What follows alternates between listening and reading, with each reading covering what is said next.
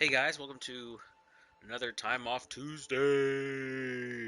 It's me, Stumpwater Jack, ready with part 14 of my playthrough of Disco Elysium. Um, Last week played on Thursday, so if you missed it last Tuesday, or you're wondering what the date's, whatever, it doesn't matter. Anyways, we're time for another Time Off Tuesday. I just got back from watching Furiosa earlier, so I'm a little bit pumped on that. And so if anyone wants to chat about that, go ahead. I might talk about Furiosa a little bit as well. It was a good film overall, I'll say. Really liked it. Really, really liked it. I definitely think I like Mad Max Fury Road better, but it's not to talk down on this movie. It's just to say that Mad Max Fury Road was just so incredibly epic that you can't really top it. But Furiosa is definitely top-notch film, and you should see it. Because if you haven't seen Mad Max Fury Road, Furiosa might be your favorite one until you see that. But it was really good, really, really good. Try not to give away any spoilers per se, but then again, who knows? If people are watching this 5 years from now, oh well, too bad. Anyways, try not to be too spoilerific for anybody that comes to the chat. But you have been warned. Okay, let me just update one thing here on Discord.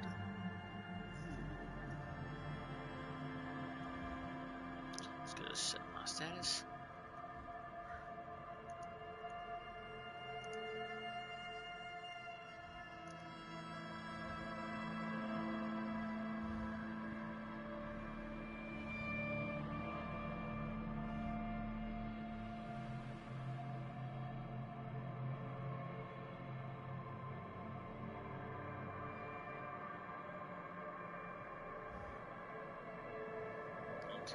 Checking why should be from Discord. Should get a notification right now.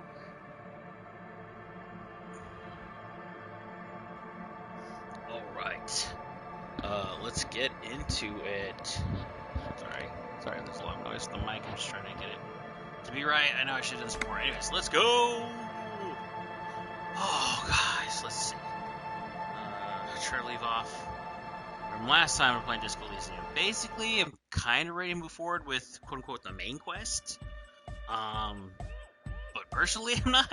Only because there's still a few loose ends, and it says, like, hey, if you go and do this, you might not be able to finish some of these other side stuff. So, there's just some certain things I want to finish, so let's go ahead. Was there a reason why I saved next to her? Oh, yeah, I remember, that's right, because I want to talk this. Well, maybe not her, but she was the last. That's right, because I went to go talk to that lady, but Kim kind of interjecting, so I need to talk to her without Kim. Don't know if it'll help me learn about the pale or not, or like get the thing. Anyways, all right, sing karaoke. That's one of the main things I'm gonna do. And I gotta get his boots off.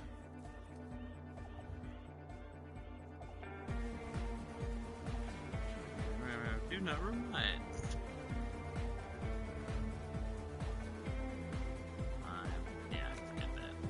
Even though this could give me experience points, I'm not gonna do it. Yeah, I figured. Stay. Wash off the death smell. Yes, I smell like death. Yeah, see, we already know Union Cryptozoology business might end when you do. Yeah.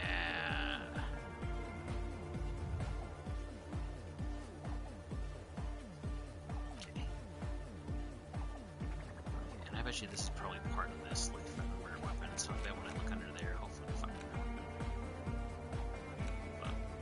it. But it is late enough in game day, so yep, let's go back to the whirling in rags, and we're gonna sing some fucking karaoke.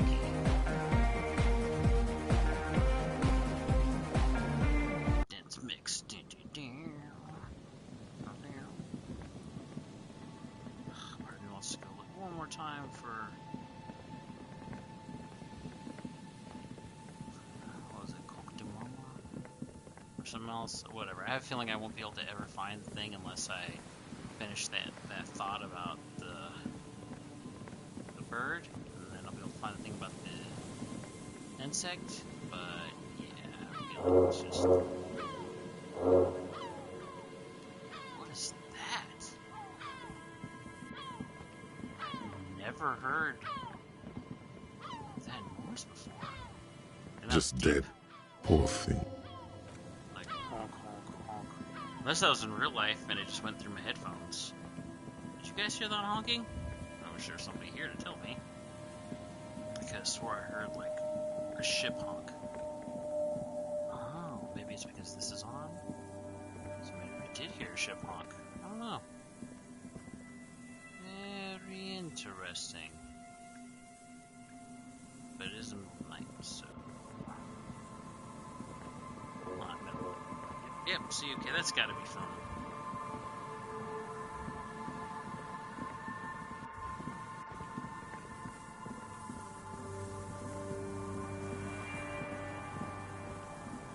To me, like... Is that supposed to be the sound of the snow I'm hearing? Because I'm also hearing, like, white noise.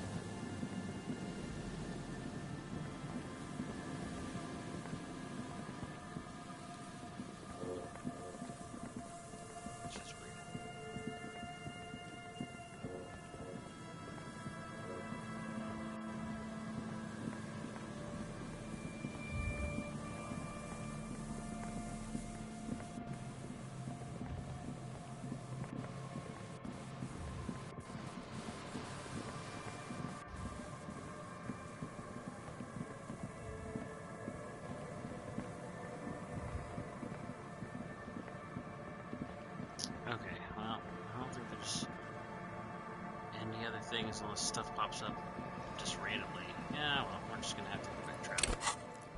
I don't think there's gonna be anything that pops up.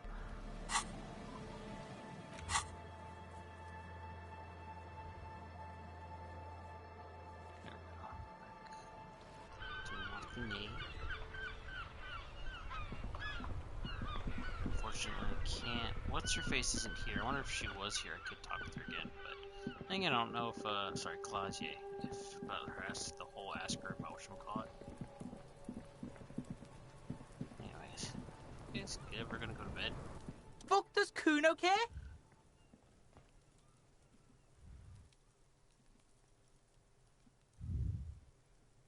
Kuno.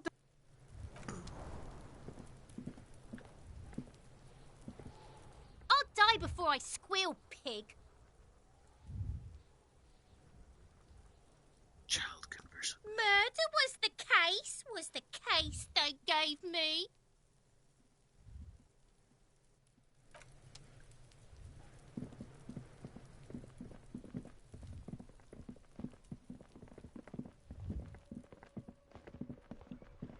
At some point, me and Kim need to share a sandwich, but...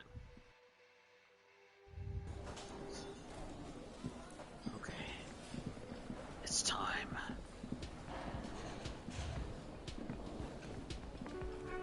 Quick save. Huh. I remember that one being there before, but I'm guessing she's just a random person to talk to, right? Yeah. Okay. Hey, was there something you needed? Got the 20 real? 20, jeez.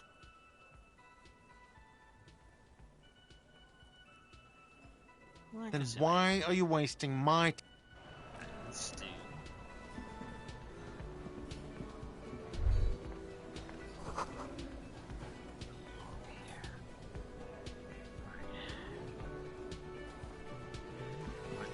The stage is all set up for your performance. Feels silent. You can hear the pellets creak under your feet. You feel a little dizzy, a little unsteady suddenly. So, are you ready for your thing now? Let me know when I should turn on the karaoke carousel. Inspired by Barnell Van Exodrama. Okay, first off, let's get ready.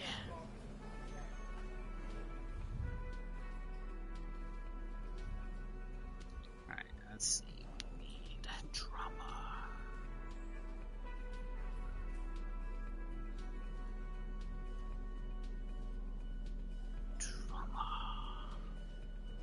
Drama.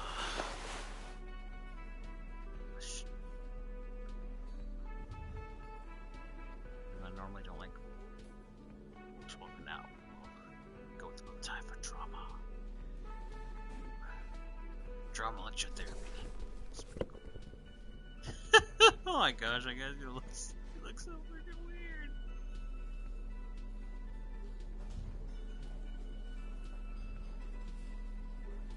Take that off. I don't know if I need subwoofer for this.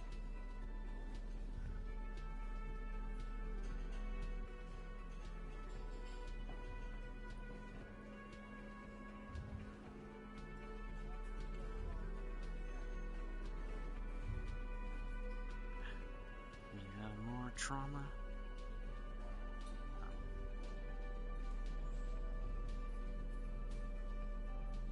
Let's see, this one gives +1 drama, and then last one authority. Well, this one gives drama and electrochemistry. Okay, why not? Alright, let's see. The stage, you feel a little... So, are you ready for your thing now? Let me know when I should turn on the karaoke carousel. Immediately, a loud feedback noise startles the room. You feel like an amateur. How are you supposed to hold the mic? Should you just sing into it? Where should you stand? Hands. Where do you put your hands? Let's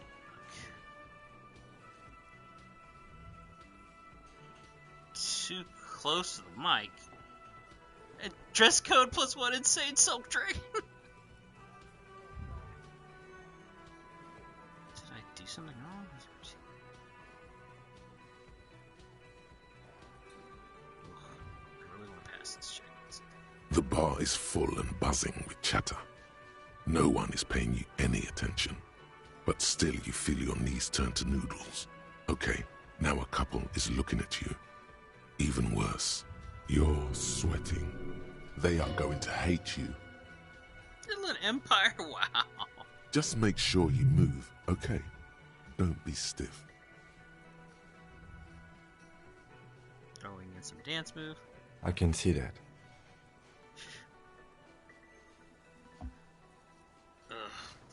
Quiet Discord, I already know. My own announcement. Well, it's 83 with this. I guess if I hadn't tested it, but you should test it. Alright. Let's try it. Let's go. The air is Yes! thick with Alright. anticipation. Hopefully it's good and not bad. Last time I remember that one time I tried to do it and it was bad. Someone dims the lights as the music starts. Okay, here we go. Alright, here we go. Come on.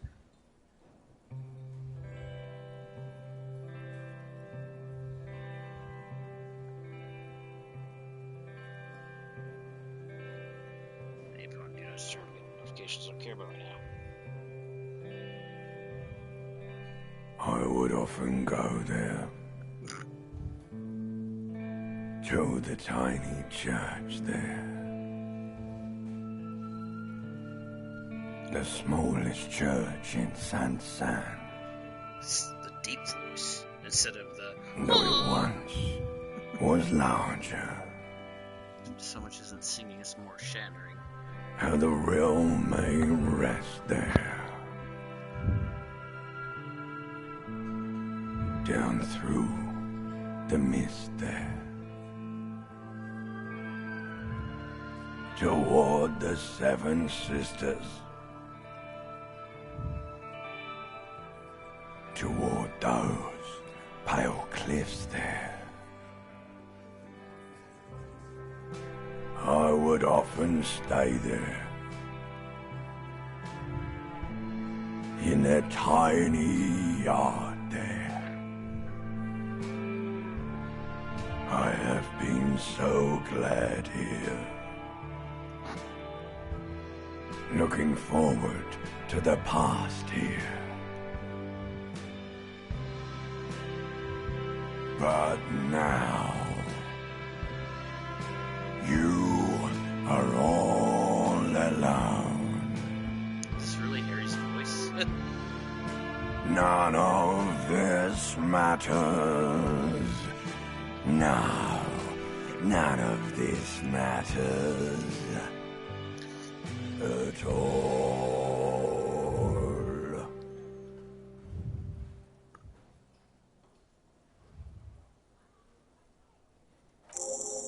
Task complete. Sing karaoke through experience. And here's the lyrics. Ancient reptilian brain sings it. Okay, I don't know if it was limbic or something you sung it before. It was like, I would have gone. It's a tight church there, the smallest church in San Saint. But it was once larger.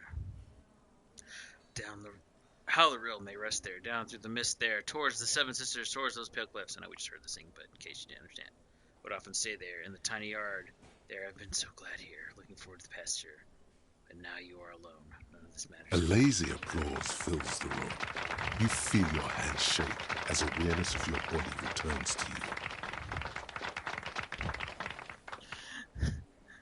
I want to dedicate this song to whoever wrote me that fucking letter. I still love you. Thank you very much, asshole. The center of my dedicate this song to Gart for letting me sing it. It's all shit. This song to contact Mike. Everyone else sucks. There's people who's environment. I don't want to dedicate the song. I don't perform it for myself. Let's see. There is silence now, in the deep, where the voice came from. It has receded, to return only in dreams and Sound on nightmares. Listen to us. I could have heard that in even better quality. Oh. This guy really carried you.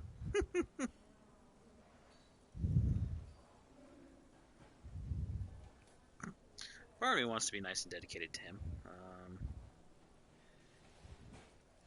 To contact Mike. Everyone else sucks. I don't want to get something for myself. The microphone amplifies your voice in an uncomfortable manner. Someone coughs. Most people have gone back to talking now. Good, good.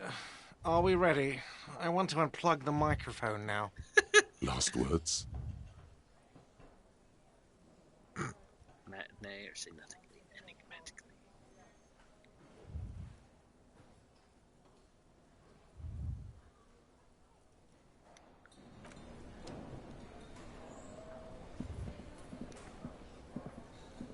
Yes?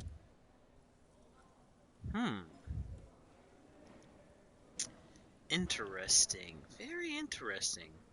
So if I sing it badly, Kim responds saying he sang his heart out. Interesting. Interesting. Very interesting. Well, cool. Ah, smallest church in Saint-Saëns, right? Cafeteria is waiting for you to acknowledge that he recognized the song.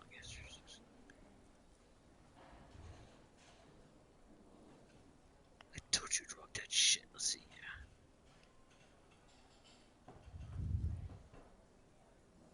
Dang it, I wish I'd pay attention more.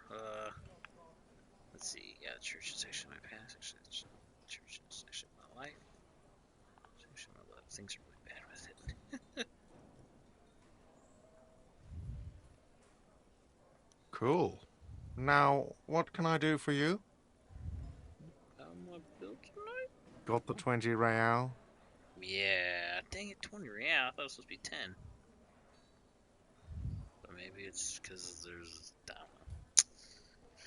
don't know. Whatever, Gart, you suck. Good. You got the room for the night, but remember, you'll need another 20 real tomorrow.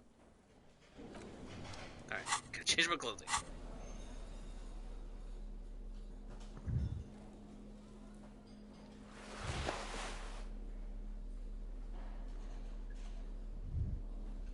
Let's see. My shirt. Don't want to change back my shirt. Leave the drum on. Go back to physical instrument.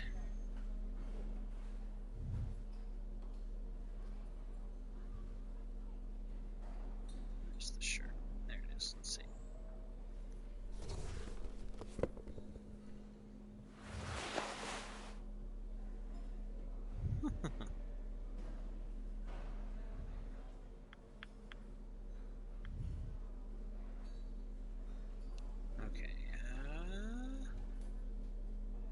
Shirt, gloves, everything else stays as it was. That's right. Okay.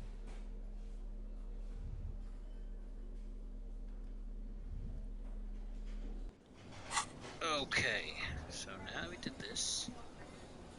Let's see. Let's check our list of things to do. Let's see. Okay. We're not going for measure head, stupid insane race theory bullshit. We're not going with that stuff. I don't want to hear it. Yes. The sleeping dock worker who will never reappear ever again. Hate a shriek. I hate that the fact that these have these up here, even though they're gone. I can't do them again. Because if I could punch Measurehead, trust me, I'd punch his face.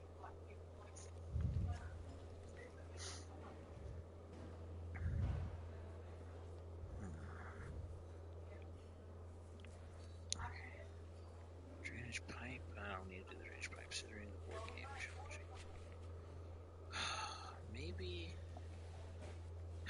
Because the next day might be kind of a waste. Because we do need to hurry up and do our thing before what's her face disappears or anything else happens. But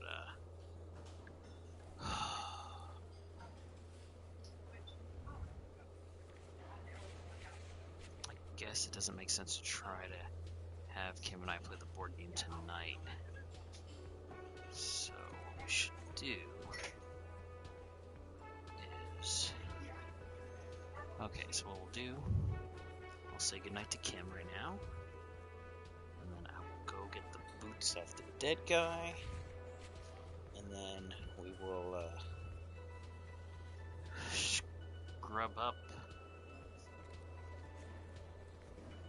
and then don't know if I should talk to the lead-in then or try the next day, because I think the next day, because unless I can talk to Kim tonight and get him to drag the body away, there's nothing else I really can do. So. Alright, well, let's see what happens.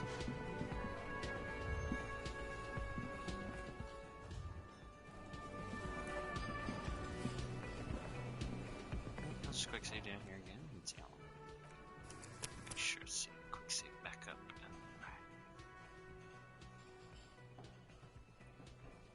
Really? I thought my last thing was an actual save. No, I just left it up to a quick save. Oh, jeez. Well then, let's save games, since last time apparently I didn't go and do an actual save. I did a quick save. That's my own bad. That's naughty on me. I should have left an actual save to end the stream last time. Oh, I remember that's right. Alright.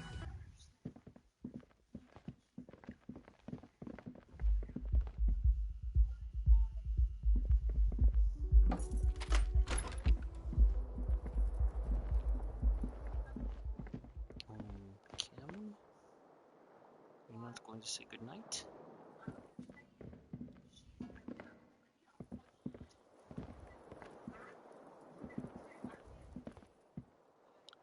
The window stands broken.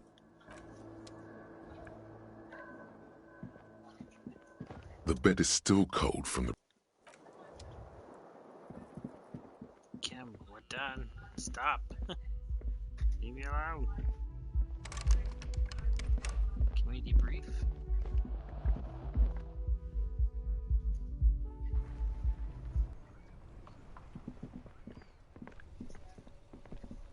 Really wish we could debrief more than one.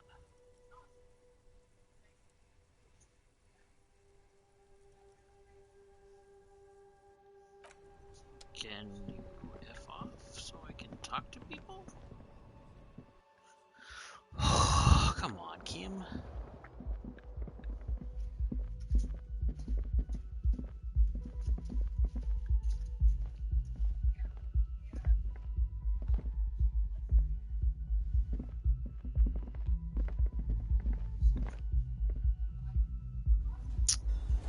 Okay, well, maybe if I go back to the shack. Well, let's see if I can. Again? I can't believe this shit. Don't have actually anything to say now. Hey, was there something...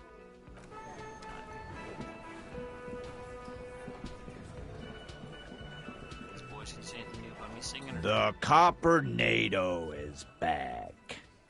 What do you want?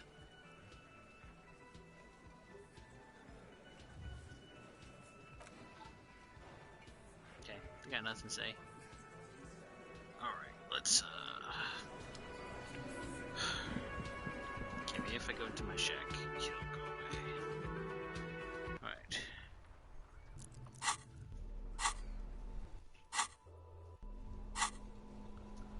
What's her face is gone. Where did she go?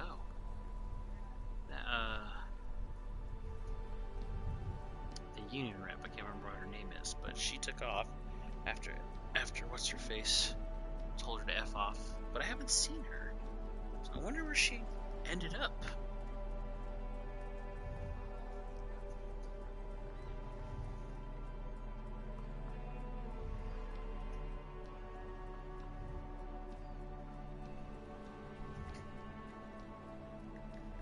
Okay.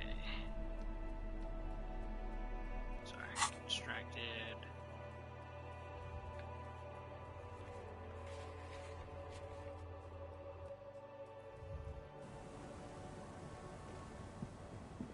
Alright, Kim.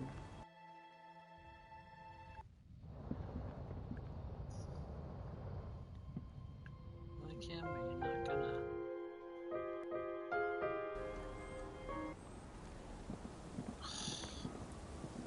Kim, we're done for the day, man. You gotta...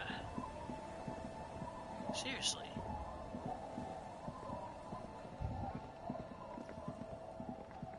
Kim, man, I need you to go home. Go do something, anything. The trap, poor thing.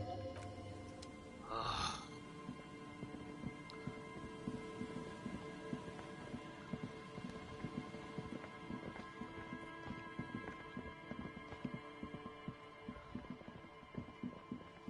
Seriously, I can't tell him to F off because I'm like, you seem to be following me. And I'm like,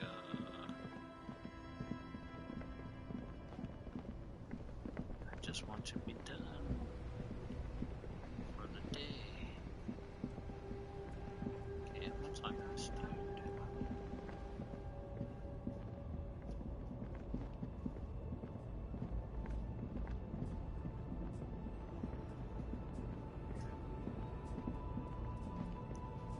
This found A to Z, abandoned by its owner. The smell of cigarettes and perfume welcomes you. The cabin inside is plastered with. There's something odd about the passenger seat. The seating fabric has been pulled tight over the lower side of the seat where the toolbox should be. Voila, a stack. Bonne prise.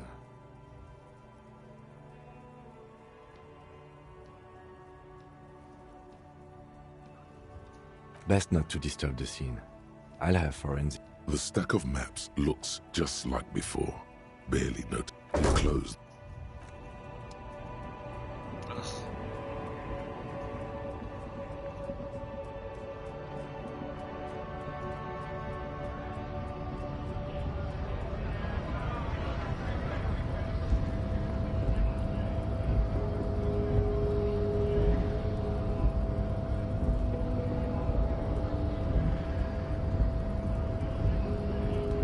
All I'm wondering, man. How could the mercenary, eh? Who could have killed him? That's indeed the question. Why even do such a thing? The man whispers.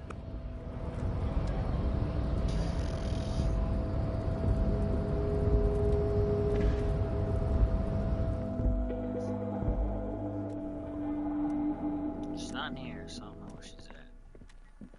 The payphone hangs mutely on the wall. Last we checked, she wasn't over with Everard because we talked to Everard. Oh my gosh, I just, Kim, go away. Go away, Kim. I feel like I need BS stuff.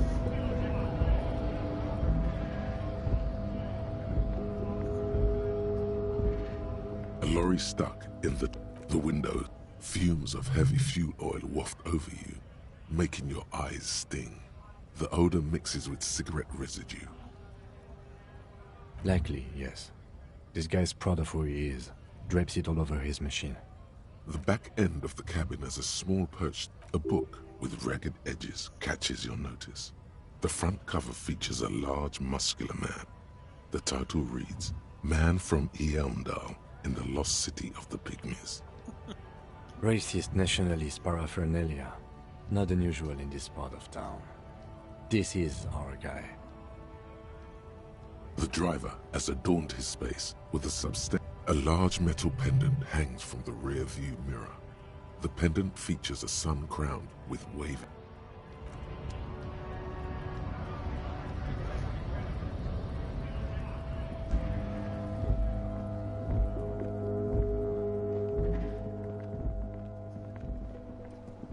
Jesus, Charles, all give me money. Give me money. Why couldn't have talked to me, you little brat?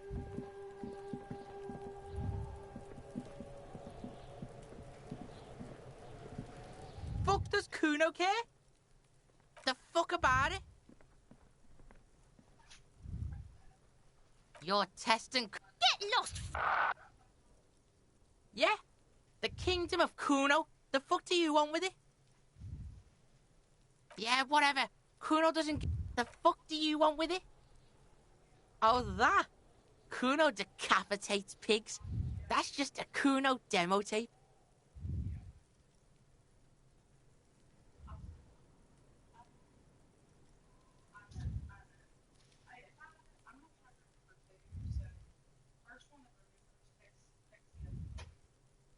Yeah, Kuno plays on snuff radio, fucks pigs, live, fucks their heads off. Kuno's a cop killer. Oh, that? Kuno, yeah, to the both of you, watch your ass in Kuno's town, or Kuno's gonna fuck your head off. Good call, Pigmeister. Don't, Kuno... I'll die before I squeal, pig.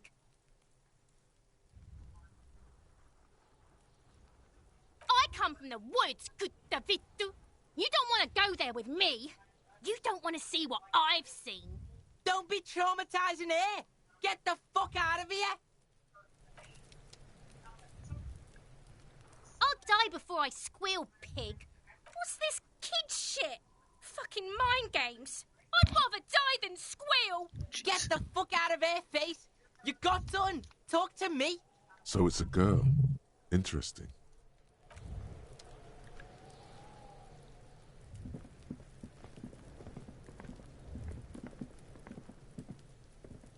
What do you see?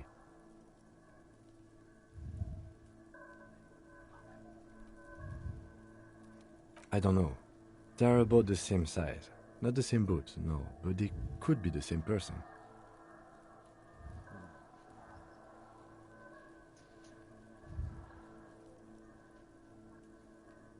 No, these prints are pretty standard. The ones in the dust looked custom. Or maybe they're just a foreign design. It's a boot print, whatever the case. Okay.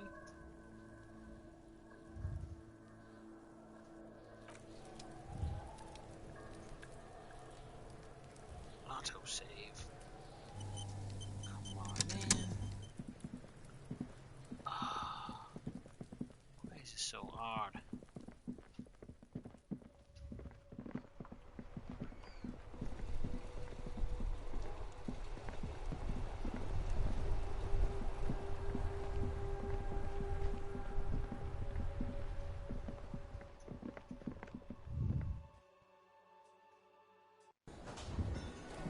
Kim, stop following me, man. Yes? Excuse me? You have a distinctive way of walking. If I were to walk in front of you, we would surely collide.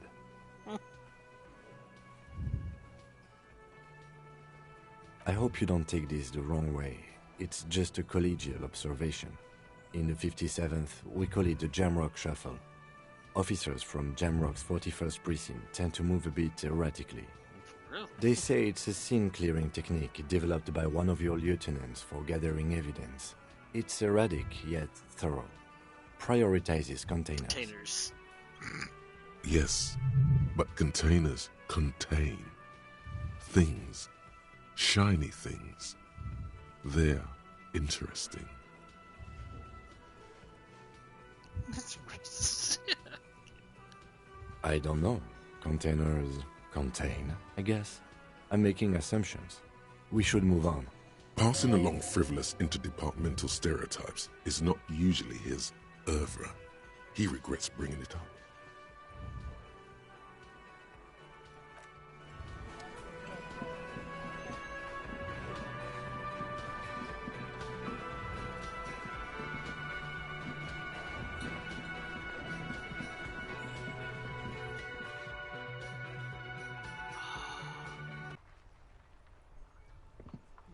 supposed to do? Okay, we're gonna go back in here.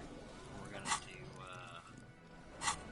I don't know, because I don't know what else to do, except everyone's gonna be in bed by the time we finish. Dang it. I just don't know what else to do to kill time that's actually useful.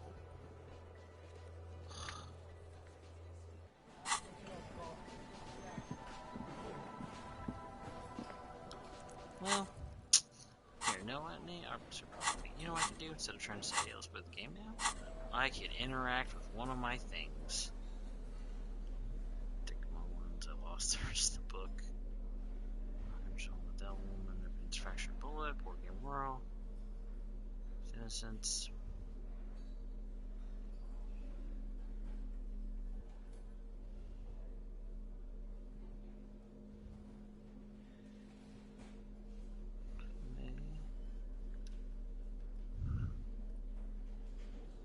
I don't want to go through this because that's gonna. Yeah, let's see. A cockatoo is a parrot with an erectile crest, found on the Seminine Islands and in... This book talks about the delicate nature of twos, as well as introducing some of the most popular species among the bird enthusiasts. This is a... Ooh. Perhaps, in the words, it must be glorious to behold, dark pink and snow white. Despite its banging name, the bang-bang cockatoo is actually the shyest of the species, common in almost all Seminoles forests, as well as zoos and homes all over the world.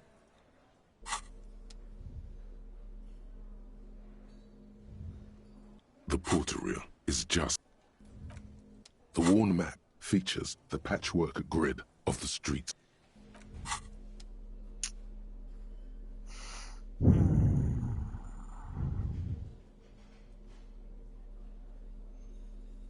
The note is written with a blue pencil on a piece of lined office paper. The kitchen magnets have...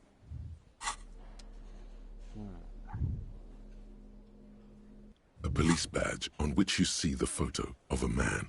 You. So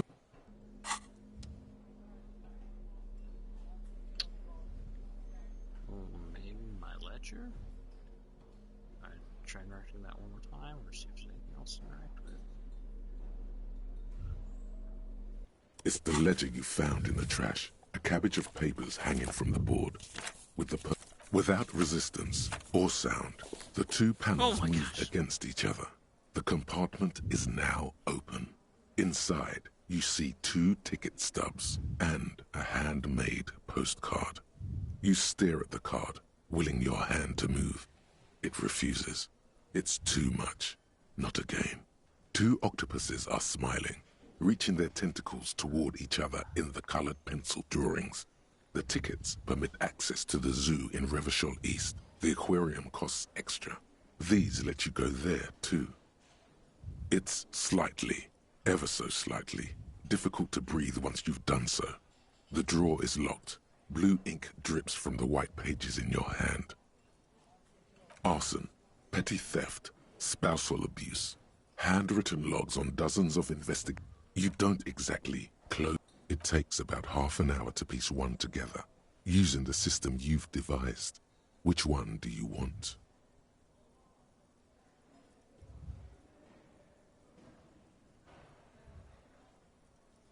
Not much has changed in the meanwhile. A bunch of sodden paper.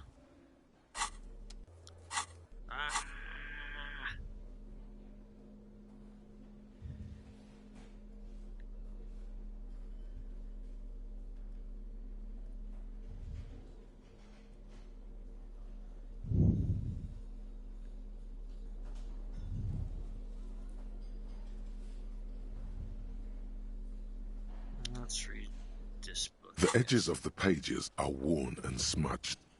You open the book, his arms whirling. Good God, this is some... You flip to the copyright page. This book was written in 38.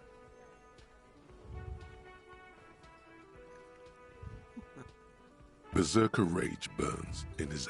Man from Heimdall rides on a gilded griffin, his golden mane billowing in the breeze. Both Zwei... The edges of the pages are... Okay, now it's 21. So maybe now Kim will F off. off so I can do stuff in the dead of night.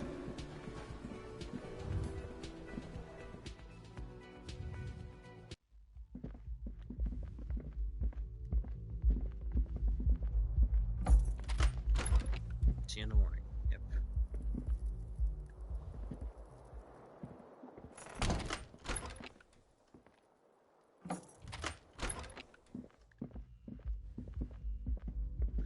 Okay, now time to do stuff. Okay. Got to learn about the Pale. Maybe. If the lady is still out here. Let's go.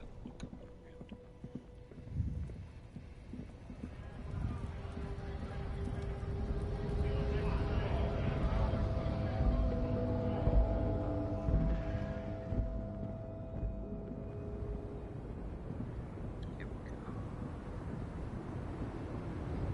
go. Lowman, you caught me at an opportune moment. This awful weather keeps me away. What do you mean?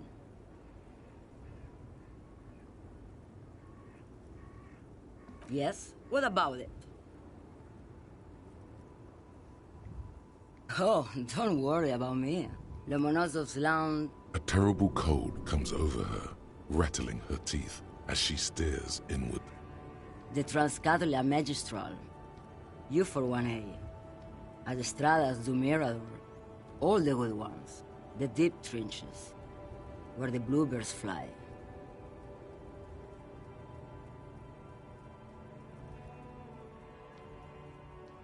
Irmao.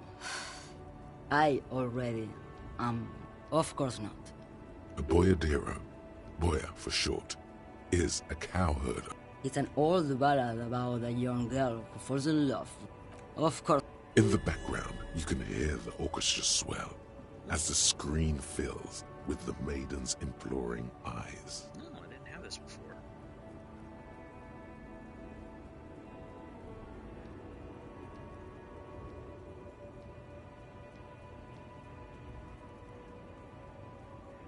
So the boyadero strangles his beloved and throws her body in the magritte. Then he rides off, because the western plain is calling to him. The most beautiful. A true boyadero needs a whole horizon to himself. What if to truly love a boyadero is to float lifeless downstream? What do you mean? Because I'm one of the best caminers around, that's why. Lomonosov's land... A terrible... The Transcatolia Magistral. You're right, Lowman. I'm the one who should tell... A correct appraisal. You're quite shabby. Is that all you woke me up to say? Diamond. Of course. Whatever stupid things they put in the lorry, I imagine. I quit concerning myself with that a long time ago. Besides, I don't drive the lorry for the cargo, if you know what I mean.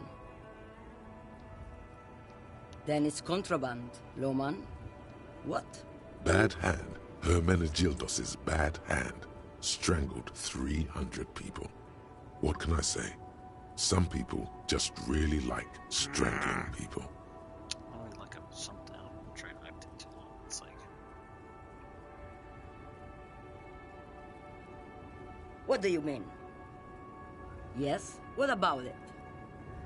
Oh, Lomonosov's... A terrible... The Transcatolia Magistral. You for 1A. Adestrada.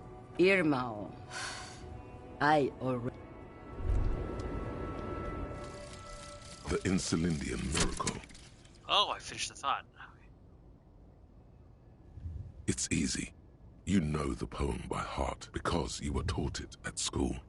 It is one of the Volta Dolmar mantras repeated on the voyage that lead to the discovery of the Insulindian Isola. And the words mean, nothing will be changed about the light.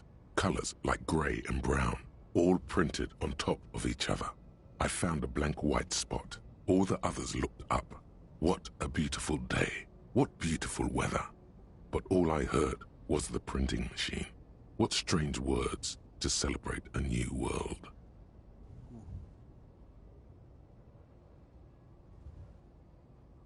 Nothing changed about the light colors like gray and brown, all printed on top of each other. found a blank white spot. All the others looked up. No damage with their color was pretty.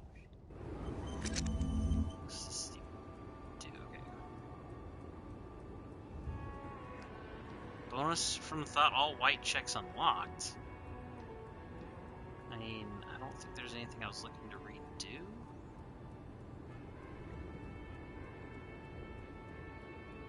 That kind of seemed like a waste.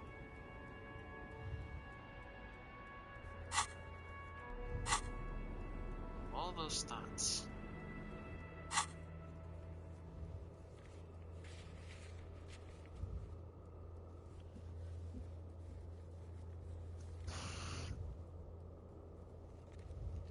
Okay, let me double check something super quick.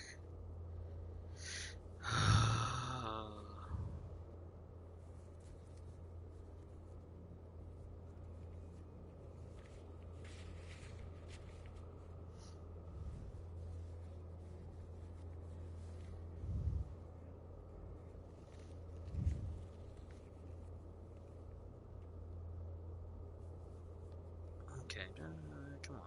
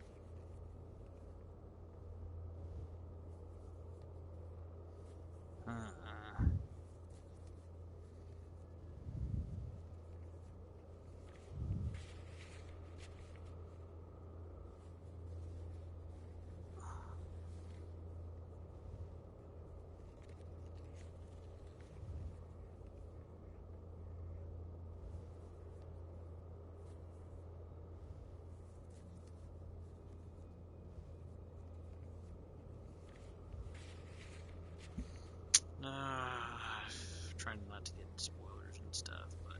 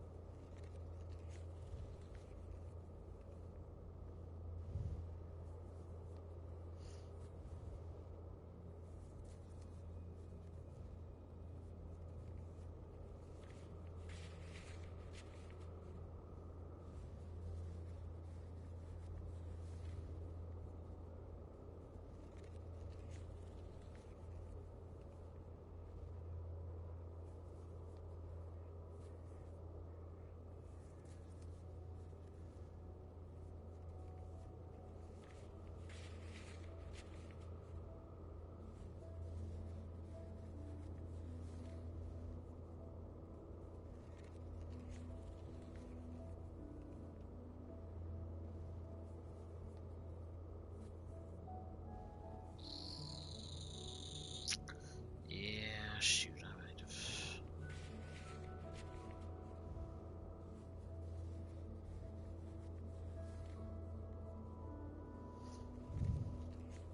Double checking. Oh no, blah, blah, blah. So super exciting.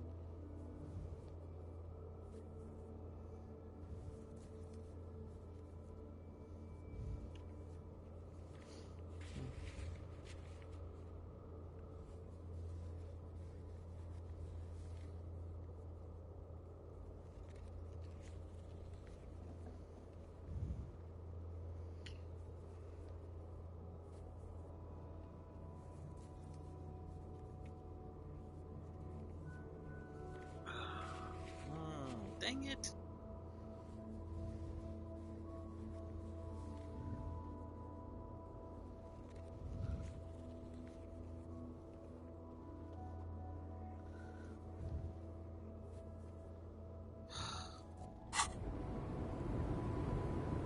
Check one.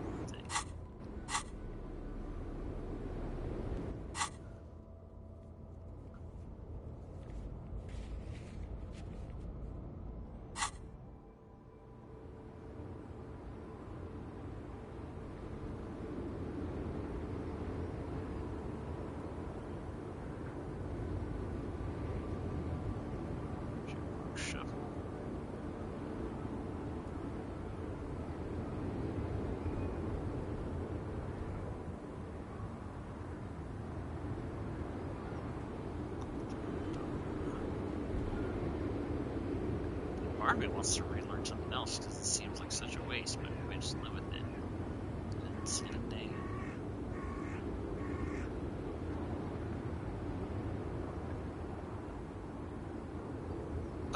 Oh, gives more stuff. See, more. +1 protection return to the bonuses. What thought? Learning cap for perception raised to 5. Oh, that's the wrong thing. Sorry. It's linear mirror. Bonus from thought. All white checks unlocked. That sucks.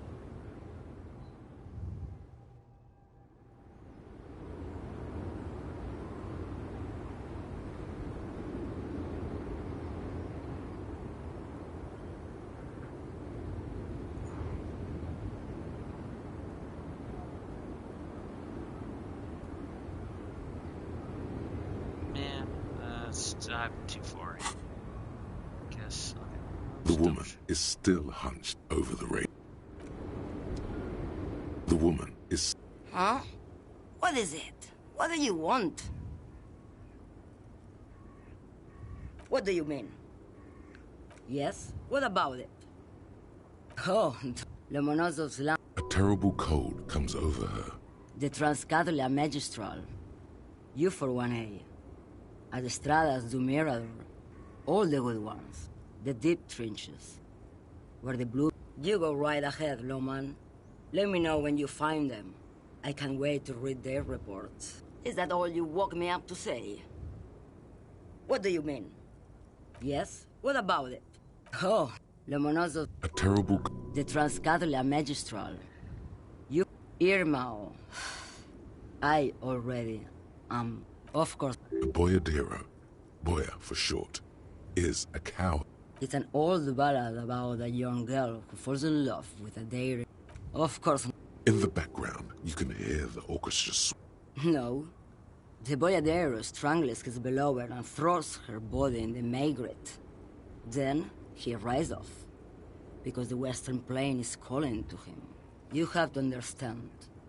A true Boyadero needs a whole horizon to himself. He can't be tied down by man or woman. His beloved was selfish. She didn't know what it meant to love a Boyadero. What if to truly love a Boyadero is to float lifeless downstream?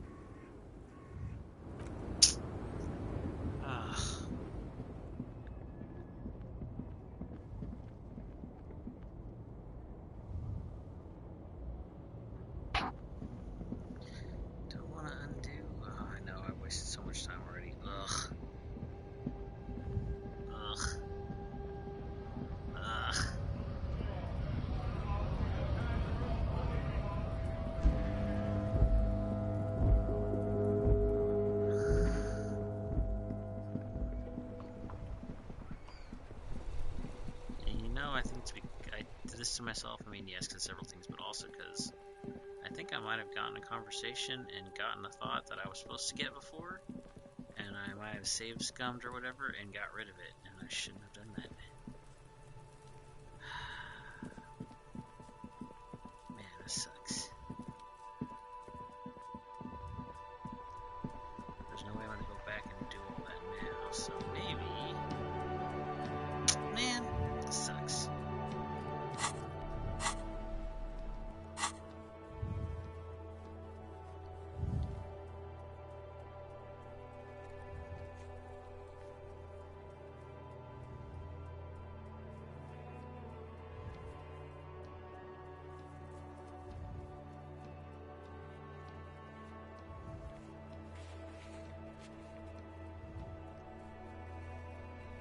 Jam mystery.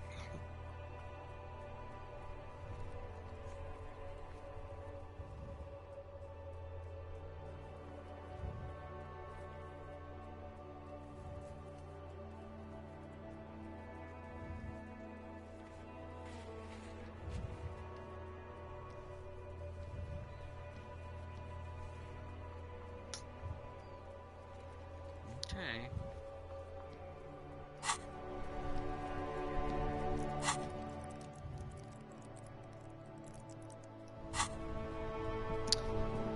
Part of me wants to save scum just a tiny bit, because that... Unless that this anything else for me? Like, it felt like just like a big waste.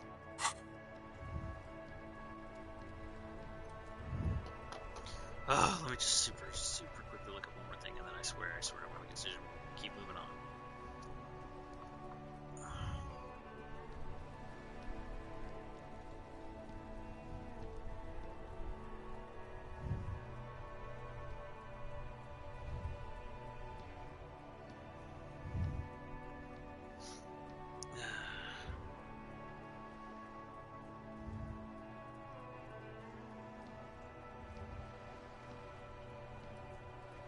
I think.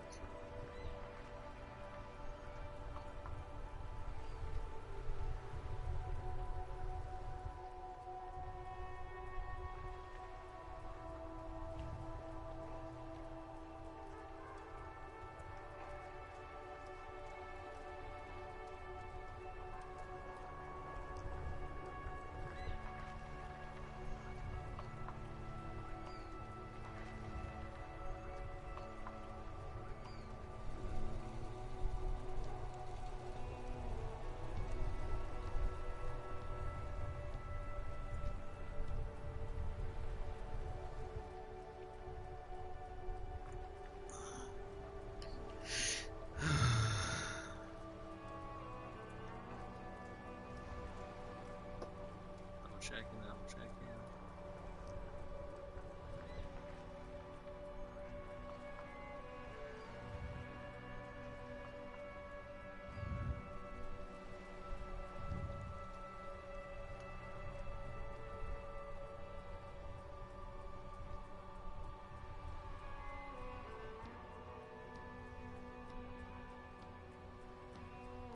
don't know. Part of me just wonders if I should just undo this or just keep it.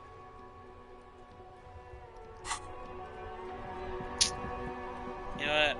I'm not gonna save scum. I know I've done it too many times. Let's just live with the results. All right. I'm trying to get these damn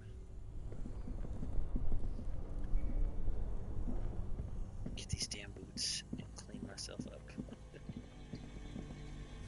The bear's eyes are still. The body is reluctant to let. You're going to need to summon all your strength. Whatever you're planning to do, you need to do it before you catch pneumonia. It's not completely useless.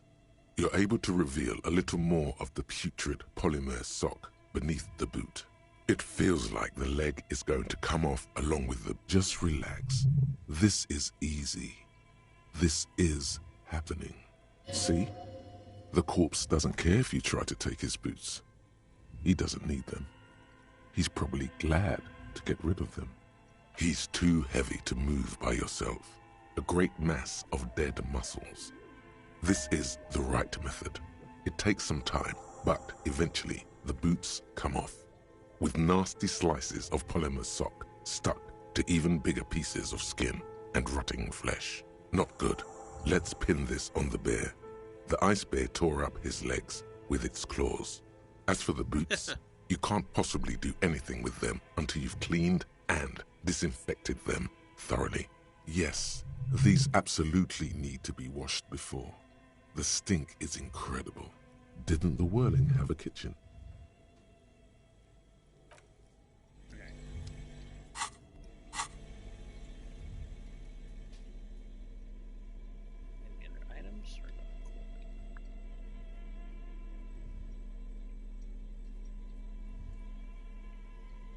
Smell these boots, but don't even think about them unless it's about how you're going to get them clean. That is, for now, they're so vulnerable, just downright disgusting. These boots were probably left on the corpse because they were impossible to pull off while it was hanging. They're not exactly pleasant to look at right now, much less smell. Graceful whirls cover the boot's glossy surface. These will be gorgeous once you get them clean. Fairweather T500 VE is imprinted under each heel. Still, just pieces of sock and rotten cadaver. It's gonna be like, get the thingy. Wash the boots in the kitchen somewhere, I guess.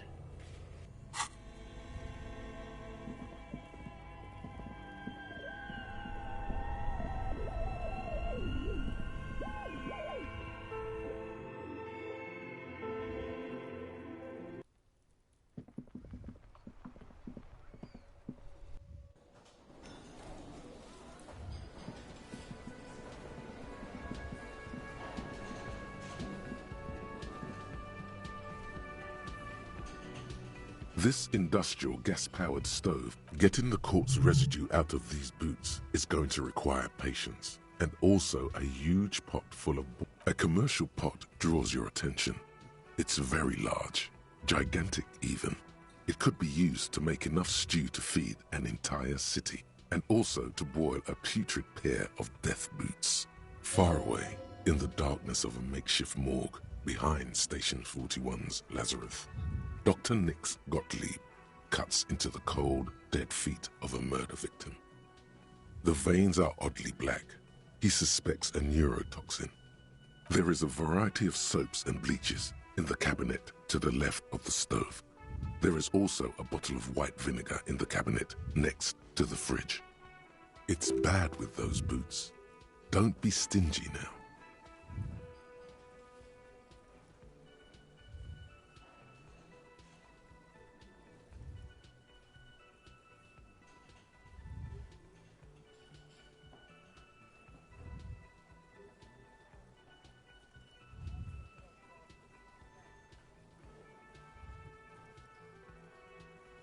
The delicious smells of cheap soap and vinegar waft up from the pot.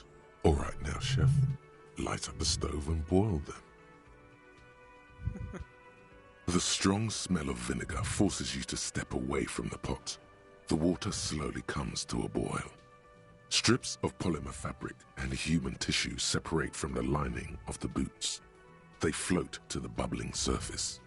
Jeez. The boots look cleaner and cleaner. Those bits of human flesh are beginning to look cooked. You can smell it too, just like beef stew. That's it, chef. The boots are as clean as they're going to get. Steam, dense with the smell of strange meat, disappears into the vent above the stove. Dump the sock and flesh stew and examine your new A boots. pair of real beauties. The boots are shiny, hot, and reek of vinegar. Just perfect. Master Chef out.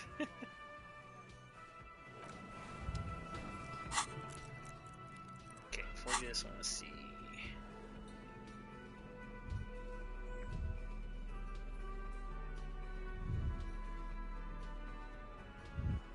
Put your foot down.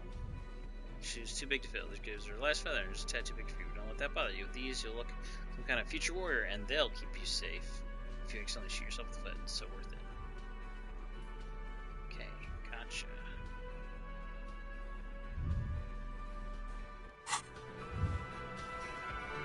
Now, let's go bathe.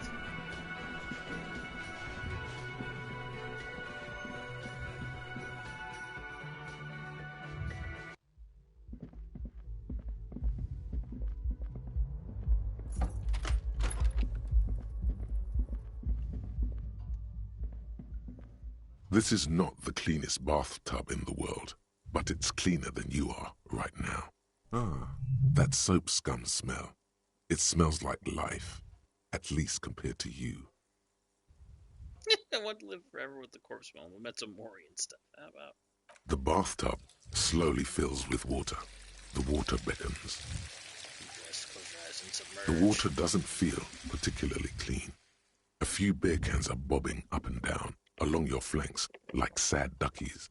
You pause to think before letting your head go under. Could have taken those out. Hold it right there. Keep your head above water, or you'll lose all those pheromones Morel sprayed on you. Pheromones. Oh. Sure.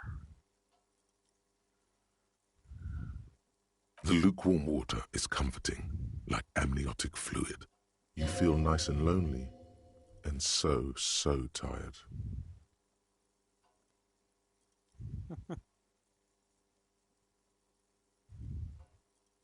Now you are alone with your thoughts in the tub.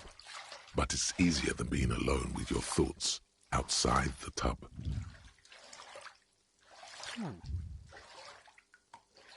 You see the corpse. You can still smell the cadaver on you. It's going to take more than one bath to get rid of that stench. Then, houses along a narrow street. A video rental. Darkness on the planet's curvature. Your fingers grow pale and are covered with tiny whirls as the water cools. What are you doing? You're not some fat fish in a fucking aquarium. Time to get moving. The waterline recedes as you stand. You are cold now. Your clothes stick to your still moist skin. Okay. Oh, because I didn't. Okay, what to improve? What to improve?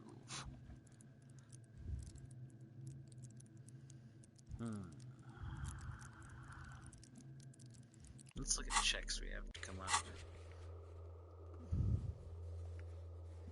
Which ones can we actually do? Suzerainty of the board game. Let's see, suggestion. I also need to be able to convince What's-Her-Face with suggestion, so...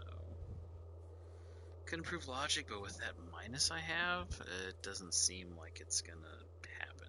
Jeez.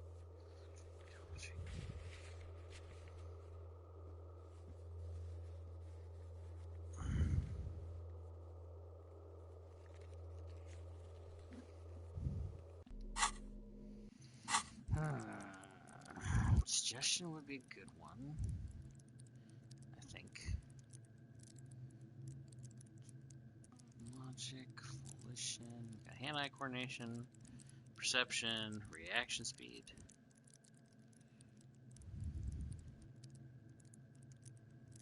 Savoir-faire could be good. Reaction speed, composure, half-light,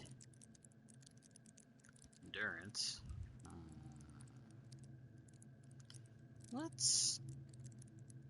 Let's do one more suggestion. I don't think it's gonna hurt. And after that, we'll maybe do like half-light if I get a chance to do more skills. Well, we'll do like half-light or something.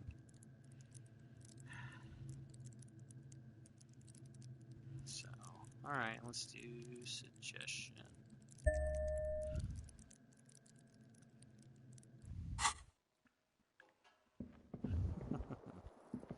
Now let's see if I can go talk to What's-Her-Face if she's still outside or is she gone to bed.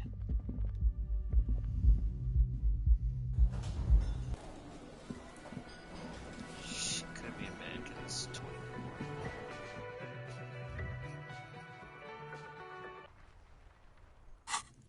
Let's see.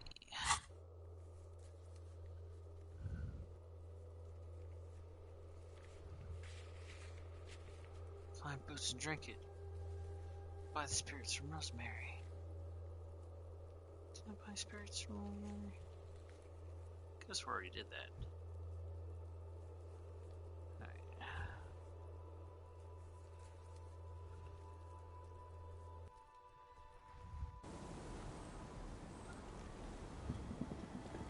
She is still here.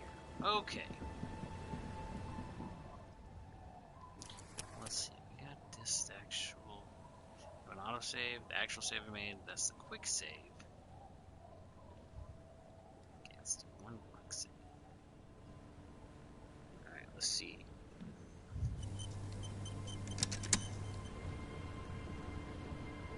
Aye, the sea's gonna calm down soon, I can feel it. The wind is turning southeast. What's on your mind, officer? Oh, we're gonna do suggestion. Okay, I got it. My suggestions, let's see. Nope. Let's see. Oh, that adds +1 suggestion. I think there's nothing else I'm gonna add it, so let's look quick. As far as jackets go.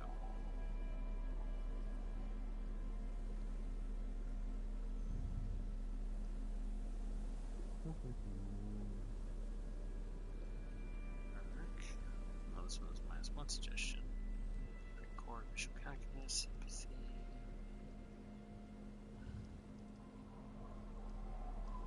Volition, empathy. Composure, hand-eye coordination, psychomedia, trigonometric chemistry, logic, savoir-faire, action speed, it's empathy, hand-eye coordination, authority, half-light, visual calculus, pain threshold, empathy, suggestion. Oh. Hey, I feel like that's a better fit than doing this. Signal blue naval coat. This is a little better.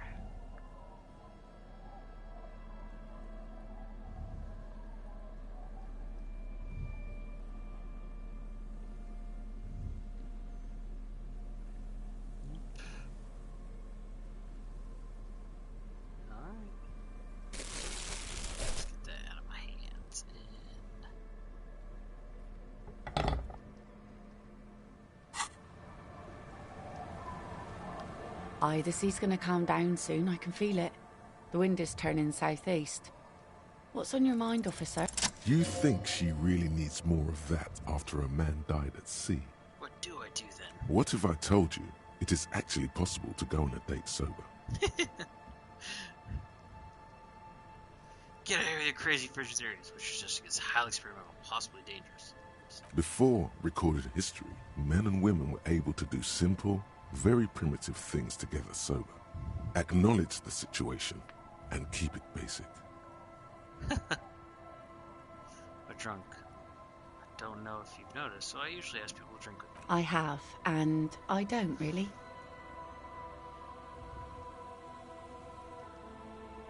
This time, though, empty drum roll. Thought I'd ask you for a walk.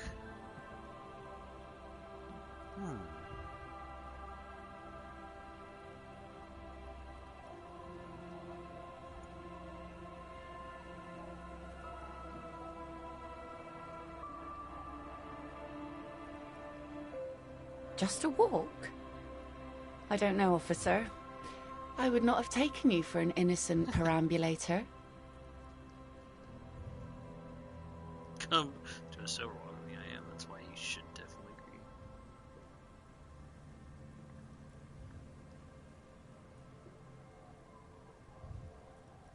Where would this walk take us, officer? Nothing creepy, strange, or out there. Keep it eerie and simple. All right, I will walk with you. But you need to understand that nothing is going to happen. We're just walking. Just good old-fashioned walk, aren't Me too. It's been ages since I just had a normal conversation with one of you guys. She means men. All right, I'll go put the kids to bed and we'll meet at Land's End in 15 minutes. She doesn't wait for an answer. You better get ready.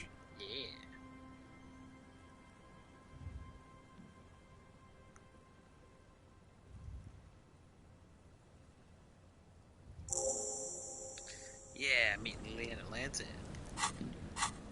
Don't know what to expect, but hey.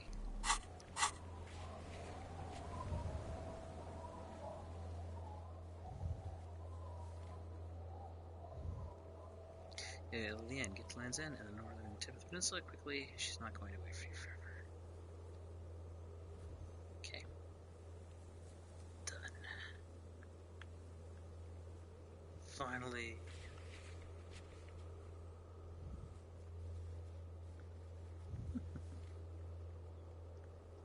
Alright. Do I want to keep wearing this, or do I want to go back to my normal stuff?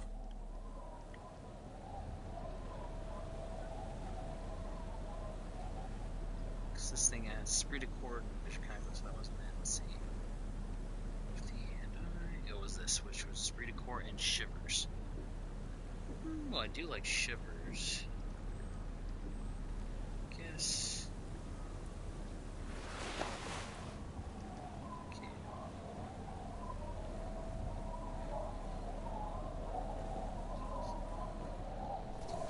We'll keep it nice. Right, time to go find her.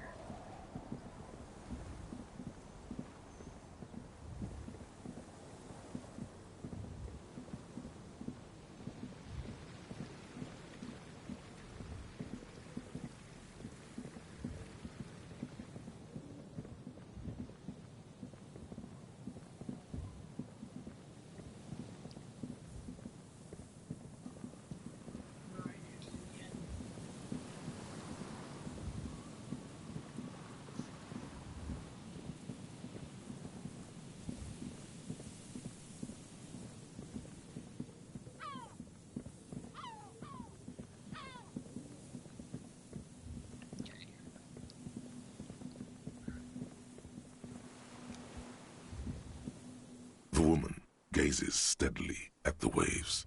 A sudden gust picks up her dark hair and lets it fall again, tousled, wild. She brushes a few stray locks from her eyes, and only then spots you approaching.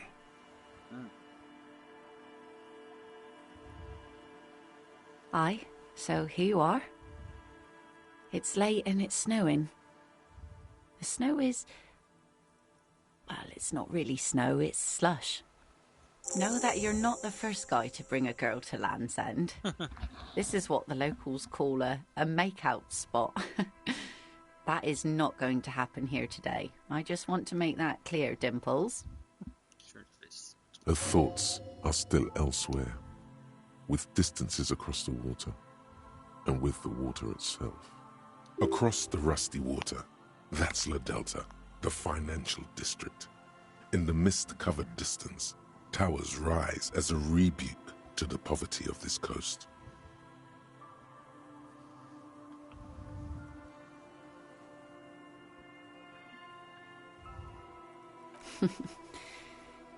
Drinking men aren't known for keeping their appointments. I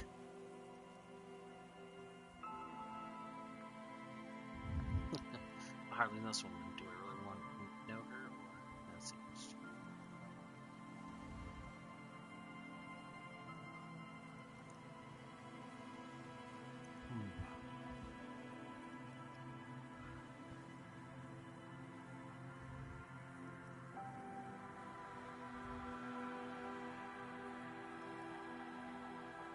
The world? Those big words men like to throw around as though they had weight. Let's just admire this piece of the world we happen to have in front of us, eh? Here it comes. She says, as she turns back to the sea, the weather begins to clear under her city gaze. So fast as to make it seem like the weather turns at her command.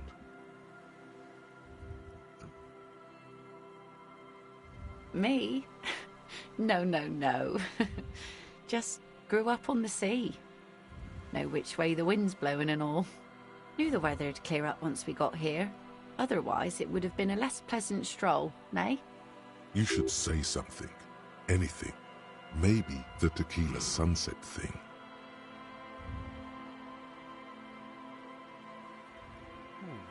Sure. It's a common Revacholian expression.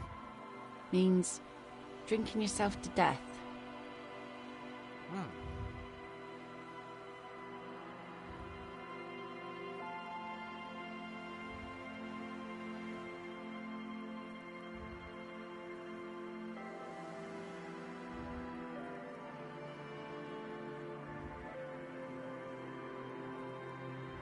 And what about you?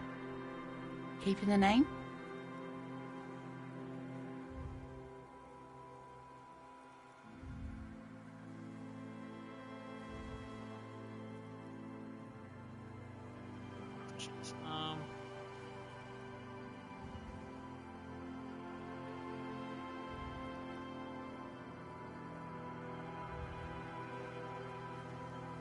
Well then, Harry. The sunlit sea, except it's supposed to be night. Well then, Harry, she's monstrous. The remains of the dying sun are reflected in the waves and the skyscrapers rising across the bay. Your mind clears for a moment as your senses take it all in. Not just the glass skyscrapers, fragile looking in the shimmering air. River Esperance flowing into the bay. Isn't it strange for this all-powerful thing, the sun, to be so generous towards us? You know, the best time to go out fishing is usually towards sunset, when the water is warmer. The sun also falls on the Capeside tenements and war-torn ruins. An old sea fortress juts out, seemingly impervious to the sheen cast over everything else, shaking you out of your reverie. The sun does little for the dead, and those hopelessly lost in their own minds, or people living in desert climates with sparse vegetation and little drinking water.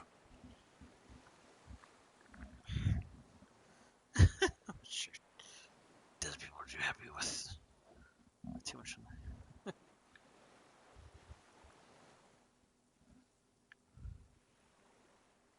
Oh, that was a bit of pride and a bit of superstition. And a bit of conceptual unity, too. It being yellow and all. Now you're just nitpicking. But I concede. Maybe desert people sometimes disagree. There's salt in the air, and the cries of the gulls and the skuas. Grit of the sand and the green glint of broken bottles. But still your gaze always returns to the dazzling streaks of light, wherever they may be reflected, their fading opulence. It's bringing us spring, summer. It's entirely on our side, no matter what we do or who we are, for absolutely no reason. It's unlike no other powerful being, certainly no powerful organisation or government.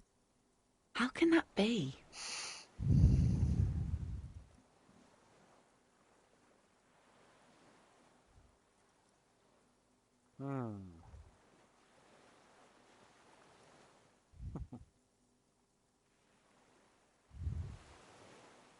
Do they? Some of them do, but... Sounds to me like you should choose your allies better, that's all. Maybe some general remarks before you say something big. Work your way up to the cool. My general march, you have fish years. Big.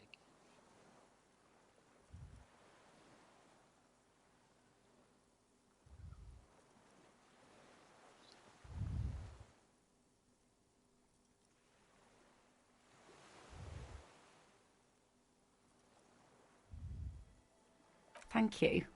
I'm half Ubi. My mother was from Ubi Sunt. Not a lot of sun there, I hear, though I've never been. The wind ruffles her hair as she looks at the setting sun. These aren't real fishhooks, silly. They're earrings shaped to look like fishhooks. A drunk called Rosemary brought them to me. I kept them. She's right.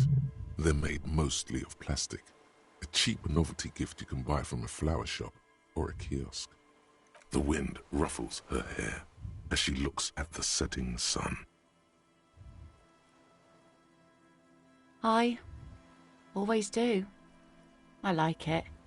It's like being on another planet, a water planet, with water worries and water joys. The wind ruffles her hair as she looks at the setting sun. Yeah, I ain't saying that. It's not yet see. Alright. Because that puts a damper. Yeah, it's going to be nice. Alright, here we go. Here we go. 2 different approaches to cap this off with style. Reaction 5.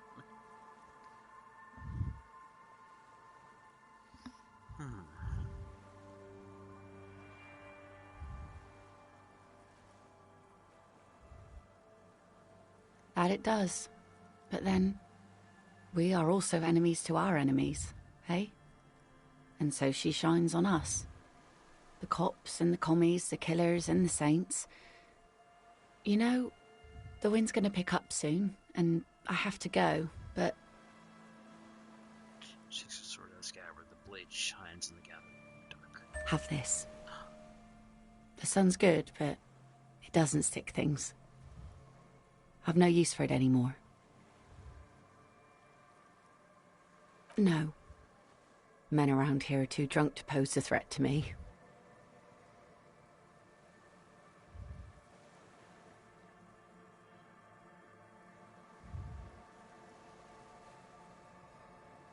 Doubt it. But thank you for the company.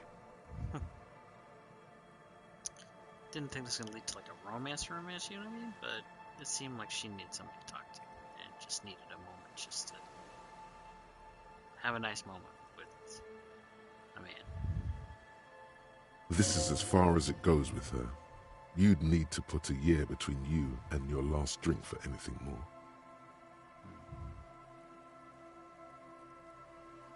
Farewell. She nods you and turns to go.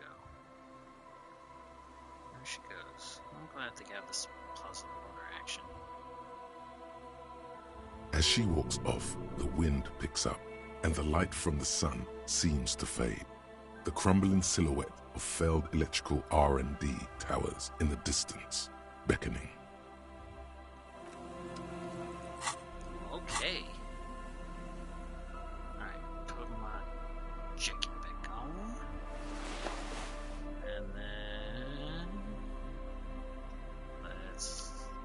tools.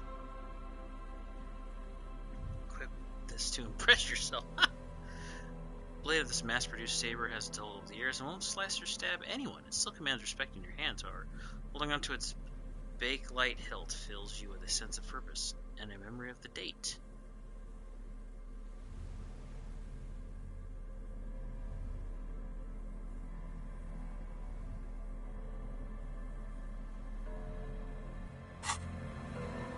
Alright, let's save.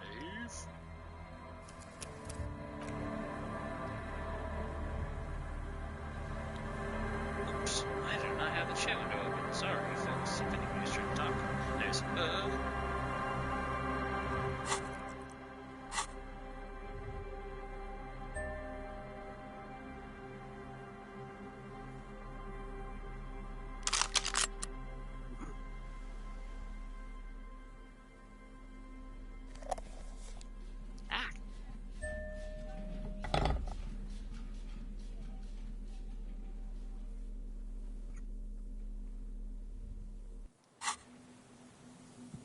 I doubt there's anything to do with this sword. It's still nice in case there is something that pops up that I didn't think of.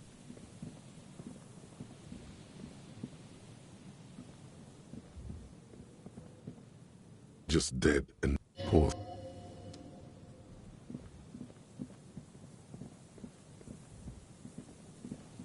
I think of, okay, so I did that. I like no more tasks, so. Gotta find a working farm. Look for Ruby on the coast. I wonder if I'd gotten this sword, could I have talked to, what's his face when he said something? What's his face?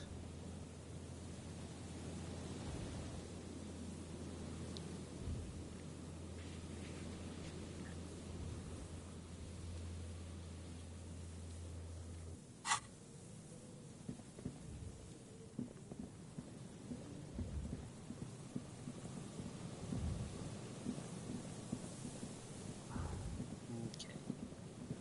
So, we did that. Took a walk. Talked to her again. She's probably in bed now. She's probably not there anymore. Is there anything else I need to do? On my own.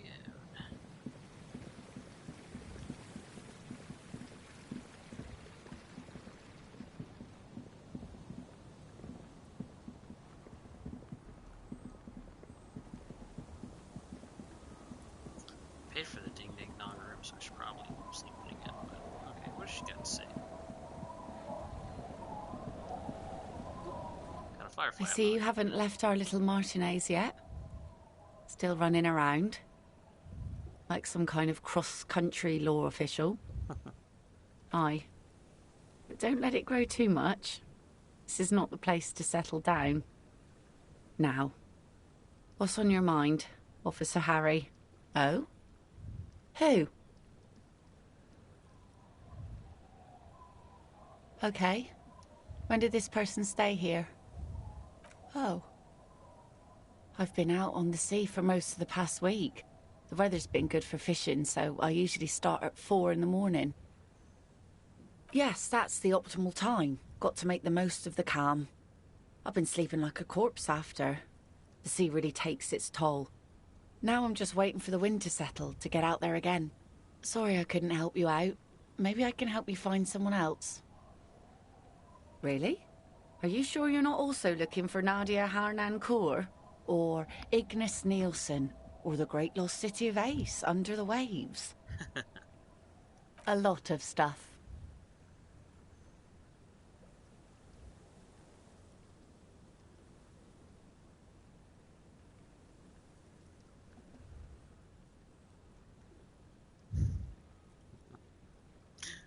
Sure, why not?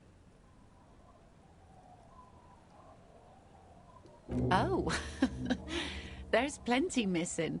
But that's too much for even an eager terrier like you to handle. Although you seem very thorough.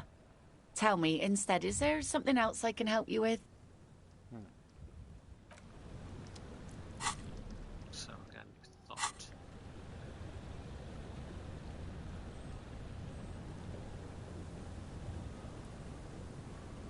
Searchlight Division. Temporary research bonus and unresearched time through hours 50 minutes. Missing persons case just really gets to you. It's hard to watch people worry about their loved ones. The little nervous moments, the dark rings around their eyes from sleepless nights, even if there are no loved ones waiting. You like to have all your ducks in a row, and it really bothers you when whole entire people aren't accounted for.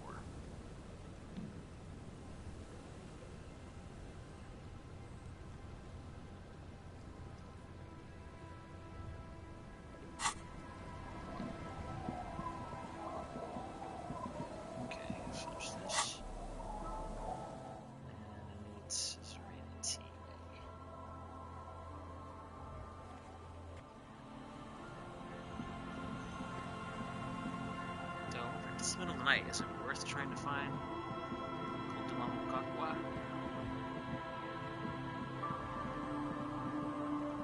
It doesn't hurt to check while I'm out, I guess. Or whatever bugs call this is possible. But that might not actually be it. A few locusts trudge along the wall. Poor thing.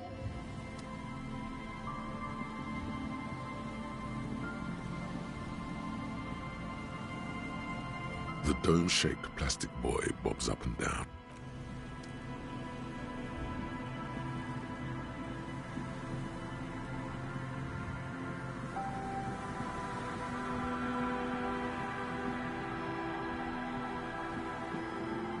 The trap is filled with dead and dying like poor thing.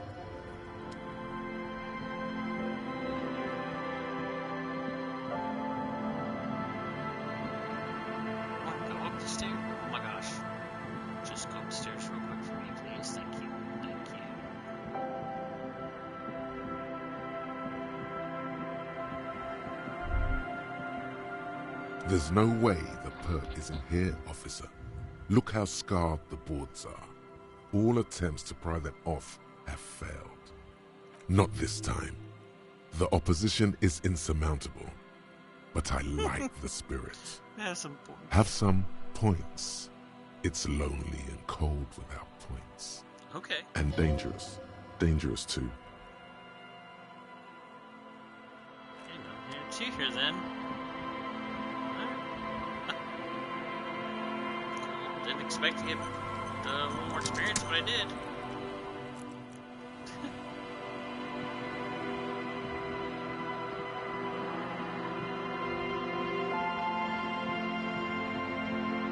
I wonder if I need like a higher perception or something that would cause me to find the fast speed.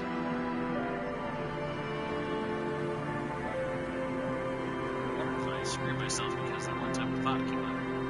I didn't play into it. Oh well.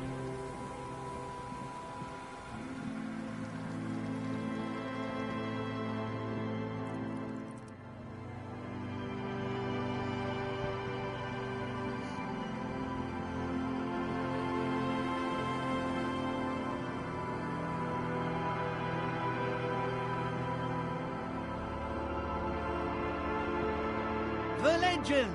He's back. And firstly, I got smokes and piss and a little speed to spice things up.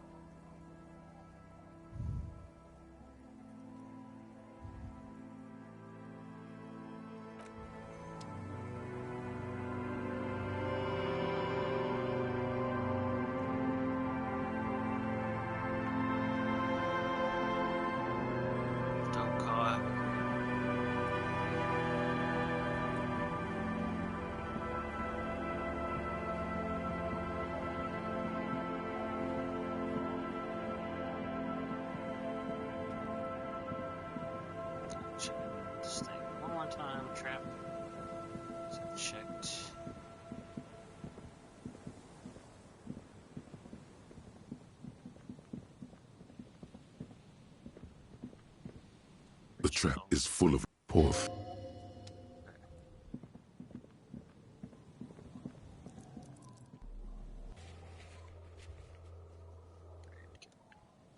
Forward more. I think if I go up slightly faster, I'm trying to cross the channel locks and cross again.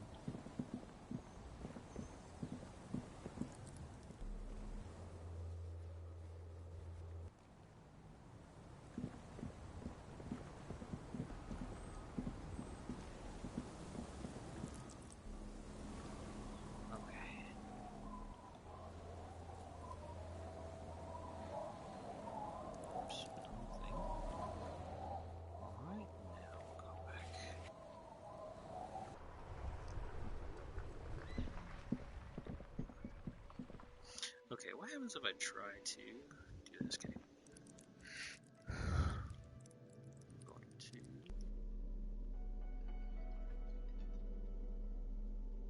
Suzerainty. The suzerainty box is heavy and slightly. You open up a number of pouches containing wooden tokens. In addition, from the Empire of Sephre, orange apricot tokens. It's a shame you hold the open game box before you. Can I wake up Kim and he come talk to me?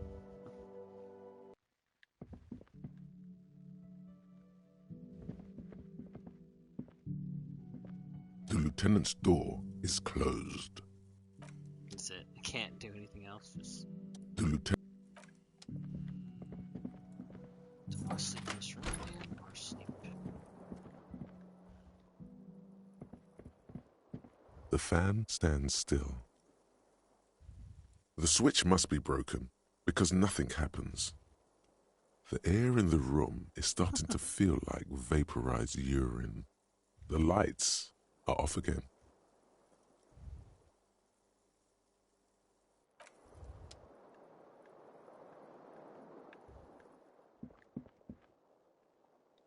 The bed is still cold from the broken window and not too inviting, but it's yours. You've earned it.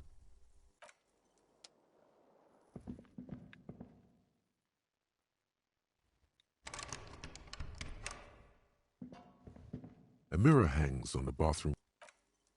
Guess I can't put Kim. Alright, so there's.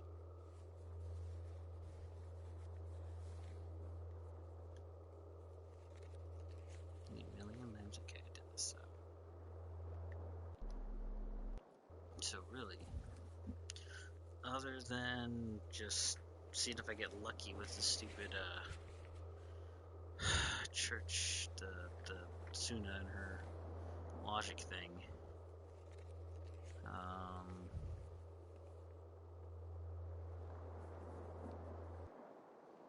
Let me try one more thing before Harry calls it a night.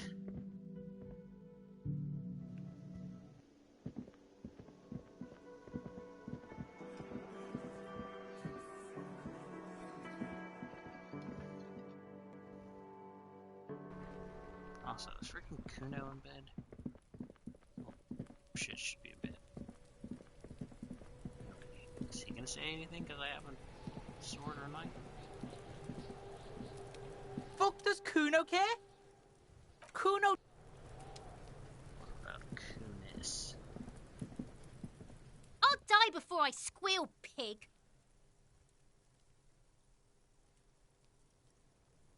Murder was the cat. I'll die before I squeal. You don't. You can still see. Alright, what was it? Oh shit, I distracted myself from what I was gonna check.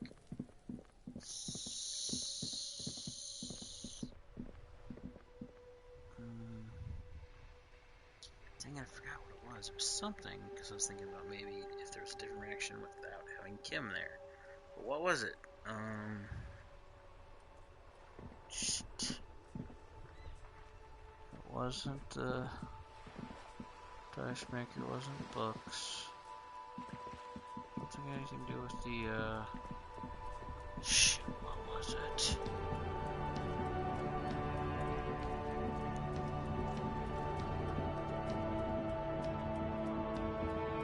No, something is gone.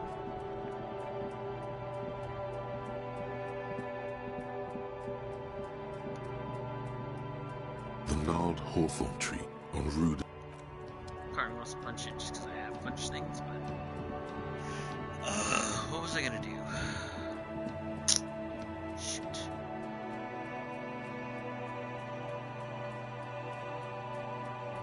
Death at the church.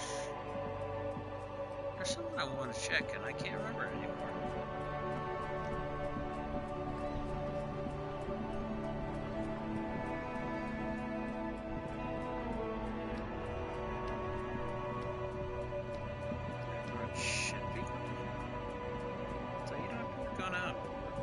This time of night.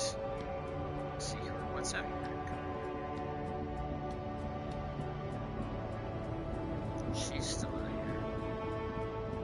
He still wants to talk to her, so she says anything else. All the strikers are gone. I wonder if Everard's still in his place.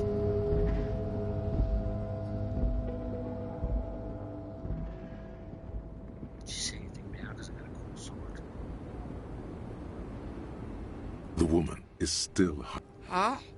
What is it? What do you want? What do you mean? Yes? What about it? Oh, le Monozos Land. A terrible... The Transcatholia Magistral. You Irmao.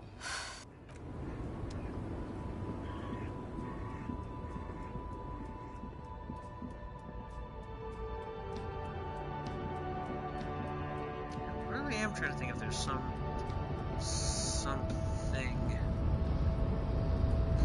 I want to check. See if it was different without Kim, but dang it, it totally left my brain. It 100% left my brain. It wasn't freaking Kuno and the girl. Man, I really cannot remember. Does it have to do with the church? Suna? I don't think so. There's nothing else. Then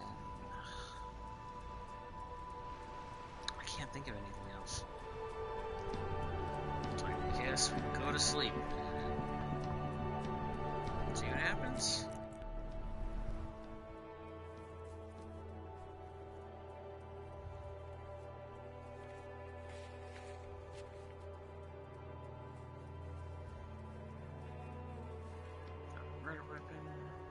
Oh, that's right. The last thing I want to do, which, again, shouldn't really make any difference, but I'm going to check the space again. Here we go.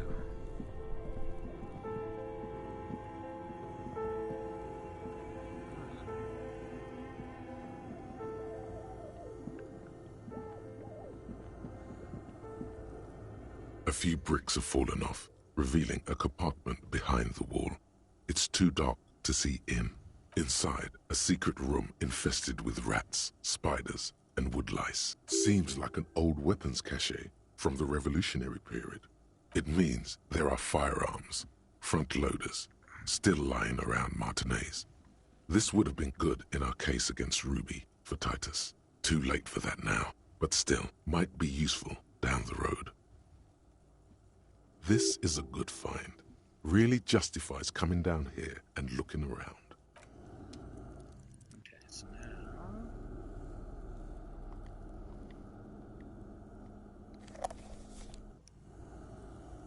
A few bricks have fallen off, revealing a compartment behind the wall. It's too dark to see inside. Seems like an... It means this is a good find. It's too dark. I got the damn flashlight. A few bricks have fallen off. Okay.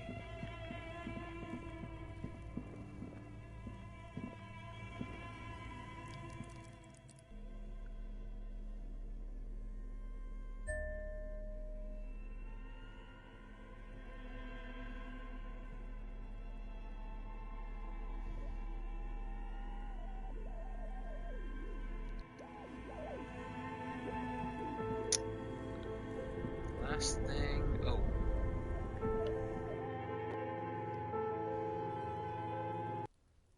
I could have swore I. This. Okay.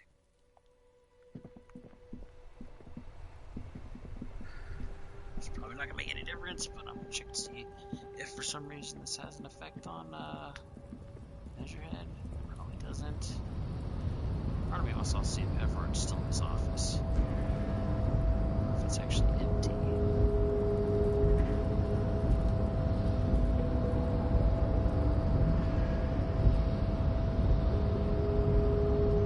Your race descent has only worsened since I last saw you. You have really let yourself go. I don't want to talk about this stupid ass shit.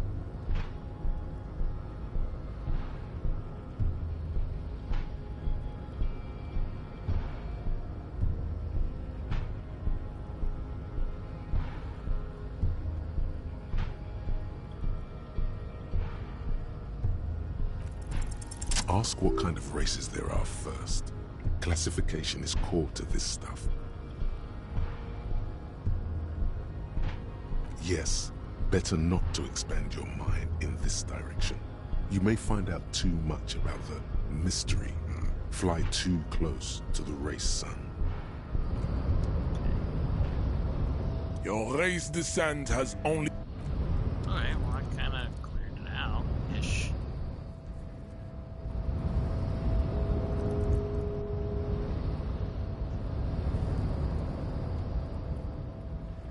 At least it's gone. Man, I really wish I punched out Measurehead.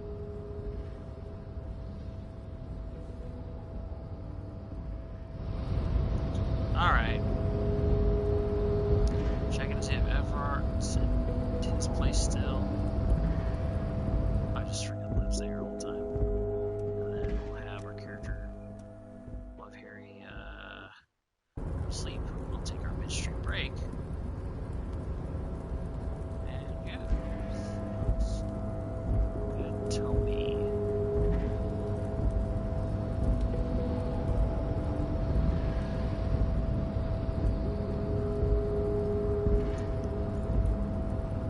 The door seemed...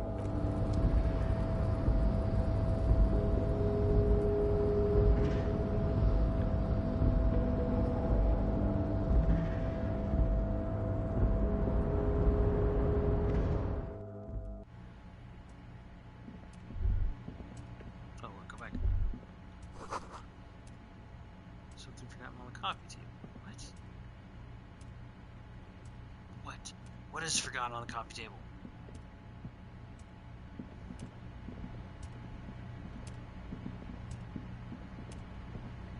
He's not here. This would be the perfect time to rifle through his shit. Unfortunately, I can't pick up anything. Okay.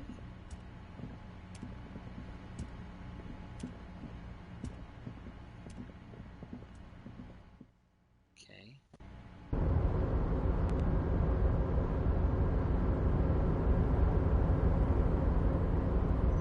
Oh, hey, mister. I'm not gonna bother you with a long greeting, just like we talked about before. I know you're probably a busy man being an important police officer and all, and personally, I think the more people... Mr. Everett doesn't really want me to talk to people about union guys. Sure, mister. What can Leo do for... About Roby.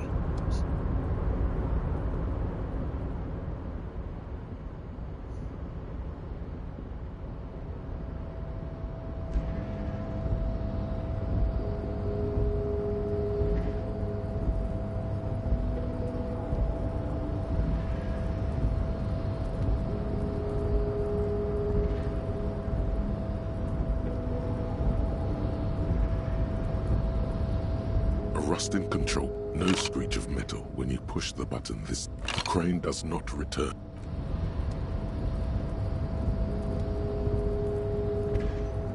Oh, wait, what? Never noticed that before. Composite eye halogen light watch tube, low buzz. Okay.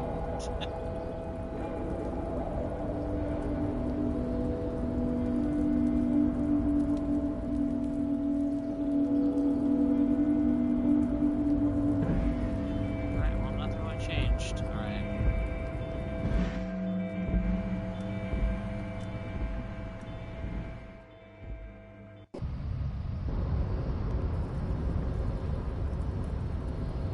So, start our day.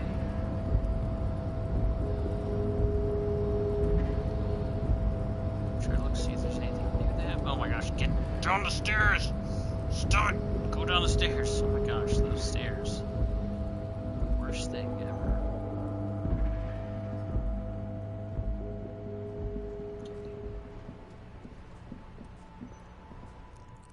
I'm not sleeping in the whirling rag, still gonna sleep in my other room.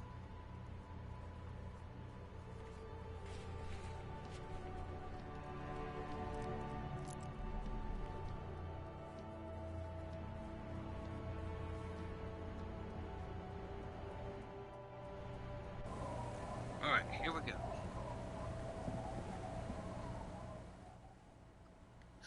Let's see. Quick save, back up.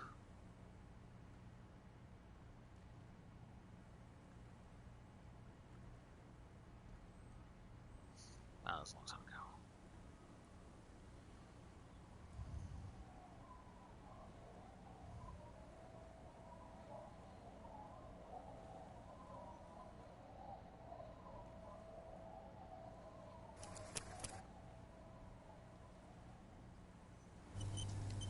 Alright.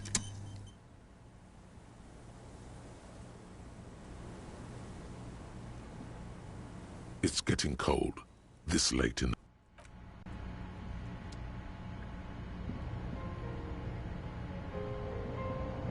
On the table, you see a bowl. An old mirror hangs on the wall.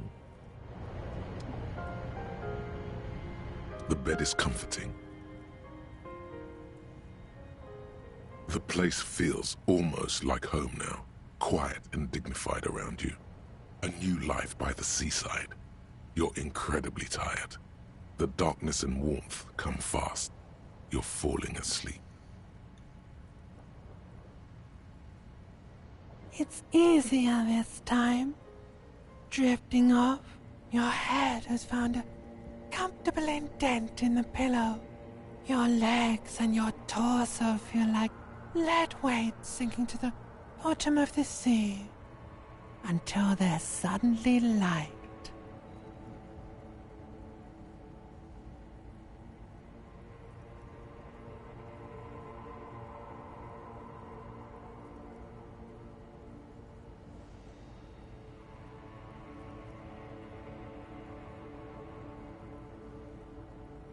This is the greatest hits material. Black tape. Spinning and spinning and spinning. You finally tired yourself, cornered the flicker of your mind and extinguished it. For now, a little while, you can. When the pictograms and the hieroglyphs of the world return, they seem silent somehow. The alarm rings quietly too. You're ready. Open your eyes.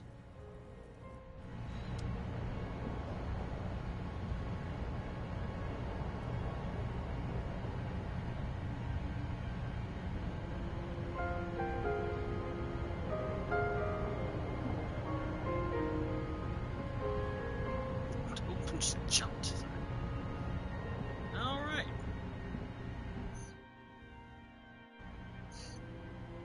To this camp. Good morning.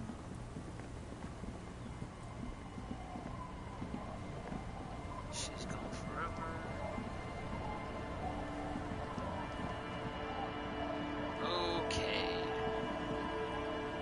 So far, so good.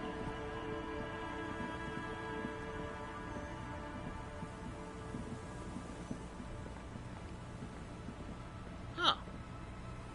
The trunks are gone.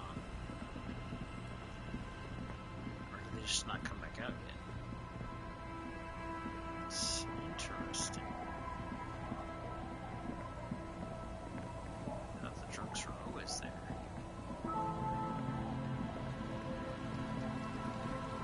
Okay, sorry, just double checking some stuff. To here.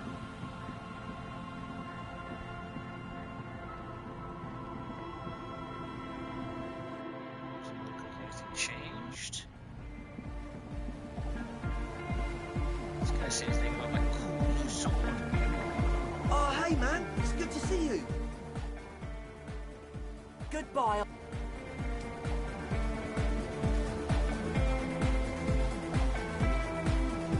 Hardcore.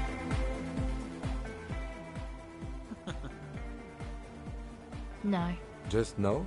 it's pretty desolate here. I only hear the dogs bark at night and see the shadows move down the superstition.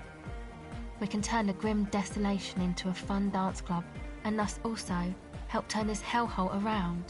Sure, you helped us out. I can repay the favor. Sure.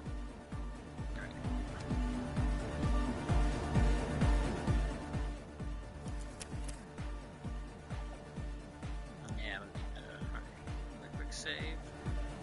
Alright, well, for once, for fun, we're gonna try asking her the thing, and then Yes, what is it? Sure, why not? All you hear is silence in your head.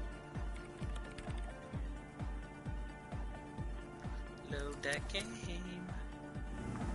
Might try to save scum and just see what happens. I don't know. I might have to stretch this another playthrough. So I don't want to make everyone watch me save and reload. Multiple times. Okay.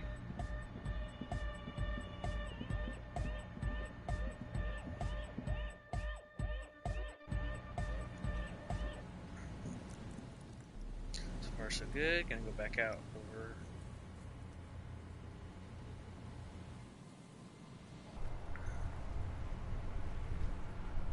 Okay, so far so good.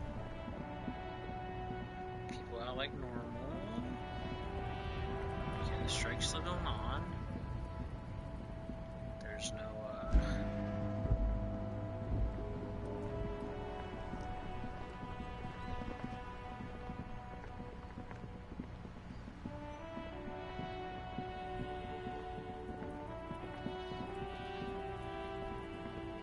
back in.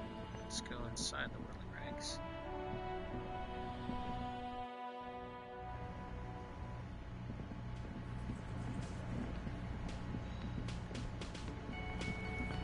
For fun, we're gonna talk to this dude real quick, see if he says anything else. The man ponders his cooking utensils and gives you a little nod. He smiles, and it's almost like music, especially with the sounds. Nothing else got? Hey, was there something you need? Again? I can't believe this. Alright.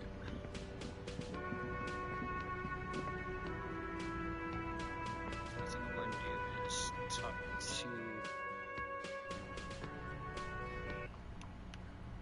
we're going to talk to... What's his face real quick, see if he mentions anything.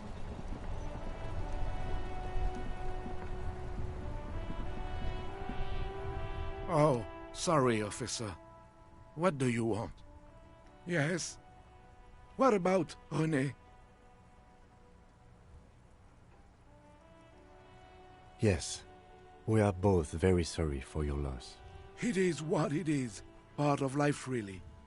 But to know someone for 79 years, then one day they're just gone. I just don't know anymore. About anything, really. But you must need something. Okay. So let's go ahead and we're about to take our mid-stream break. Alright, let's go ahead. Yeah, take our midstream. So we're going to take a short rest, so get up, stretch, grab a snack, use the bathroom, whatever you need to do. I'll see you back here in about 10-ish minutes, alright? BRB, everybody.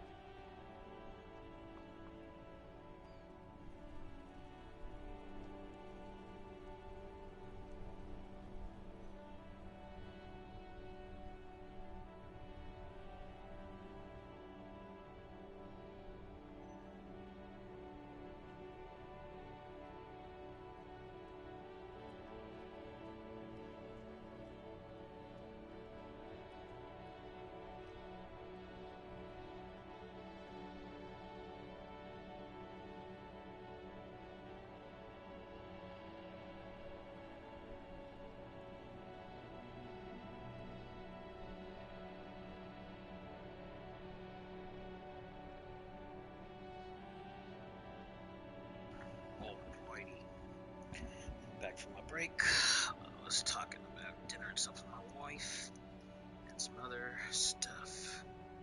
So, fortunately, we're not talking about Furiosa because she didn't see it with me today. But she also hasn't seen Mad Max Fury Road, so. Alright.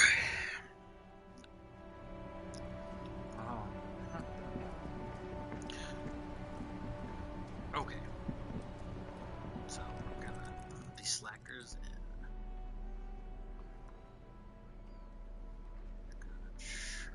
Try this. The suzerainty box is heavy and slightly awkward in your hands. You give it a light. What? Does the lieutenant hate fun? Is he the fun police?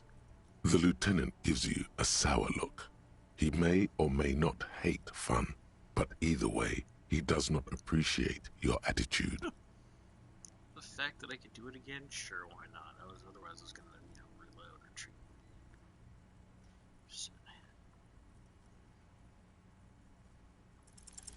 What is detective work if not an elaborate game? You need logical inference, attention to detail, the ability to analyze your opponent's motives. I do feel like my thinking has become somewhat rigid. Maybe a little diversion to keep the mind limber is just what's in order. See? He's doing the hard work himself. All he needed was a little nudge. Alright, you've convinced me. How do we play? You explain the basic setup procedures to the lieutenant, who seems to be a quick study. You each take your bag of tokens and counters and unfold the board between you. In the center is the crown of Revachon.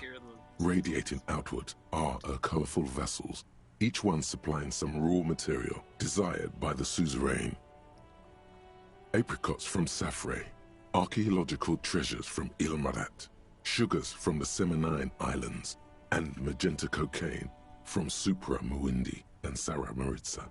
There's also a neat little log to keep track of your progress in case you need to put the game away and return to it later. The lieutenant goes first. He draws a contract card and moves several of his workers to the Safre territory of the board, and the others to the Seminine Islands. All right, detective, your turn. You have a few options available to you. Will you try to fulfill contracts right away, or rearrange your workers to maximize production on future turns? Remember what the rulebook said. You'll want to choose a strategy early on and stay committed to it.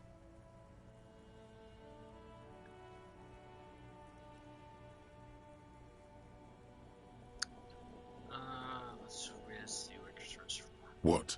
It's the very beginning of the game. Your workers haven't even done any work yet. That's more like it. You produce a handful of archaeological treasures and a smattering of other resources. Meanwhile, the lieutenant spends 2 of his sugar and 1 of his apricot tokens to complete his contract card. He is rewarded with 4 coins and a round wooden token that he places in the center of the board. That's a market. It's worth 2 victory points. Don't worry, it was mostly just luck. You'll earn some points soon enough. What is that patronizing tone? You're one of the suzerain's trusted administrators. You may need to put the lieutenant in his place. Points are nothing. They don't exist. They're just an arbitrary convention that games use to reward or punish players for certain behaviors. Game designers, I imagine? There are some paranoid types who believe the moral intern keeps detailed score sheets for everyone in the Real Belt. But that's obviously nonsense. Otherwise, no. There are no points, just your actions and the consequences of those actions. Just like there are no honor points. None whatsoever.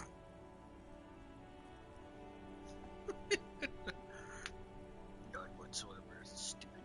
There are honor points. You just wanted me to stick my thumb on my butt. That's so stupid. That's just the way it is. Now, I believe it's your turn. Glancing over the board, you see several possible strategies.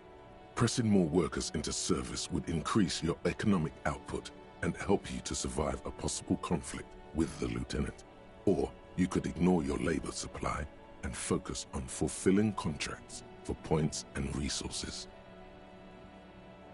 Those aren't your only options. You could also show your workers how much you appreciate them by investing some of that wealth in them. After all, they're the ones producing wealth for the suzerain. Well, sure, you can do that. It's just not a terribly effective strategy, but then it's up to you.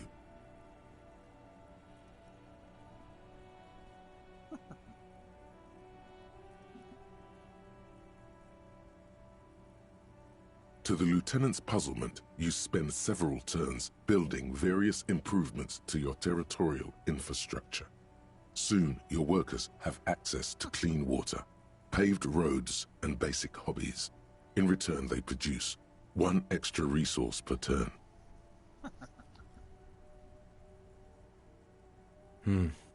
Too bad investing in your workers just isn't worth many points.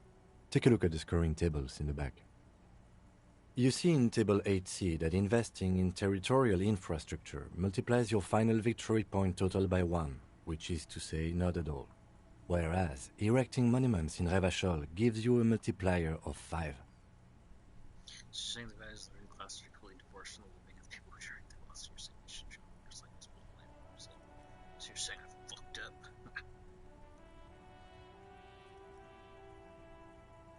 Yes, precisely. Nonsense. Remember what the lieutenant said. If points are arbitrary, who cares about winning? You should reject their system and just play how you want. Because it's trying to reinforce the whole thing. Oh, reinforcement. Now it's the lieutenant's turn to respond. He moves aggressively onto the Safre territory. Soon, his workers are producing a steady supply of extremely valuable apricots. For several turns, you struggle to respond to the lieutenant's burgeoning apricot empire. Eventually, you relocate the majority of your workers to Supremawindi and Saramaritsa, where they begin producing a bumper crop of cocaine tokens. You draw a new contract card.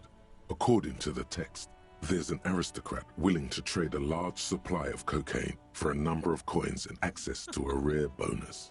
Amplified music worth 7 victory points. You know, this isn't unlike the situation the historical Revacholian suzerainty faced in Safre in the middle of the last century.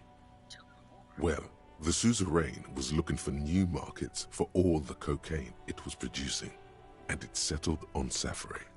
By introducing cocaine into Safre under exclusive contract, the suzerain created an extremely valuable captive market for an extremely addictive product.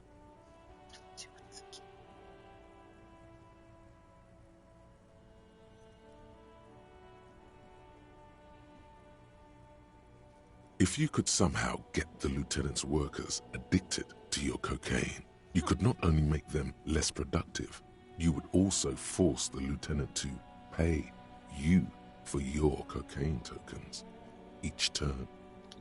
Yes, you can. It's right there in the rules. Now's your chance. Show the lieutenant what happens when he patronizes you. You've reached a critical strategic juncture. How do you respond to the lieutenant's aggression?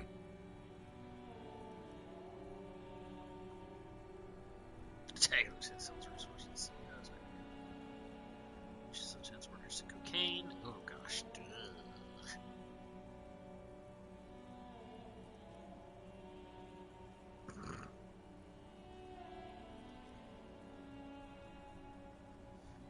Jeez. Oh. Do we go for the historical? Or...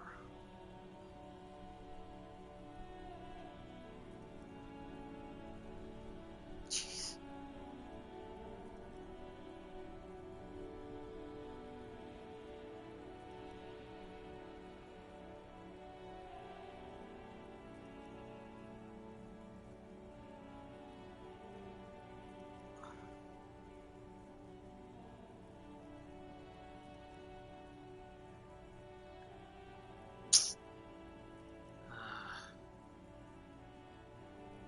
rock and roll, I guess. It takes several turns, but you slowly begin accumulating the cocaine necessary to complete the contract. When you do, it practically rains cardboard coins on your side. Despite your conspicuous display of wealth, the lieutenant still has a formidable store of coins and resources. The end game is upon you. How will you spend the vast resources you've acquired for the glory of the suzerain? Flipping through the manual, you find the most expensive structure in the game, the Revacholian Victory Column, worth 12 victory points. If you can successfully build it, victory would be all but assured. Alternatively, you could try launching a trade war to crush the lieutenant's economy, or you could blow all that money on a public education system for your worker tokens. The choice is yours.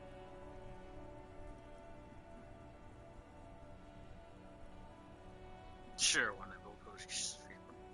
There's a reason very few players ever attempt to build a public education system for their worker tokens. It's extremely expensive and never pays off by design. Your boondoggle nearly bankrupts the suzerain's treasury, and you suffer a significant penalty to your final score. Ouch.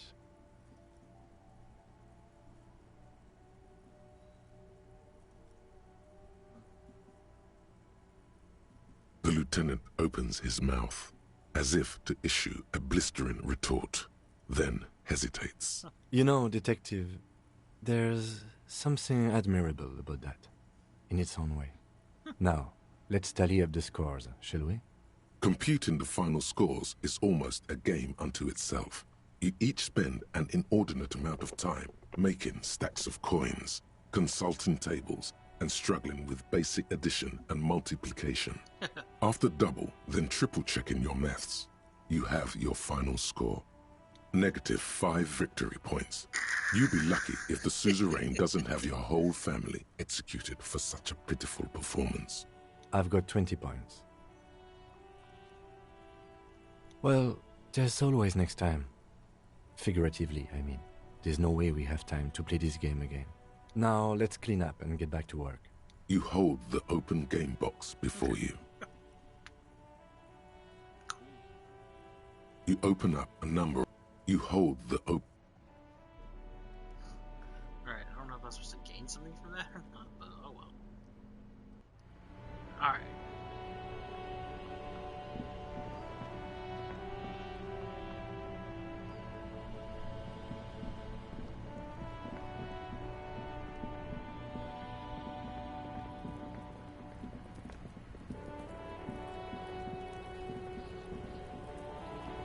Okay. Other than that, it's yeah, we should have watched it, so. Oh.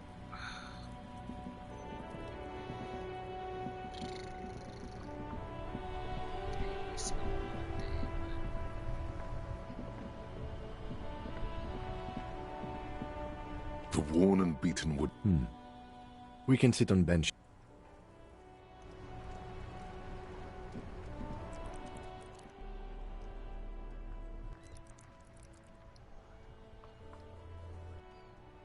Come on. Oh, it's my helpful. Okay, let's go. Come on.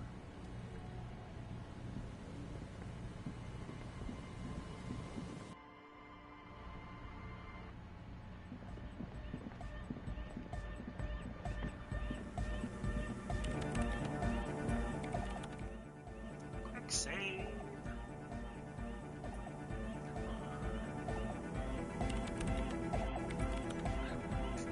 Yes, what is it? So minus 8, and I don't think I can add a plus 8, so. All you hear is silence in your head. Shit. Not fair. We'll give it a couple of tries, but I'm not gonna sit here and try to do this all night just for to get this to work. Right now, it's to live consequences of my actions. Yes, what is it? You don't have to. You already have. A long time ago.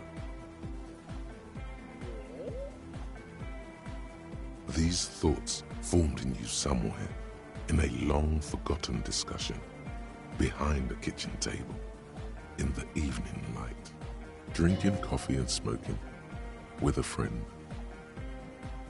So it is the origin point of the pale. What? As well, that's how it starts. It's baby pale. But Pale isn't here. We're thousands of kilometers from the edge. No, first we are 20 meters from the very edge.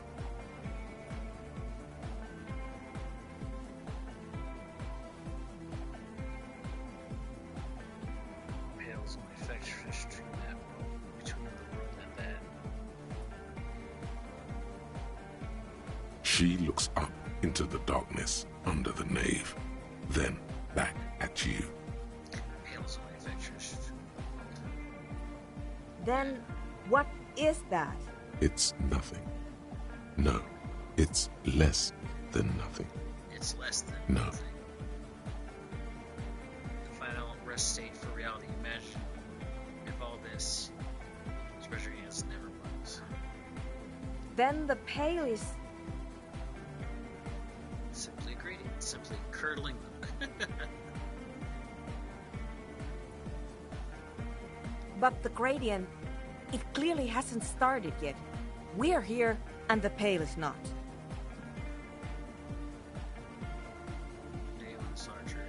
I understand. A theory of the Pale where instead of an outer ocean, it metastasizes, like a cancer or a mold, erupting in points inside the world. This is one of the most beautiful places. According to this, how long... Sound for a second, the joke to mouth. According to this, how long until we're swallowing? It's already started. Starting with sound. And information, causing data losses in the East Insulindian front. Have you considered why it's formed in a church? And also when or how it might start growing, or if it has other effects, in addition to sound and data? An intellectual hunger fills her now, casting fear aside. I also have a question, since we are piling them on. How do you know this? I'm not doubting you. I'm simply curious as to how a detective of the RCM knows how to think this. Yeah, from the church we're running out of failed business into an area of failures and more nasty.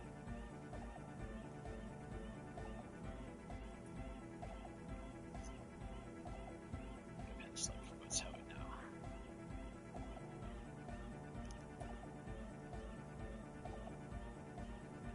an amateur anthropomedic police officer. I'd like to say I've heard stranger things, but I'm not sure. This is a hell of a guess, however. Well worded, I might add. Yes, it is very interesting.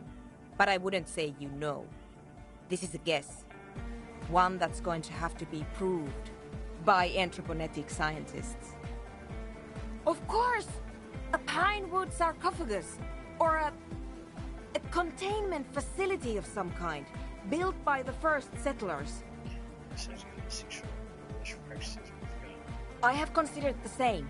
The bad news is, there were 7 pinewood churches built in the first decade of provincial settlement. Most of them were burnt down during the revolution, or repurposed before, during the suzerain. I'm not saying all of them have one in them, but... Some of them might. A black grain hanging in the air. You think the presence of that puncture has somehow influenced the outcome of events here? Even, say, software development? She already made up her mind when she heard it. Some kind of great and uncaring force had to play a part. It wasn't only them.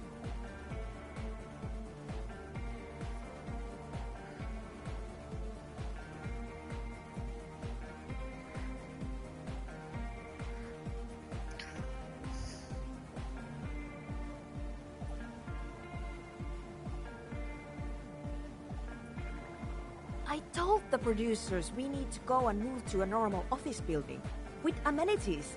But no, the artists like the milieu, the writers like the history. I told them.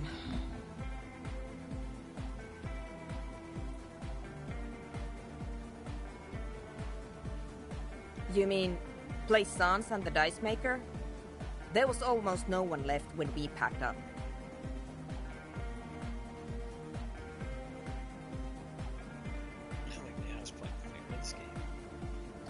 I think they both deserve some. Then go tell them. Yeah. Okay, cool. She falls silent.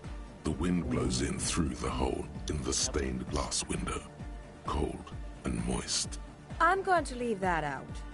But the rest? Some of this I can use to start to explain this to the rest of the team. Maybe I'll sound mad, but... Man, you will certainly sound mad. One more thing.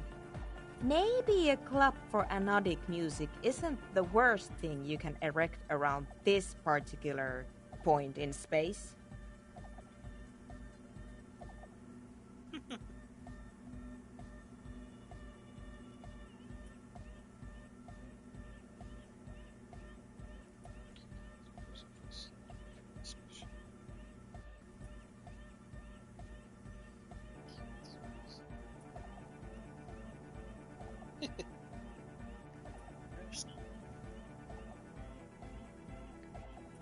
Yeah!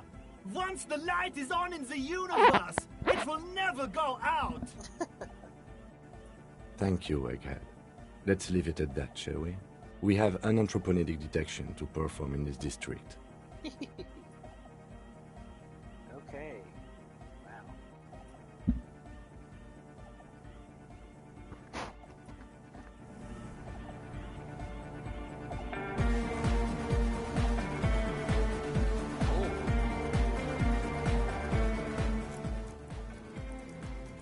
Gosh.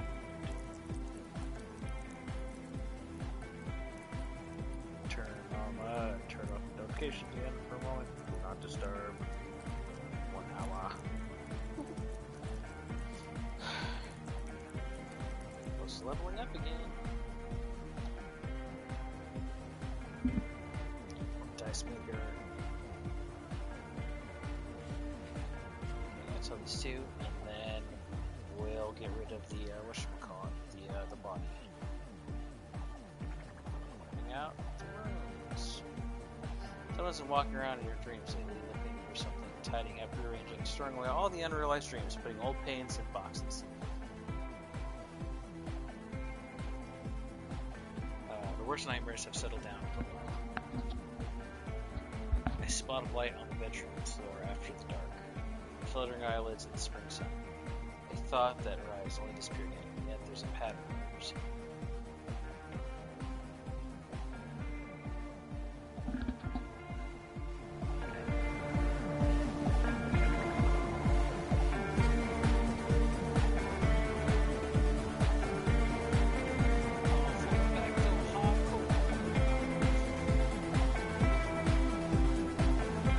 Oh, hey man, it's good to see you. Goodbye, off.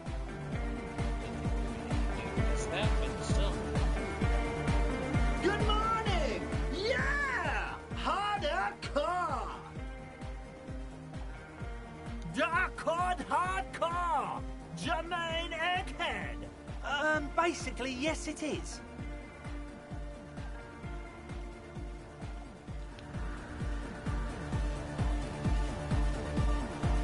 Yo, man, what's on your mind?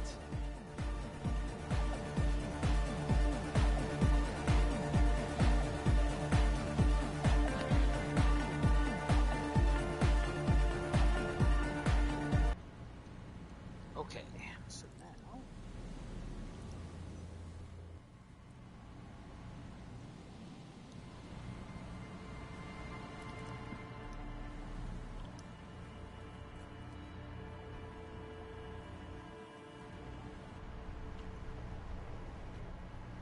Talk to police and then talk to the... Oh, she's packing her shop.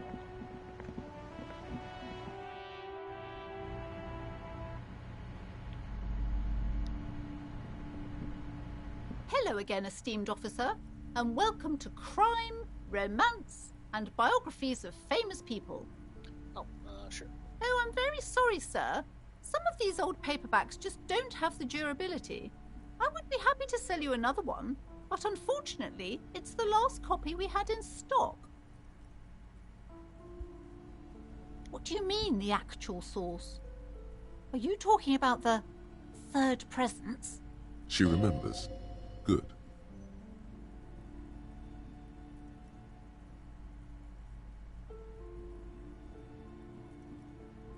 She who has many names. I imagine things must be rather bleak for you to return to me. Tell me, what have you found? What? A tiny hole in reality may be connected with Pale, an origin of sorts.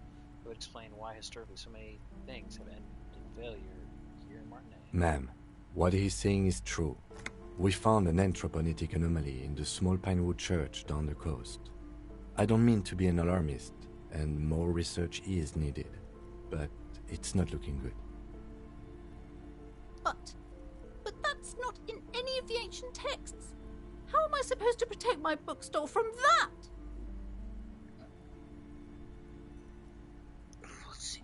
You can't protect it, not against Pale. Close up the shop and try to get as far away from it as possible, or you have to find your own answer. It's been too long. This quest as it is now. You can protect it with hope by refusing to give up. That's what people have done in the past by building a church, a place of worship around this thing. That's a very good point. You're right, officer. I mustn't lose faith, especially now that Annette is finally settling in at school and making friends. No, we can't just leave. Besides, didn't I have some Sailite hope catchers round here somewhere? I must find them. Everything will be all right if I can just find them. Thank you for your help in any case. You're welcome back here anytime. Okay, but please, only a few questions. You wouldn't want to disturb the spirits? Yes, the Simonese are very crafty, and their wards are extremely powerful. Lesser wards simply won't do here.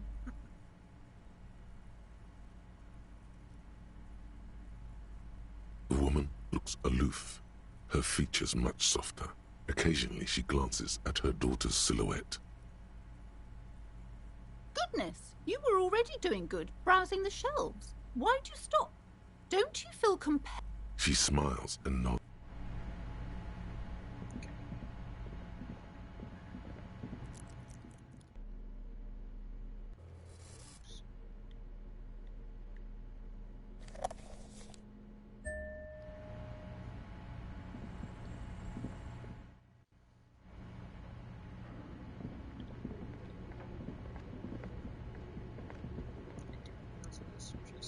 The barbell waits patiently on the floor, like a dog. No, it's not that. It's the stale smell of rubber, the squeaky sound of sneakers, your bruised knee against the mat, and a whistle. Then the feeling is gone. It's just a memory from another life. When you were young and... You're right. The weight may fall off. Better not touch it then. No one does until they get smashed under the barbell. You're right. The weight... It would be a violation of EPIS safety regulations if the gym was still operating.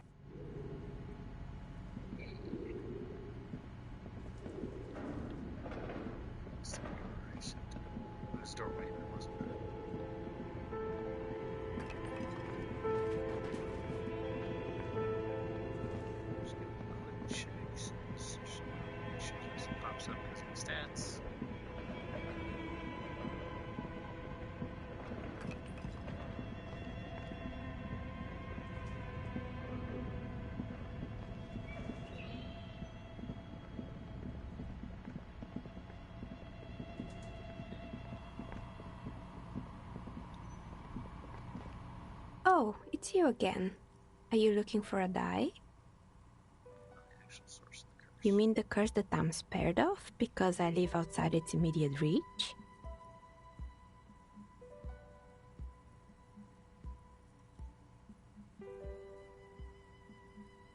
I'm listening.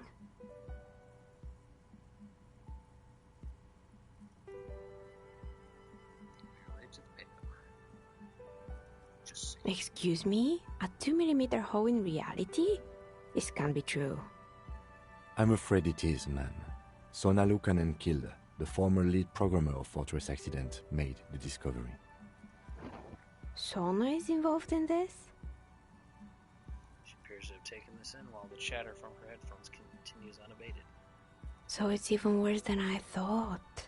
It's not just the commercial area that's cursed, it's the entire world.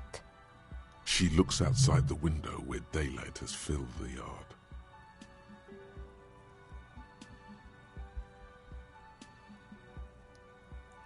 What? No, I wouldn't go upstairs. Just Martinez? In any case, thank you for stopping by. It's good to have an answer, even if I can't claim to understand it fully.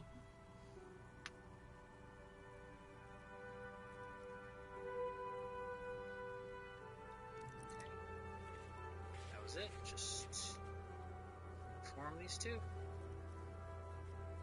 Cool.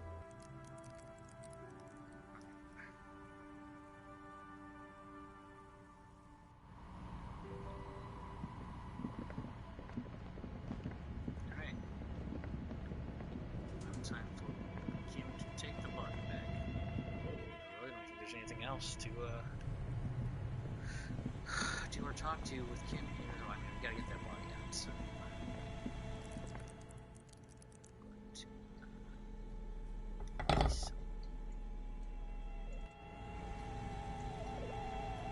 The bear's eyes are still glowing red. It's guarding over the freezing corpse hidden inside its... All right.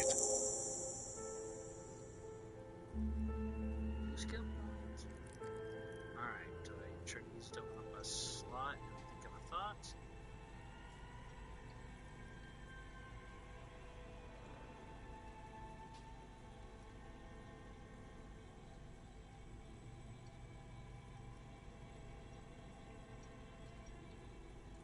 Part of me wants to. Or he wants to open the whole thing so I can finish multiple thought one.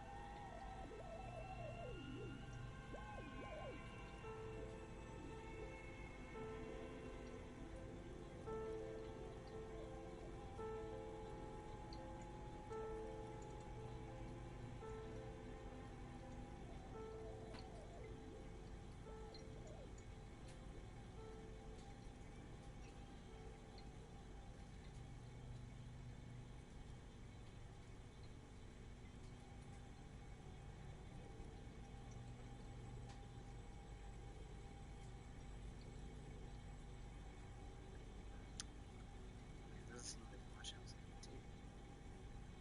It's either I improve the skill of mine, which is always good. Well, let me figure out the rest of this case.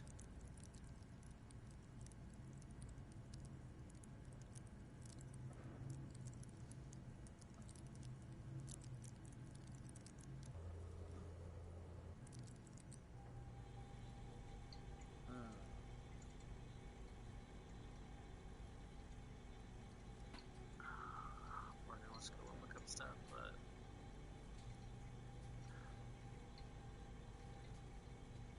you know what? I always try to play it safe of my skills and stuff, but let's just try.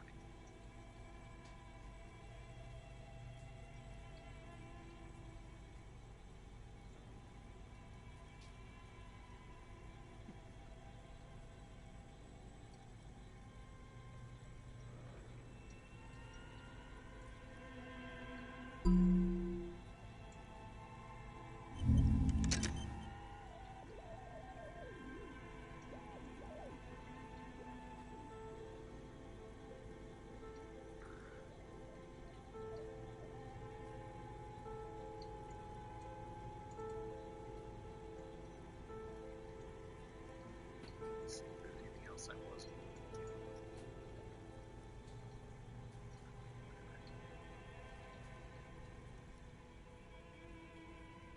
I will need a little help carrying him. You take the hands, I'll take the legs. That approach dragon's no more carriage.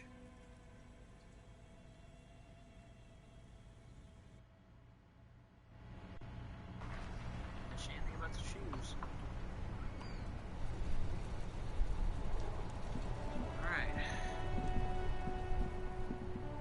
What else am I gonna do for the rest of the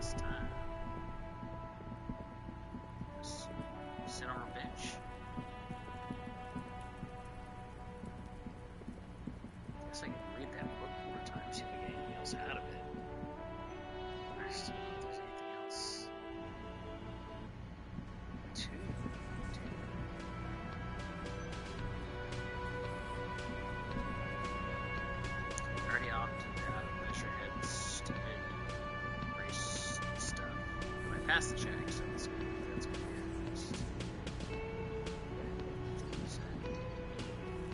Hi again, gendarme.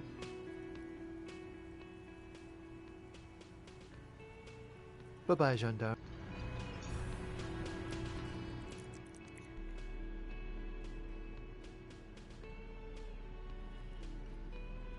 I really don't know what else to do. It's 9 in the morning, so...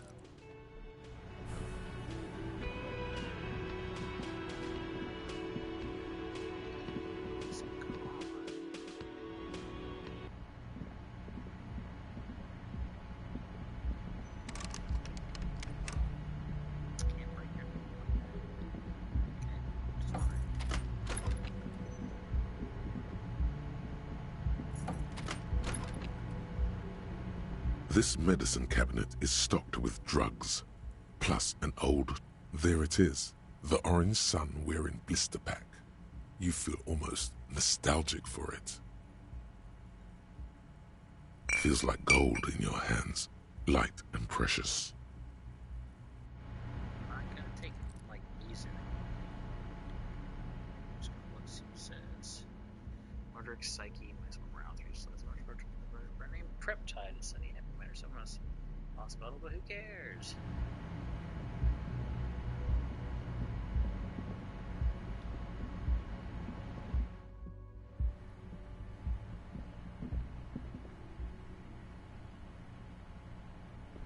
This window is pristine on the inside, unlike the one next to it. Light from the desk lamp reflects off the glass in an untarnished golden halo. Golden light melts away into the blue, glassy darkness of your mind. In it are 2 neon-lit shapes, a man and a woman on the single bed. A 2-hearted spider. Like the witness said, the man is kneeling. The woman is on her back. It's the night of March 4th and a shot has just been fired. The man looks directly at the woman. The shot's possible directions converge in his mouth, a ray cast from somewhere outside, entering his brain.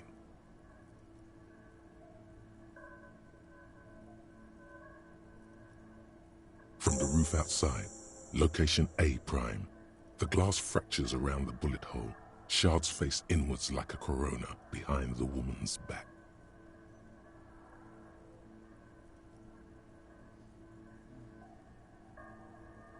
Sorry, because it just said there's different boots.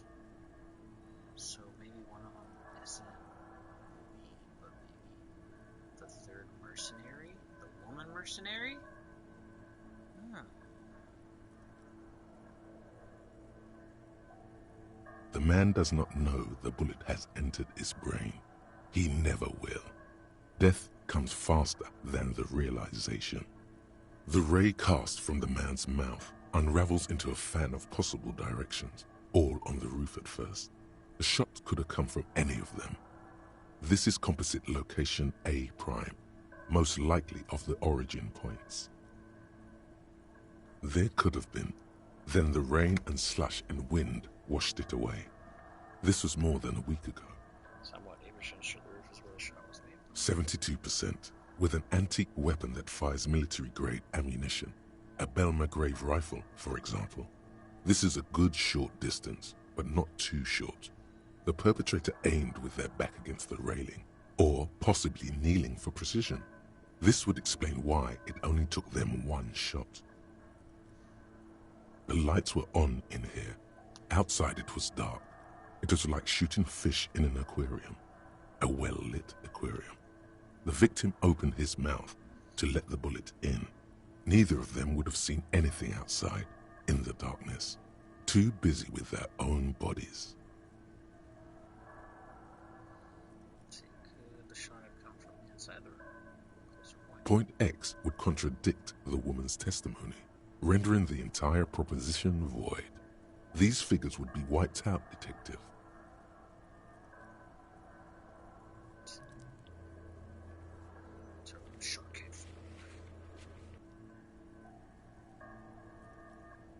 None that you've found thus far, but that doesn't mean there aren't any. That's a 28%, yes. In this model, the shot could have come from a greater distance. Nothing excludes the possibility. Should we extrapolate to include every possible point of origin in Martinez? According to your map of the district, this shot could have come from a wide angle of locations, starting with the northern edge of the abandoned boardwalk, ending with an islet in the bay. Let's call them B prime. Okay, precisely. B prime for boardwalk, B double prime for Land's End, and B triple prime for the islet detective. There may be smaller points in between, but those are too fine to zoom in on.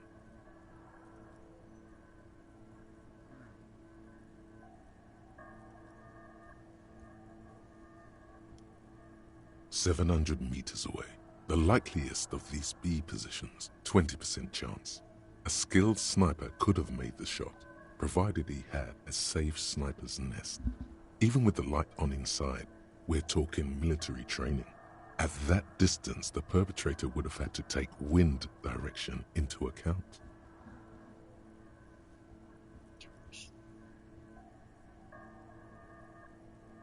.2 kilometers away, the least likely of these positions, let's say 3%. A truly skilled sniper could have done it, possibly from a tent. No, too far-fetched. 1 kilometer away, a point beyond the docks, on an islet in the bay. The fort is ruined, but the perpetrator may have found a stable spot on the beaches surrounding it, where the concrete crumbles into the sea, as you saw in the coin-operated viewer. The shot would have been a small miracle, 5% likelihood. There is an extremely narrow field of view from the bay to the window, between Rue de Saint-Ghislain 10 and 33A. The angle would have been extreme, and access to the islets is questionable.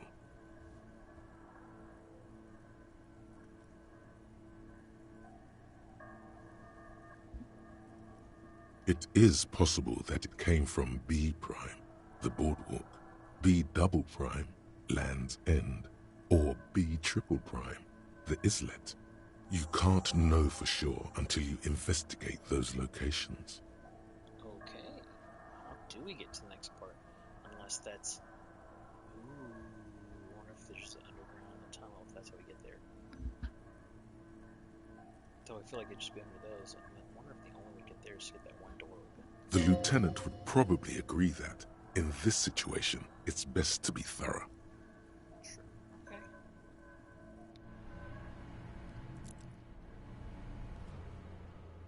Determine where the shot came from.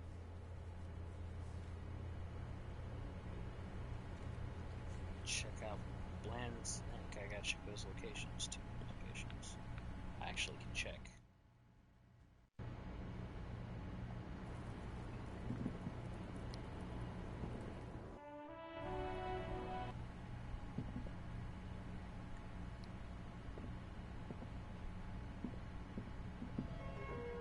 You clearly see footprints in the downy carpet of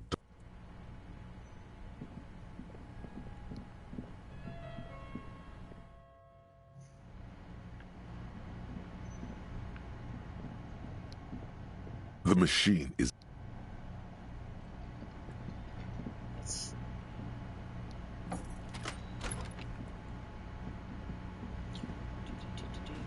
Wow, I did not expect this task. Okay. I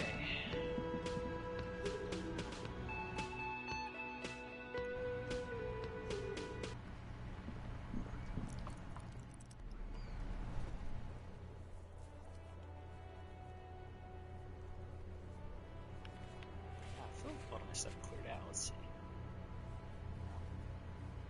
Can't punch him. Can't do sleeping dog worker.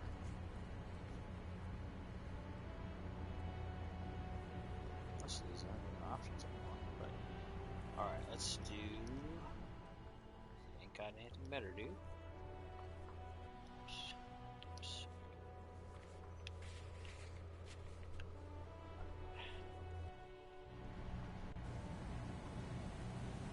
Where to look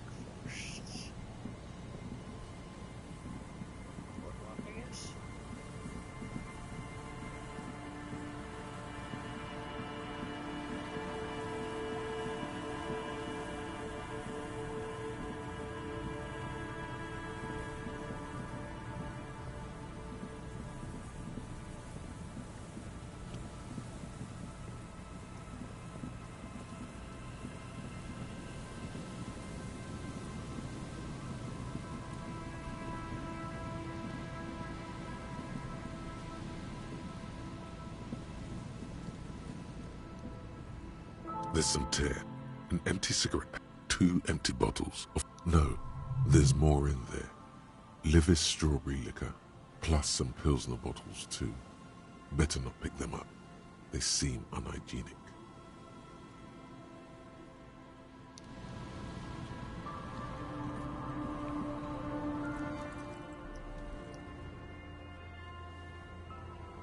Boardwalk, check out Mountain. This is the boardwalk, right? Let's see.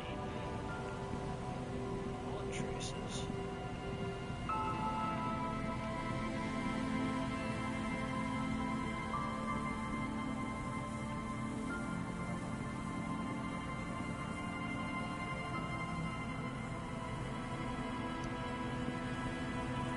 You pick up the handset. There's a tone. The machine is operable.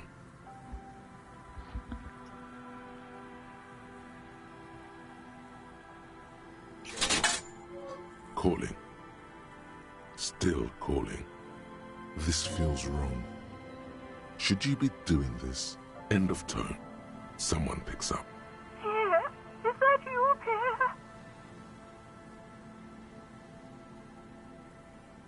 Tears at UPM voice is female and sounds like 100 years old. It's not people.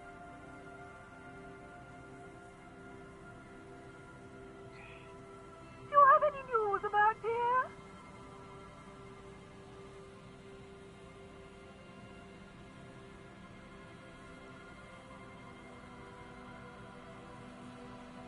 Do I remember a Pierre?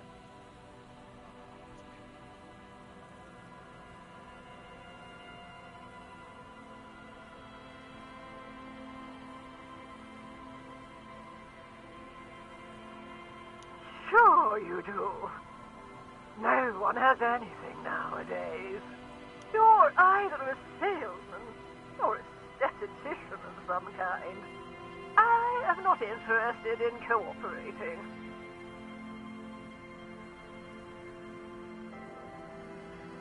To hell with the police. To hell with you. Her voice is drowned in white noise. Sounds like waves washing a beach, growing in volume until the call suddenly disconnects.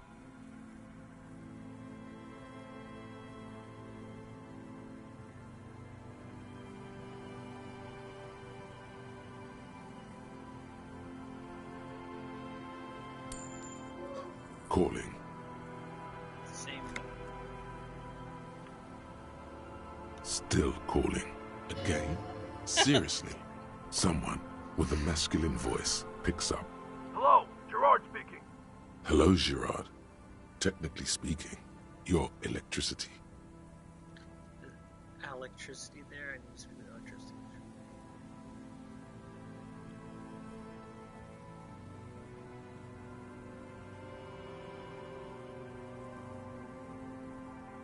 To a break call.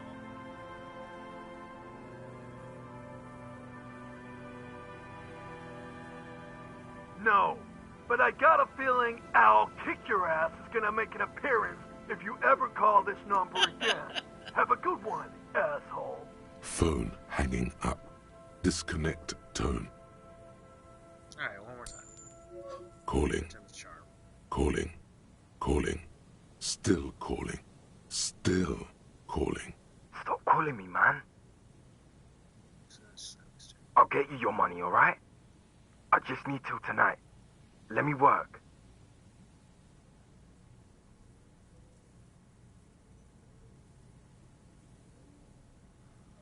Sure.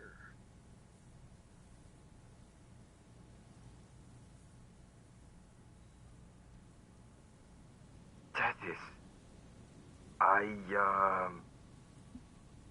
Hey! You're not Tethys. Screw you, and don't ever call here again. You're fucking with some serious people. Disconnect tone.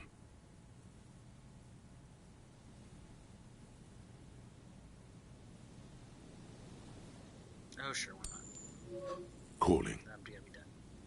I'm tired.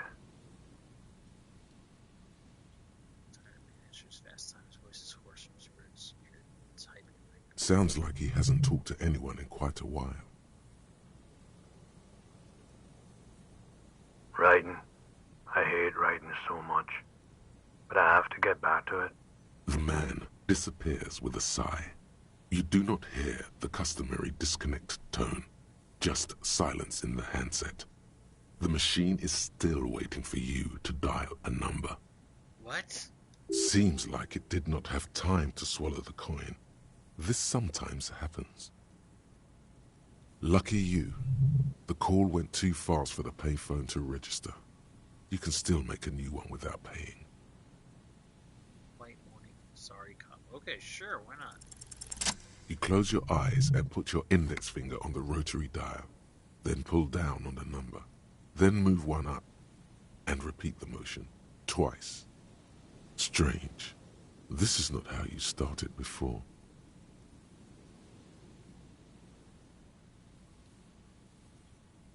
"414447. The rotary dial feels cold from the sea air.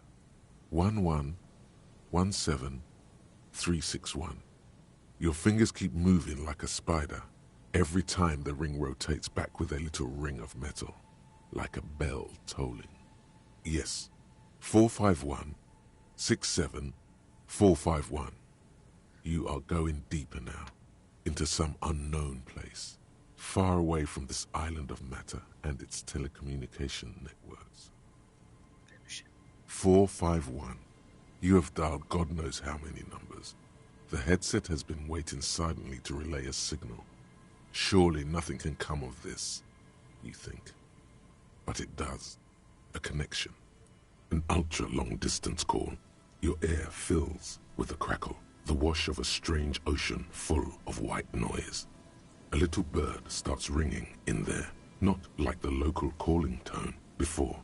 No, a small ring in a cage of distortion, far away. A distant network of phones, calling in the night. The saddest sound in the world. Calling still. The handset starts slipping from your sweaty palm. Your breathing is heavy. Ah! Oh.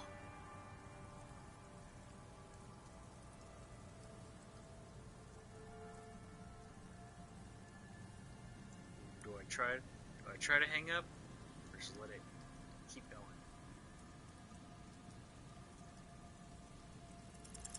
You can't. Some strange force is keeping the headset glued to your hand, your ear listening to the ring in the speaker. Calling, calling, calling, calling, calling still. Then the ocean breaks. Out of the depths, a woman's voice emerges. Small. The dearest thing you've ever heard. Hello?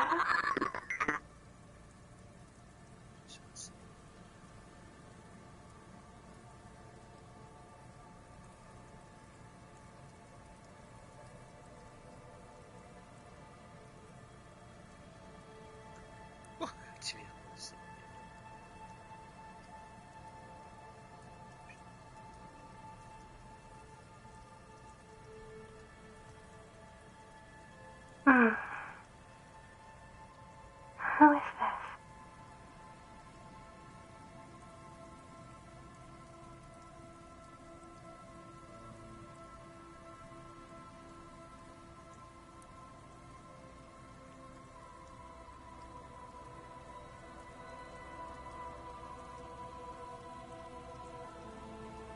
No. It's you, isn't it? It's you.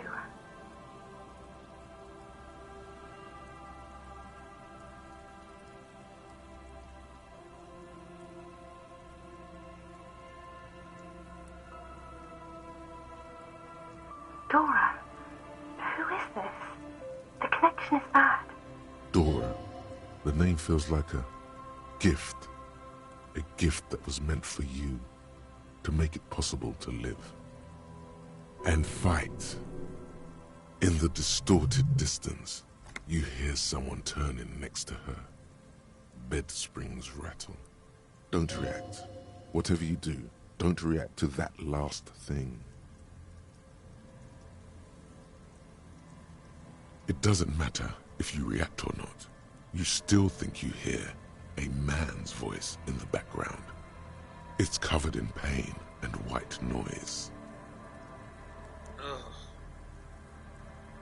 Do I go with this?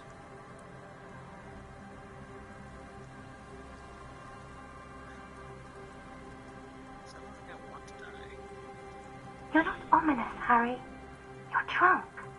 You only have 2, maybe 3 things left to say before the change runs out.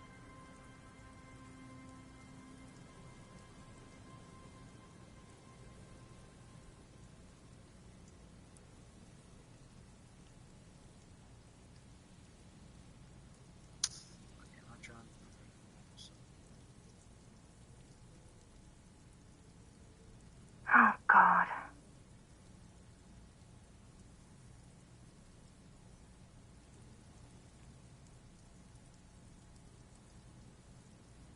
Do you know what time it is? It's so late here. It's 4 o'clock, Harry. I need to wake up in 2 hours.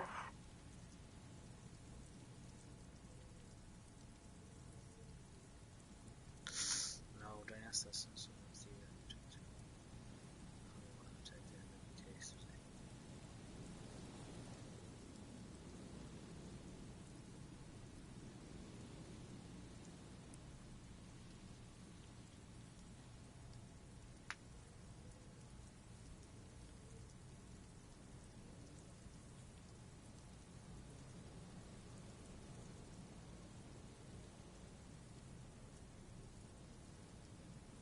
I'm in Morova, sleeping.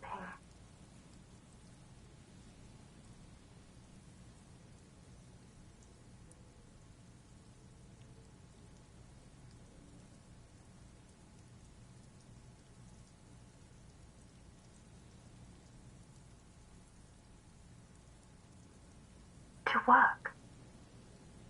The academy, where I work.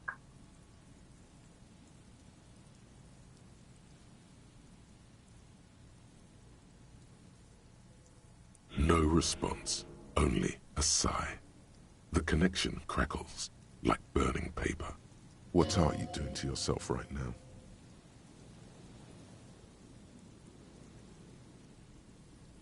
You need to stop. Harry, you're killing yourself.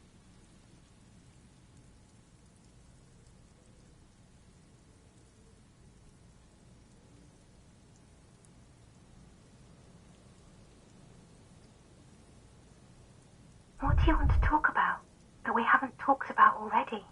This is bad. You feel your right hand on the handset cramping up with pain.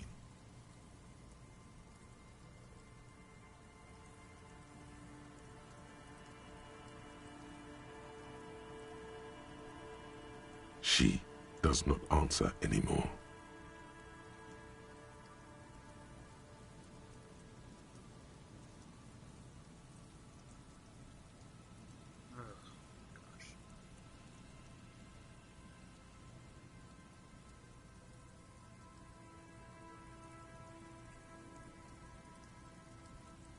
Harry.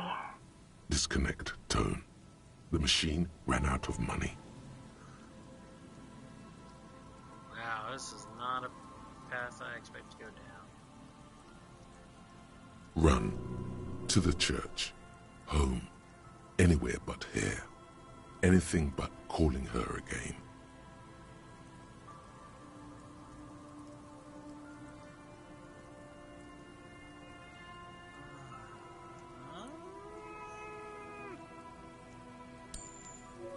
You dial the number again. 26 pulls of the rotary dial. The machine eats the coin, and a terrifying ocean of distance rustles in your ear. In the middle of it, a familiar ring. Small, distorted, calling, calling, calling, calling, calling, calling, calling. It looks like she doesn't want to pick it up, Harry. Stop scaring her. Come on, you know why.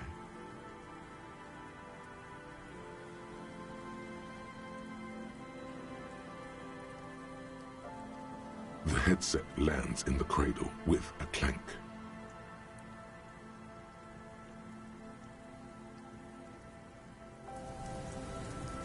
Whew, that is not what I expected. I was just looking for damn bullet stuff. Oh, jeez.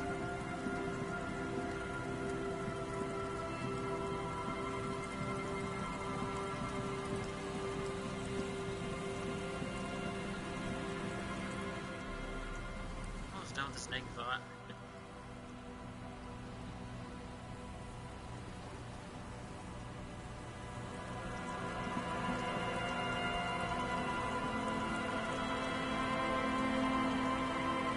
An old door, worn by elements, guards the depot. The wind has blown a sand dune in front.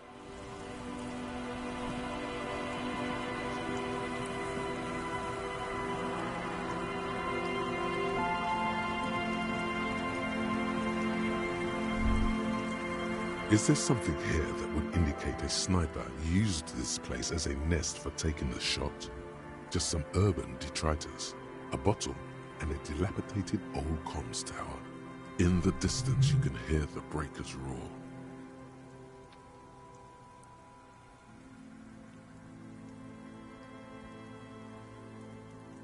There, 1.2 kilometers over the wave-crossed bay, through heavy, dark grey curtains of rain, you see the smallest rectangle, barely visible. The light is off on the third floor of the Whirling in Rags. The young woman is gone, in Precinct 57. Safe, closed off, her form no longer moves behind the glass there. To warm his hands before he pulled the trigger? There are no markings on the ground for a tripod. He would have had to lie on a mattress. This is simply not a good spot for a 1.2 kilometer shot. The salty water has corroded the ladder to nothing but two thin orange rails. In addition, there is no stable nest up there. It would have been useless. It does look extremely rickety, and wouldn't help much either.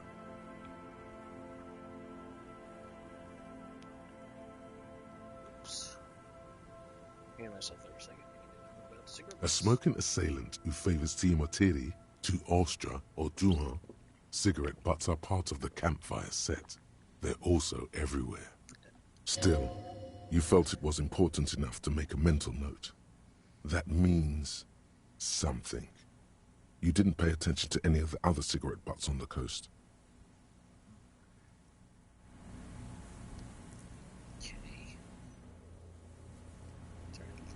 So go back to the boardwalk. There's no way for me to check the island. Unless I somehow get lucky and open the damn thing.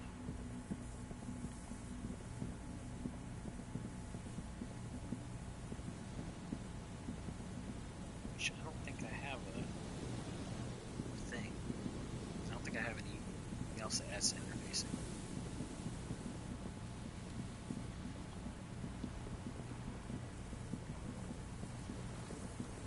If the thing opens up and leads to that other place, that's a whole new part of the map to check.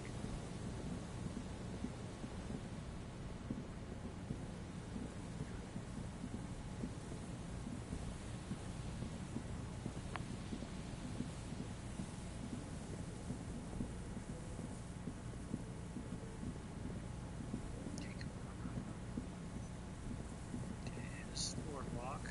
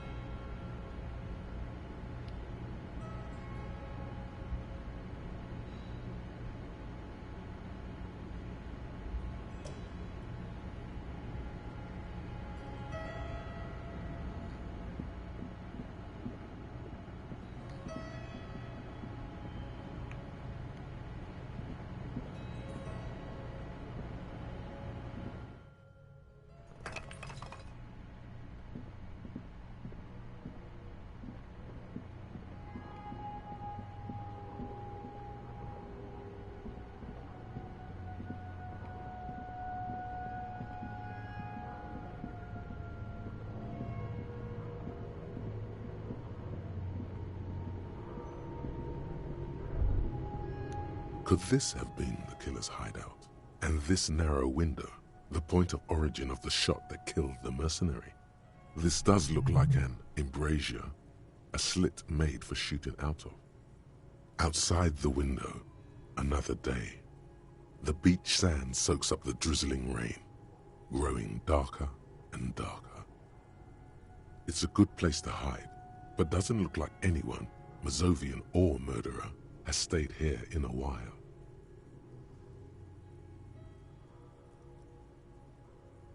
No, it's not. No matter how you crane your neck, you can't see the whole of the whirling in rags, and certainly not the relevant segment of the top floor.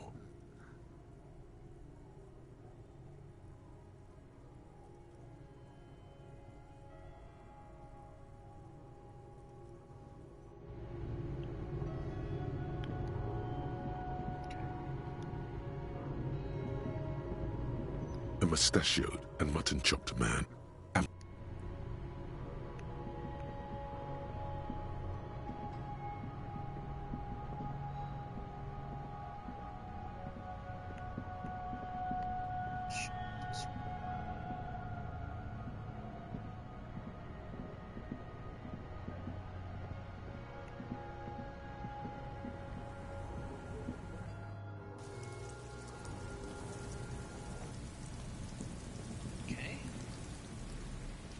Check 2 of 3 locations, which is the third one I don't know if I can check it.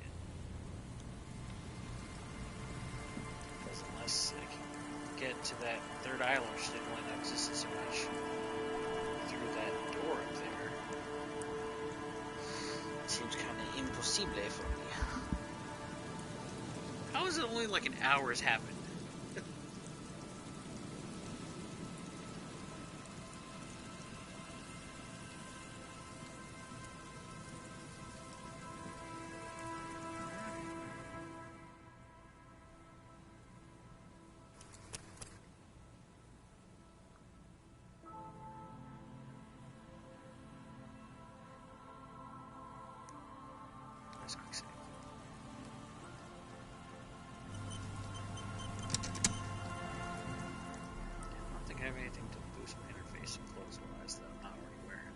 Check.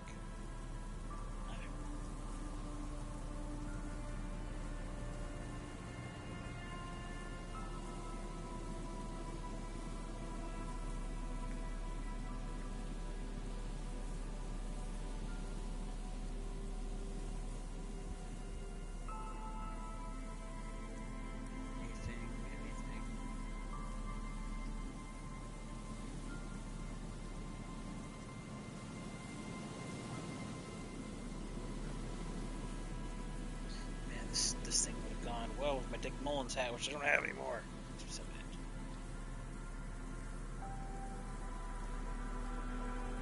Stinger, empathy. Does Jackie go with that? I wonder.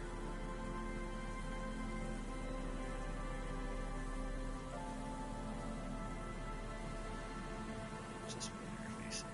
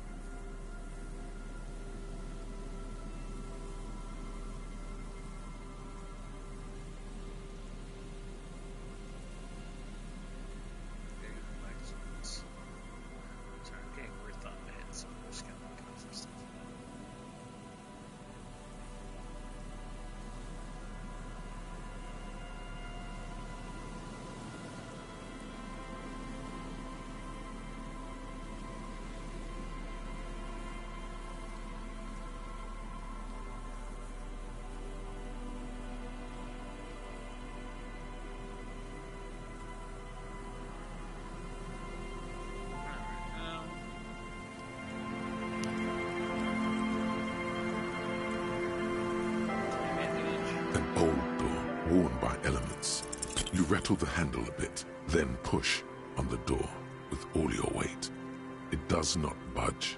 Not only is it locked, it's also jammed shut. You can't This door cannot be opened. Ever. At least you can think about opening it. About doors in general. They are, after all, fundamental to your life. Perhaps something useful will come from this. Really?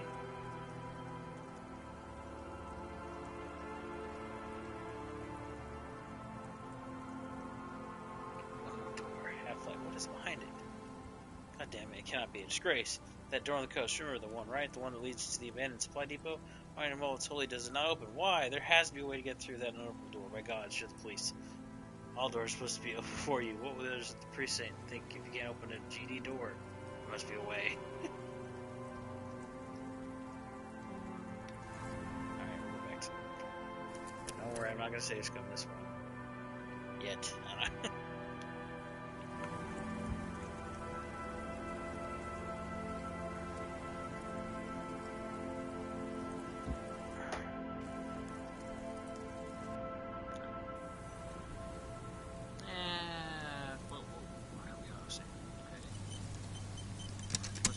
Time just for fun? Shits and giggles? An old door, worn by elements. The concrete structure looks military in origin. Over half you rattle the handle a bit, then push on. Yes, better that way.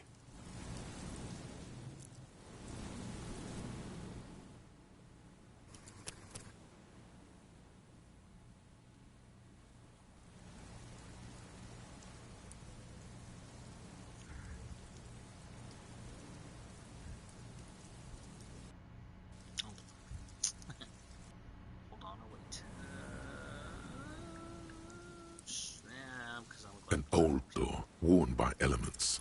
You rattle the handle a bit, then... Alright. Come back to this, if ever.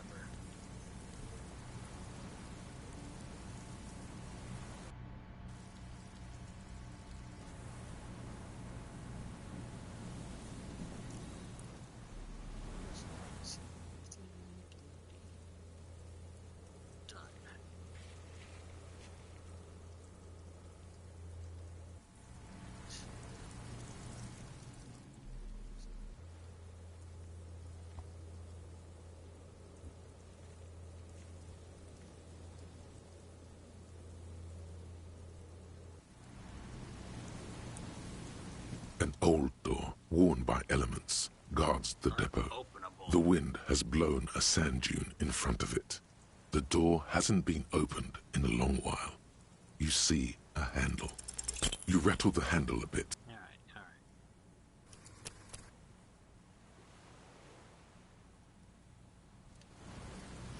I need to read a book again or something to make time pass. I guess I could sit. Oh, I should try reading that book though. See if I can gain something I didn't gain out of it before.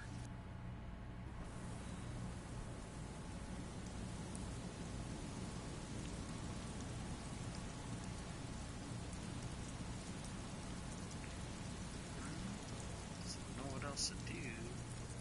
Let's do.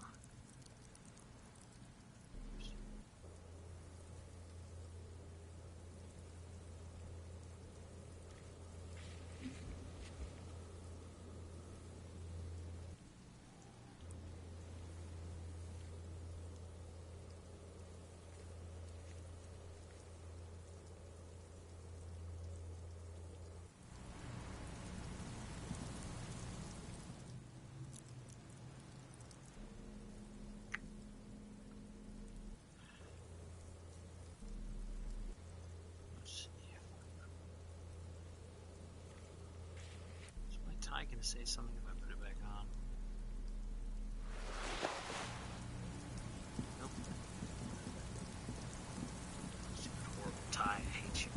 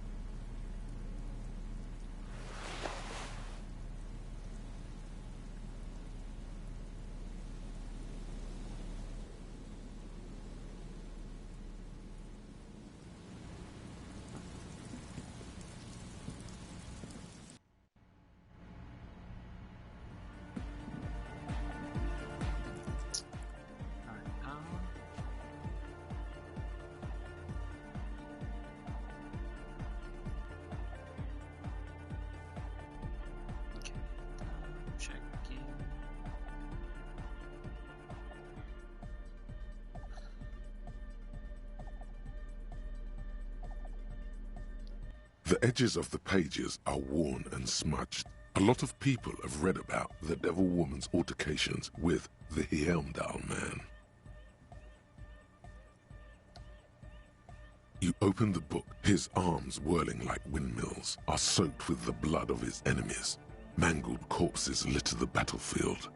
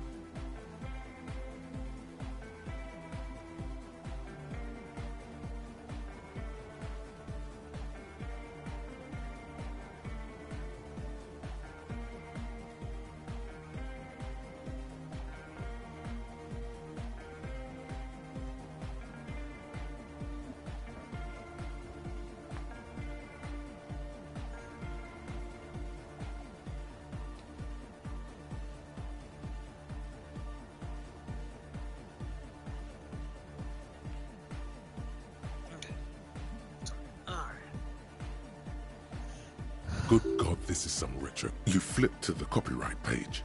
This book was written in 30. Berserker rage burns in his azure hue. Man from Helmdall rides on a gilded griffin. The steel muscles of man from Helmdall gleam in. A passage reads, "The man from thine spells are no match for purity and strength. I have grand plans for you, man from Helmdall." She gestures her diabolical hand. In the final pages, man from Helmdall mounts Galavarin, his mighty griffin, and turns his gaze to the horizon. Queen Lydiana is dead, but an army of cannibals is storming the gates, and still there's no word of trusty Tyribald. To find out what happens next, you'll have to pick up Man from Helmdall and the Three-Eyed Skull, available in fine bookstores everywhere. Spring 39. You open the book. His arms, good God, this is... You flip to the copyright page. Berserker rage burn. Man from Helmdall ride the steel muscles of man from Helmdall. A passage reads, "Thine spell, I have grand plans for you." What do you even know about literature? Have you ever read a book in your life? Man from Helmdall has no time for illiterates. The book is done with you.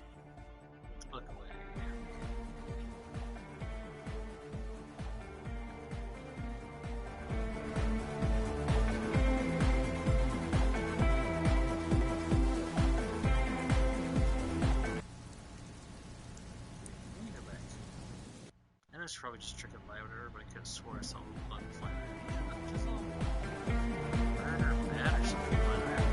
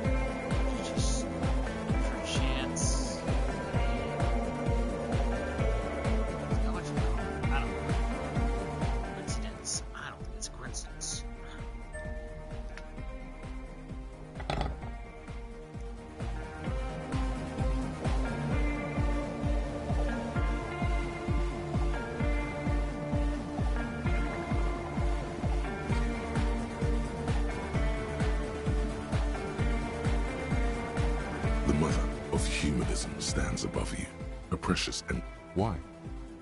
That does seem to be a problem. Maybe you meant something else? I don't know. What are we thinking of? Only a strange little sadness remains. The mother of humanism.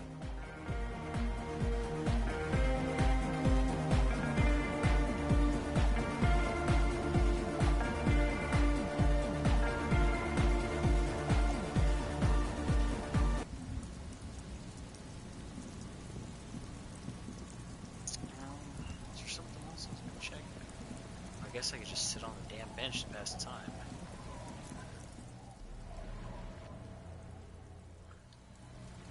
I kind of wonder.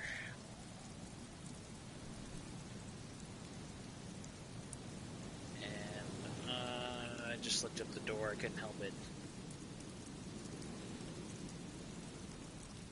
And it seems like you're meant to fail that door. So I'll wait for Kim to do it. But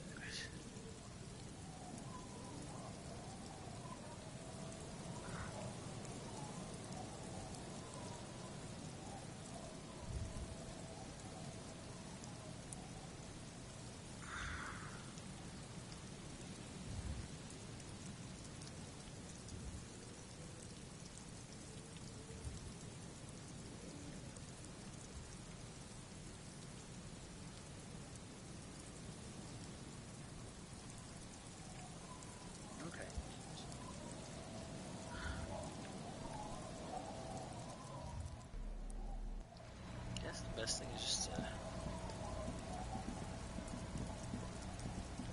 more quick save. I'm gonna see if this dude, if I give him another bottle, if he'll tell me another story. Otherwise, I'm just gonna sit on the bench and let time pass.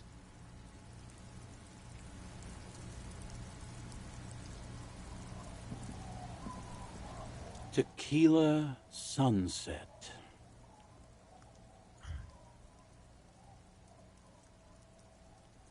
Wonderful.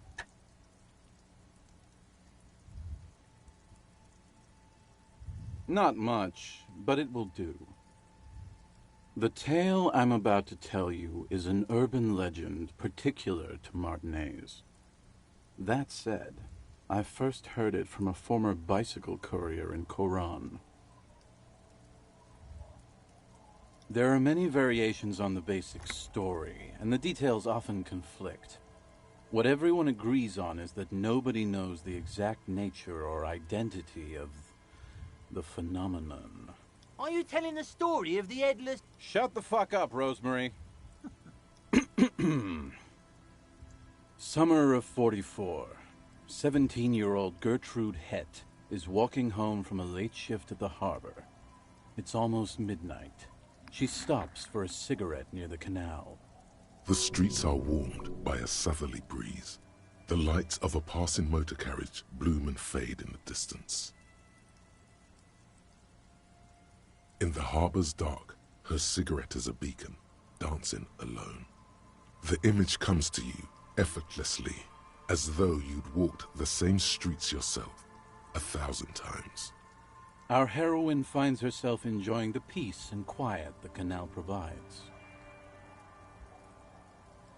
Except this guy's for sure peace himself. What she doesn't know is that her peace is about to be shattered. From behind her comes the clattering of hooves. Startled, she turns around, and what does she see?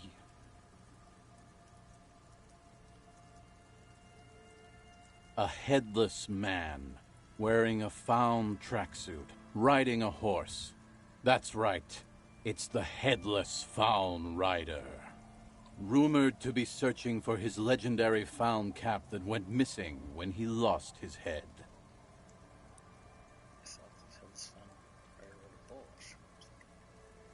Well, there are many versions of this story, the most peculiar of which has the Headless Faun Rider riding on the back of another headless man. If I hadn't lost my keys that one time, I'd agree with you. But life is a cruel mistress. Gertrude Het may have been the first to witness the Headless Faun Rider, but she wasn't the last. Oh no. Tell him about the two feminists by the locks. Fuck, Rosemary, they were dating. No one said they were feminists. Everyone always misremembering this stuff. Right. Early autumn of 46. Ula DuPont and Eva Delgado are fishing near the waterlock long after the sun has set. The wind picks up. A sky already dark now blackens. Water starts falling from above. The first cold rain of the season. Two women stand on a small outcropping of rocks. One of them is wearing a purple raincoat. Thin lines reach out from the rods into the sea. Small droplets start appearing on the surface with increasing frequency. The women are caught in the downpour. They act quickly. Eva gathers the rods whilst Ula turns around to reach for the tackle box. Don't turn around. Don't turn around. When she sees something, her shriek is so violent that the residents of the nearby apartment building believe lightning has struck. But there is no lightning. Only a heavy downpour and the silhouette of the headless faun rider looming on the horizon. Ula makes a run for the shore, but Eva slips on a wet rock and disappears into the cold, cold canal with nary a sound. Her body is never recovered. Word on the street is that she, you know... Takes a finger pistol with his right hand and lifts it up to his chin. Gave herself facial deconstruction surgery. Real grisly stuff. Anyway, that's the story of the headless faun rider. Pretty crazy, huh? Crazy story. Well, Tequila, that's part of the legend. No one knows for sure. There are a couple of possibilities, though. Some say he was an undercover cop who blew his cover and got beheaded by the vicious gang he had infiltrated. Now he rides, searching for his lost faun cap, plotting revenge. O headless brother, where art thou? Others claim he was a professional jockey who veered off course during a steeplechase, ended up in somebody's backyard, and got decapitated by an exceptionally taut clothesline. Even decapitation couldn't stop his commitment to the sport. Are you that committed? Personally, I think he was just some guy who hanged himself from a really tall tree, and the fall was so violent that his head came clean off.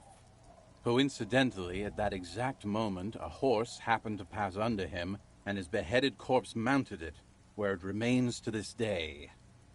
But then, no one really knows. For some reason, this does strike you as the most plausible theory of them all.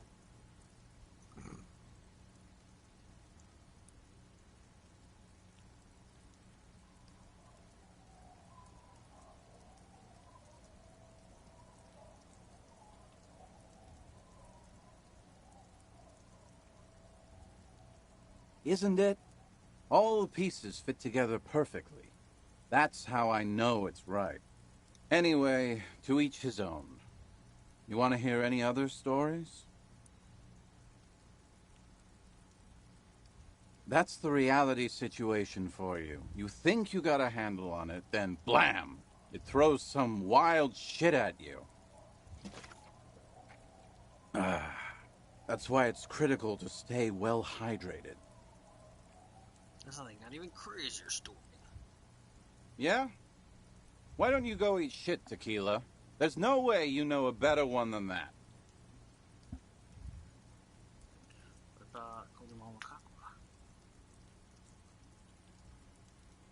I have to admit, that's pretty high concept.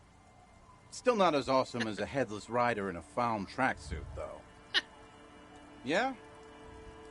Acid gnomes? Sounds like a stupid, low-concept band name. Yeah? Why don't you go eat shit, Tequila? There's no way you know a better one. Giants? That the best you got? Give me a break, Tequila. Yeah? Damn right it doesn't. So why don't you just shut up and leave it to the master? No one knows. Some say he stalks Martinez to this day, and can be seen near the canal when the clock strikes midnight. Ooh. Aye, I saw him one night when I was right shit-faced. I actually do have one. The strangest of them all. But I'll need to fortify myself before I can tell that one. Do you have anything to fortify old Doom Spiral? Tell me you got some story juice. If you find any, I'd be extremely grateful.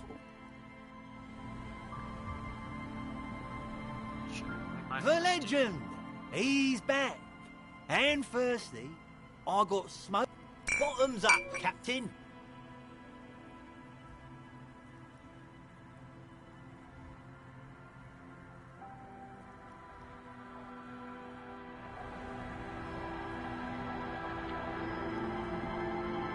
Tequila Sunset. Of course. Drink first, story later. Not much, but it will do. This last one is the most Martinez story I've ever heard. He takes an almost comically long swig, thus fortified. He continues. I've never heard it mentioned outside of here. At first, I thought it was a joke, to be honest. But I've been on the coast 8, 9 months now, and in that time I've seen at least 3 expeditions come through, searching for something.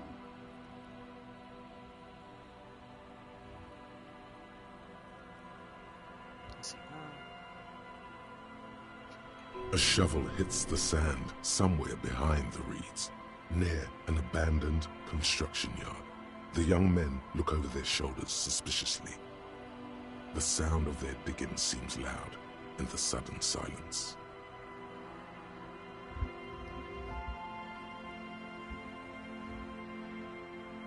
Magic animals? No, man, this is serious stuff. No, Tequila. Most people already know where they live. It's guys like you and me that are the exceptions. Hey, hey! Fuck you, Tequila. All kinds. I've seen archaeologists, gangsters, even a bunch of ad agency types. I'm telling you, Tequila, this thing's got a pull on certain kinds of people.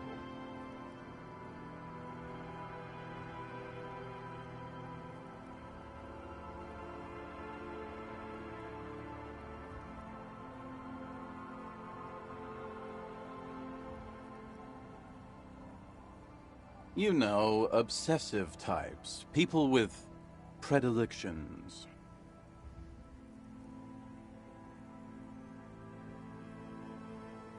Some of those expeditions come back after a week or so, looking haggard and dejected. Others don't return at all.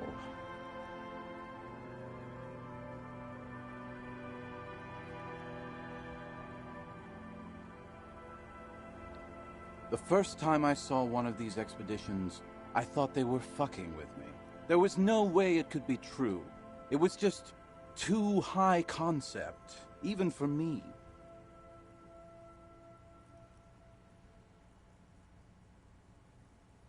I'm not even sure I should be telling you this story, to be perfectly honest. You're in a fragile state, and it might be too much for you to handle. I can handle. Okay, fine, I'll tell you. But I'm warning you, it's pretty out there. Our story begins at a legendary design studio, right here in Martinez.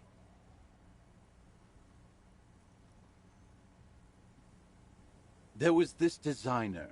His exact name is lost to history, but in life, he was a legend. Made it big in Aranya, where he did some real pioneering work on grotesque and sans serif typography. A fucking genius, man.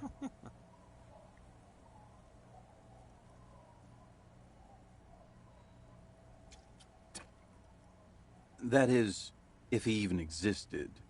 Who knows? It's an urban legend, after all.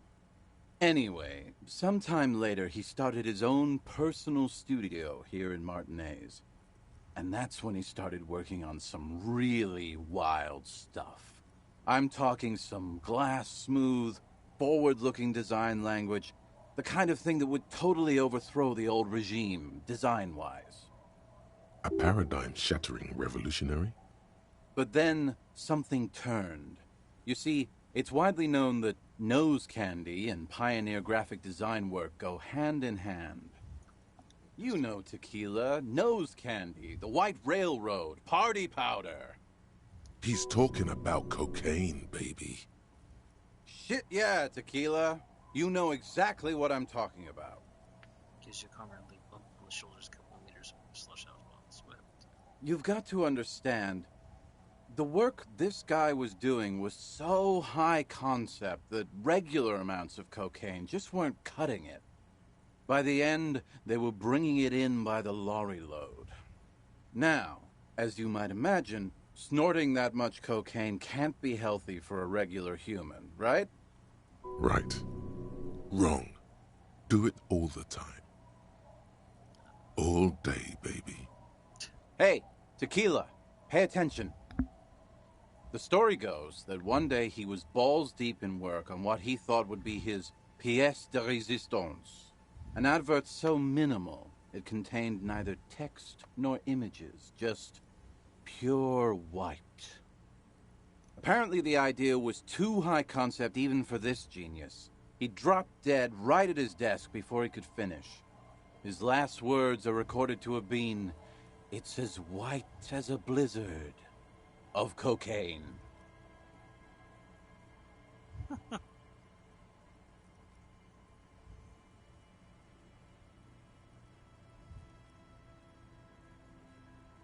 I know, Tequila. I know. He takes a swig, considers pouring some out for this lost genius, then thinks better of it. But the story doesn't end there. Supposedly, when they performed the autopsy, the coroner discovered nearly 1/4 kilo of coke jammed into his nasal cavity. That's almost certainly anatomically impossible.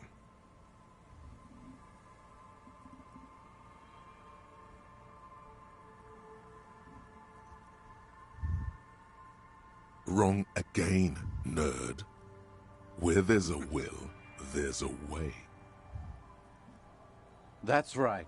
250 grams of blow had accumulated in there over the years. We're talking high-grade Saramaritsian pure.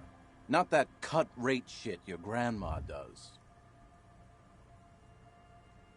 There are those who believe the designer was buried with this 1/4 key of nose candy still lodged in his sinuses. That's what those expeditions are looking for.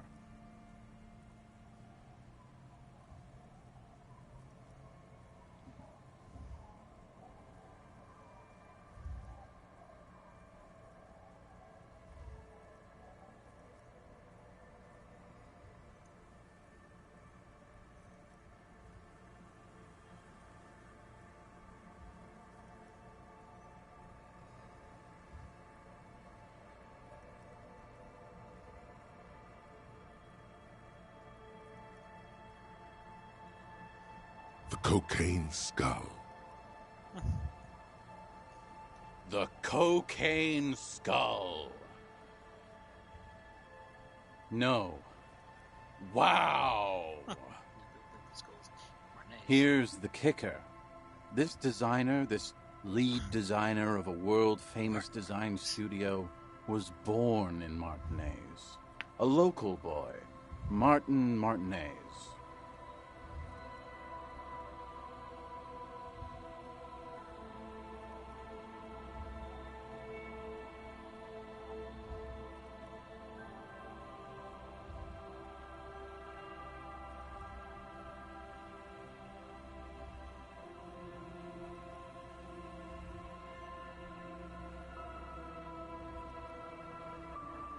That's why he brought his studio here, back to where it all began. And that's why they buried him here, too. Perhaps right under Ab's pipe there. Or probably further down the coast, or in some yard in Martinez proper. A hidden mausoleum, no one knows exactly. No, my grandma always told me his grave lay somewhere on the islets on the bay. My only question is, where does one get a shovel?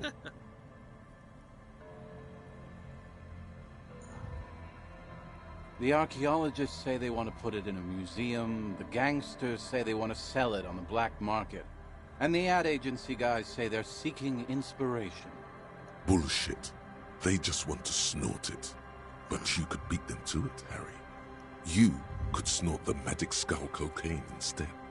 I'm pretty sure they all just want to snort it, though. And why wouldn't they, eh? Sounds like right strong stuff. Don't listen to him or his grandma. He's just making things up. No, my grandma told me. I've heard other people say it too. That it's underwater. Or no, maybe it was the storm sewers.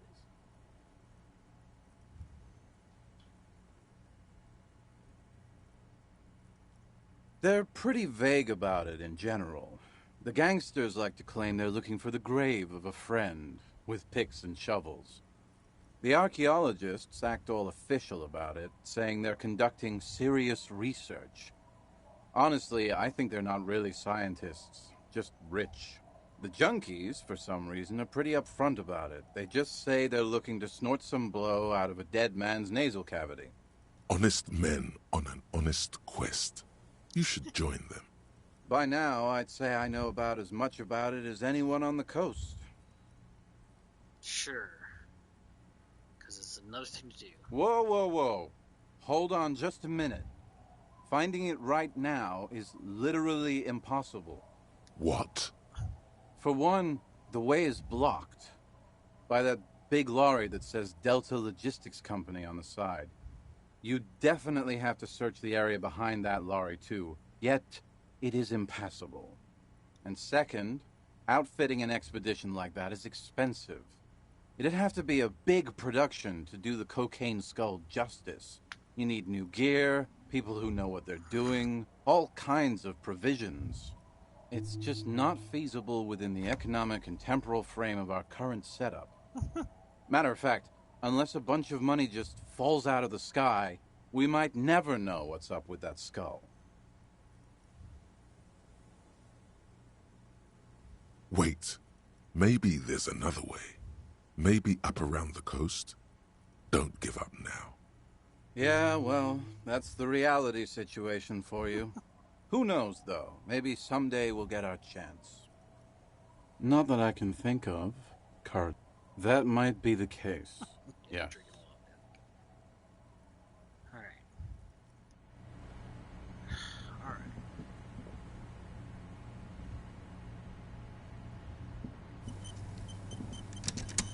Any tasks or anything else that pop up with this?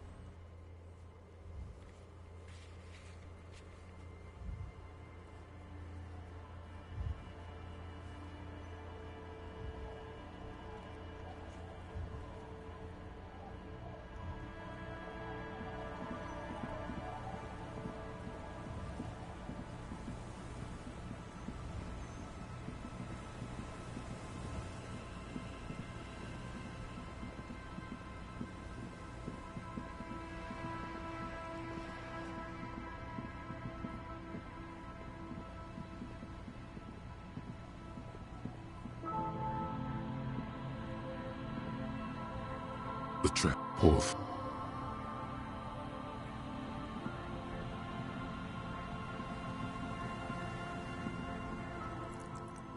How much longer do I have on this dank thought?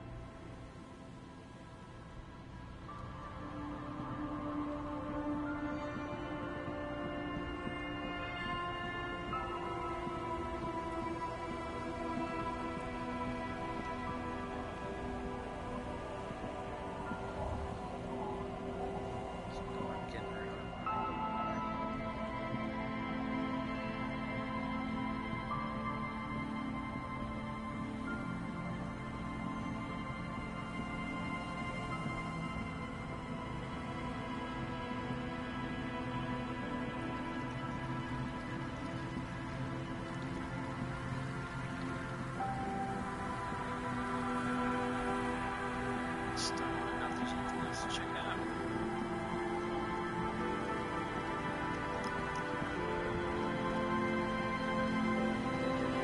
For some reason, this random bird or bat just flying around the thing. Let's see.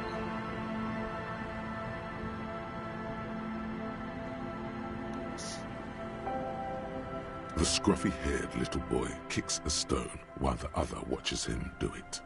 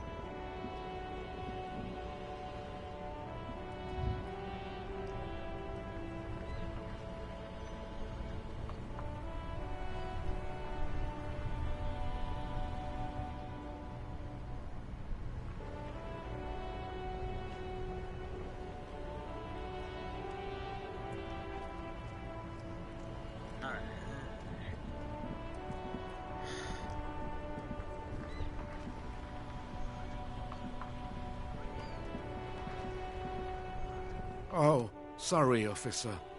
What do you want?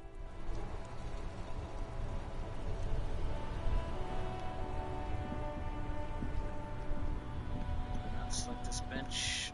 I don't think I have anything else to search or look at or do, so other than just find booze and drink it. I definitely don't feel like doing that, so.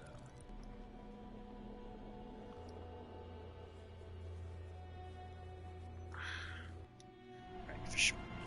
Alright, come on.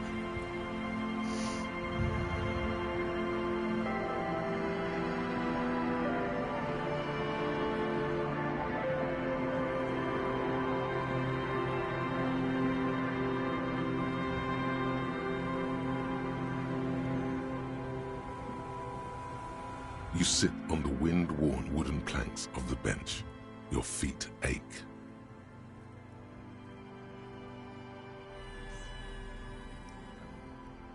The twiddling barely keeps your hands warm against the frigid wind blowing from the coast. After a while, you've had enough.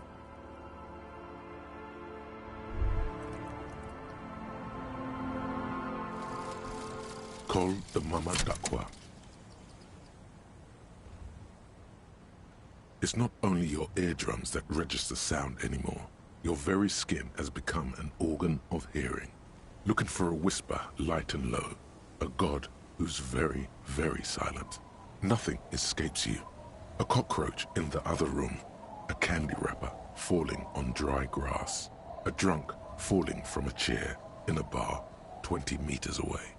In fact, you haven't heard the Call du Mama Dakwa, but you have discovered that you have amazing hearing. It must be the only part of you the alcohol hasn't drowned out. Keep listening. Okay. Oh, minus one encyclopedia.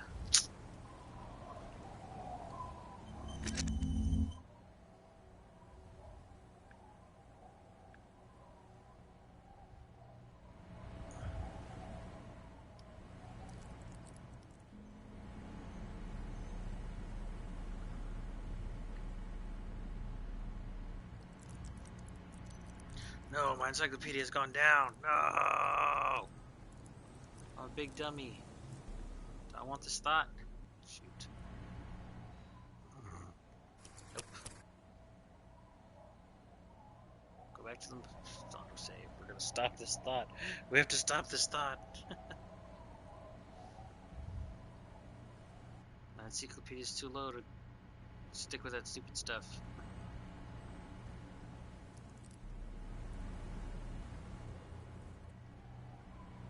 Stop.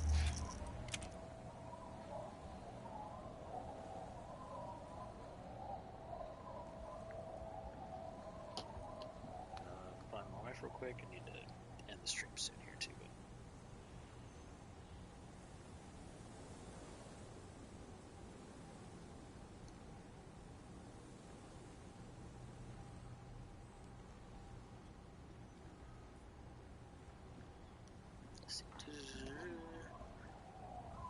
Stop this. Is there anything else I should maybe do?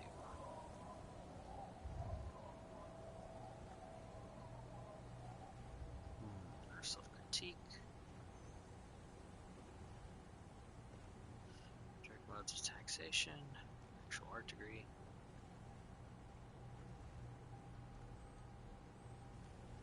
Let's see.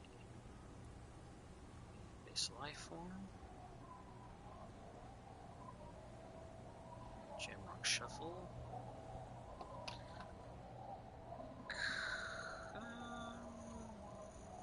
Gonna kind of look up some of these.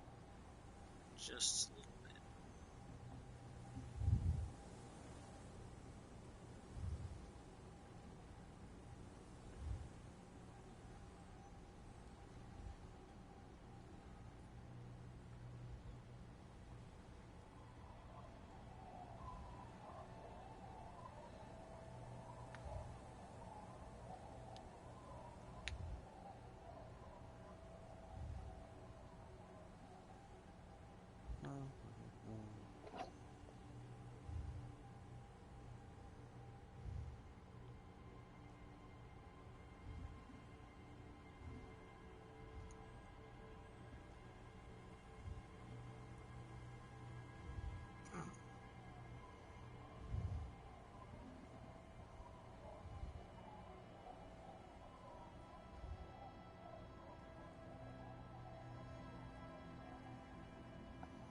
Let's see.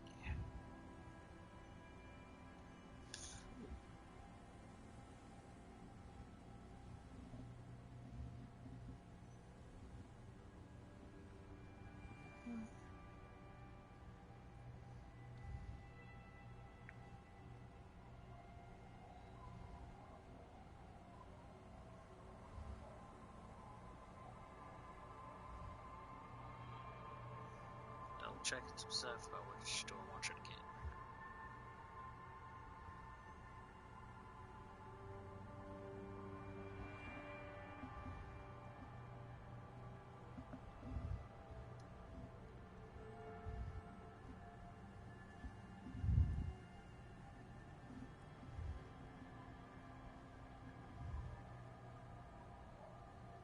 Another one's contact Mike. Oh my gosh.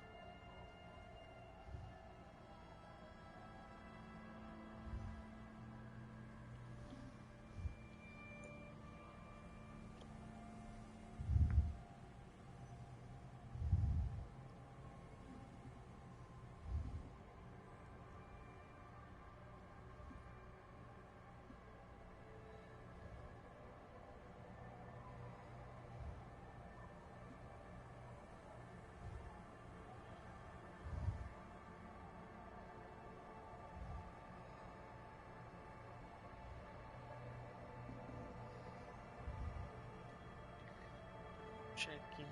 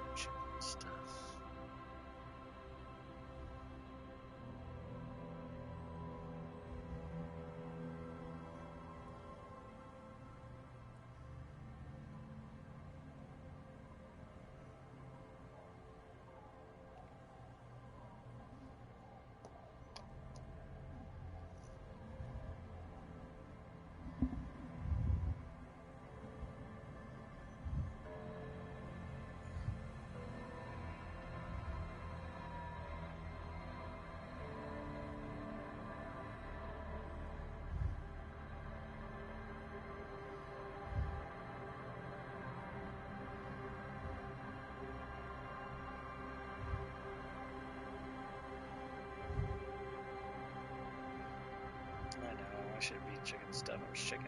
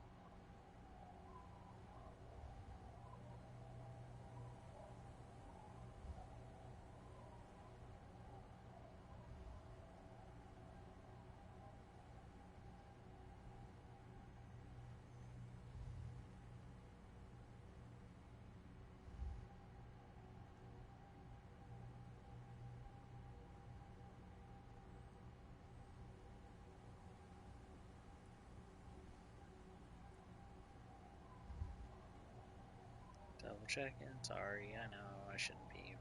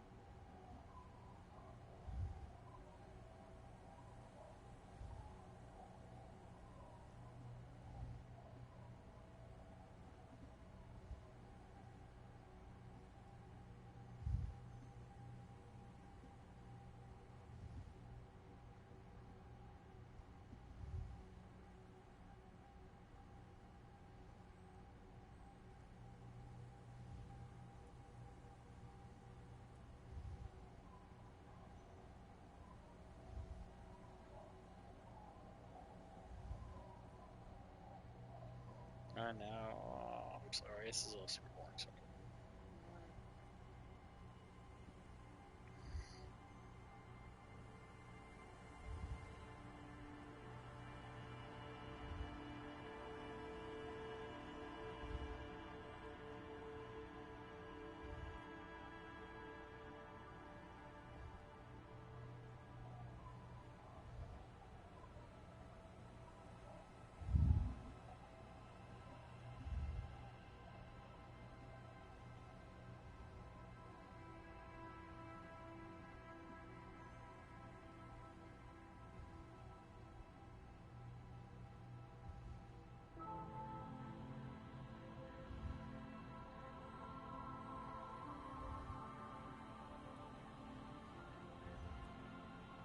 Okay, there's one of these things I was looking at, and it might actually be really good. Didn't look at all their whatever. I shouldn't have looked it up. I know I was supposed to just completely blind, but I didn't. It's nothing I've looked up really. Dang, there's one news I really wanted to do. It's a pretty good thought, but I just can't find it again. Let's see.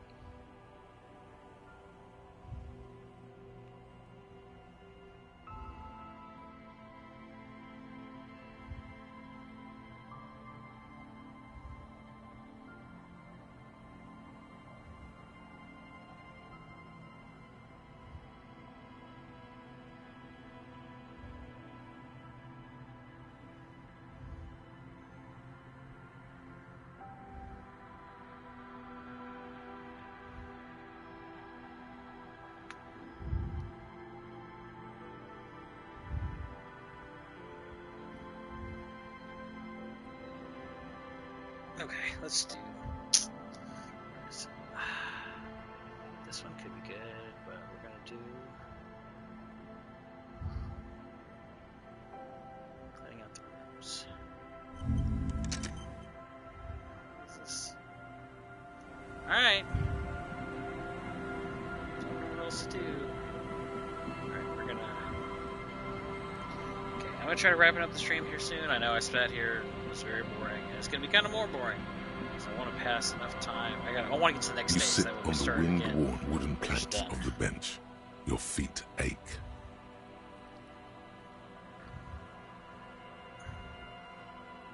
You finally stop picking your nose. Time passes. The sun does its best to ward off the chill of the coast. It barely helps, as if the world itself has turned against you.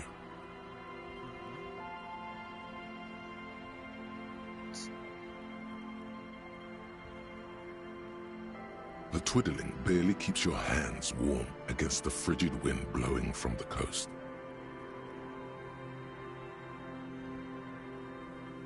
Time passes. The bright sun blazing overhead is making it difficult to concentrate on deep thoughts.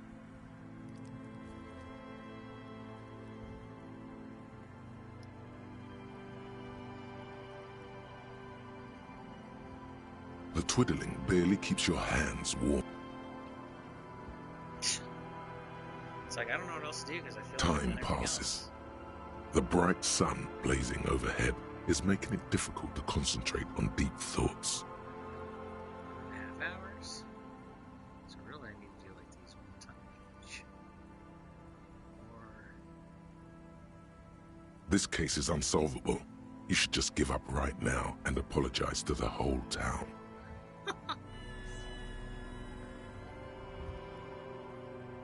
Time passes.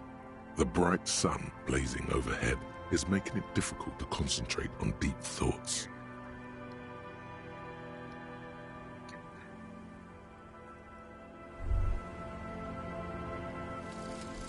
Cleaning out the rooms. What if you didn't lose your memory? What if something in Martinez came and stored it all away, for you to slowly open one box at a time, so you can choose which parts to keep? Keep almost none of it. Only the flowers on the windowsill. Only the distant sound of a radio.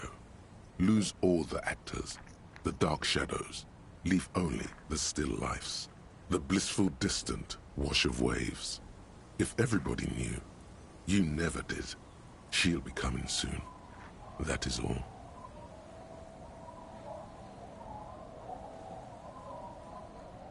okay.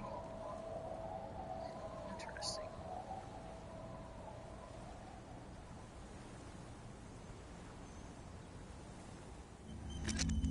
What was some thought? Plus one suggestion. Wake up. Inland Empire, a new life. Plus one. Frederick by the seaside.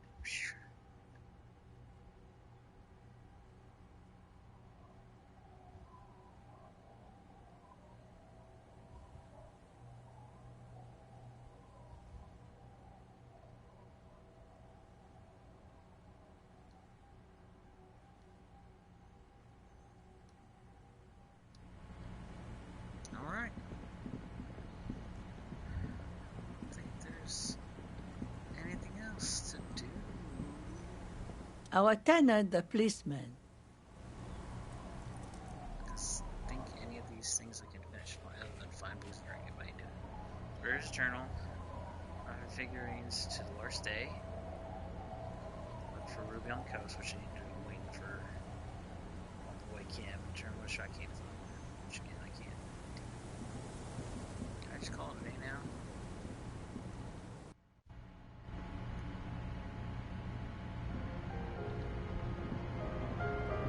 The bed is comfortable.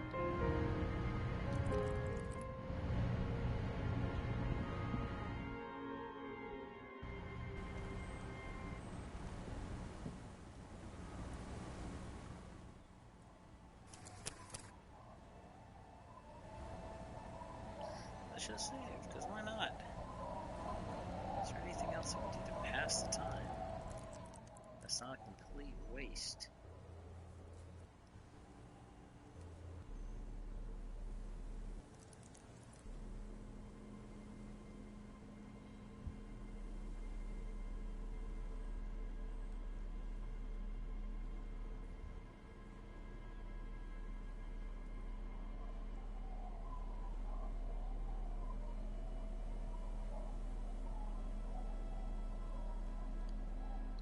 The bullet is still safely sealed away.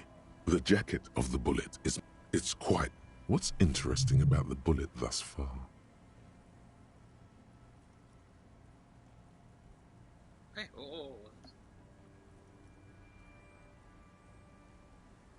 A jacketed bullet, which would have been shot from a military-grade breech-loading rifle, not from a muzzle loader like those typically found on the streets of Martinez. That is interesting. Check it. Breech muzzle loader. Very interesting. You have an unusual military-grade bullet in your hand. Now all you need is to find a gun that could fire it. The jacket of the bullet is made of... It's quite... What's interesting about... Yes, it's as if you've seen bullets before, officer. A jacketed... Very interesting. You have an The squad... You wouldn't ordinarily have cause to handle jacketed bullets. The citizens' militia uses cast bullets only. The squished little thing has no idea. I know. You should find the gun that shot this bullet. Eat it. That sounds like something a police detective would do. First, you should learn all you can about this little guy. Then find the gun that shot it and the person that gun belongs to. He used it to kill your victim. Neato. The squished little thing has... I know. You should find the... But bullets don't talk. Who would want this used bullet? But the bullet is not edible, sadly. That sounds... Then find the gun that shot it and the person that gun belongs to. Okay. The face of King Freecell smiles at you. The porter, not so fast. Somewhere between the GRIH and La Cicla, the good lieutenant steps out of his Kanima. A brisk, chill wind greets him. You get the feeling he should have been here for this. Listen when he's here. I've already listened to it, whatever.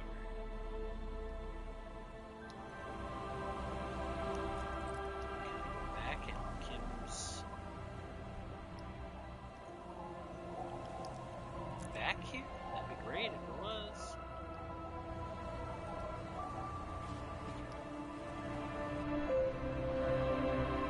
But it's here, but it's not here.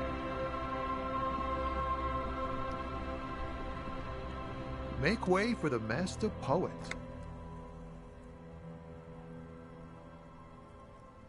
It's like... Going on strike would probably help you dodge a bullet or two. Maybe you should. Cops don't get paid much and the hours are long. Plus, you can get shot. Why not? Some pretty wild... I've heard talk there's a company, they want to keep that money. He doesn't blame them, but he's not on their side. That... Anything else? Yeah, us lorry drivers. Camionneurs. Not my thing. He tries his best to look nonchalant, but there's a rigidity in him, as if trying to conceal... Oh, high-grade narcotic. Time to arrest him. Relax. He's merely joking.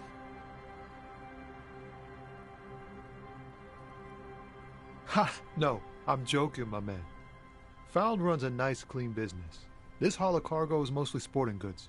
You know, tracksuits and that kind of thing. They usually get shipped to Grodd in the Occident. Though we've been making headway in the Il Moran market lately. We're pals and all, but I can't... There's no denying it. Your body needs... Not unless they've illegalized this rockin' beauty. Sure is. Like a rash you can't get rid of. You and... A motor lorry, also called a camion, on Caillou and neighboring islands. This one looks roughed up enough to be some sort of found rust bucket. Maybe the A6. Good eye, my man. Yup, she's an old one, but reliable. Me and her spent a long time together. There it is again. A little touch of sadness beneath his cool. He thinks he's spent too long in this lorry. This rockin' beauty. Sure is. Like a rash you can't get rid of. A motor lorry? Yeah, it must be. Your job's to know all these little things, isn't it? Well, my job is to deliver tracksuit trousers. There it is again. A little touch of sadness beneath his cool. The man taps his feet.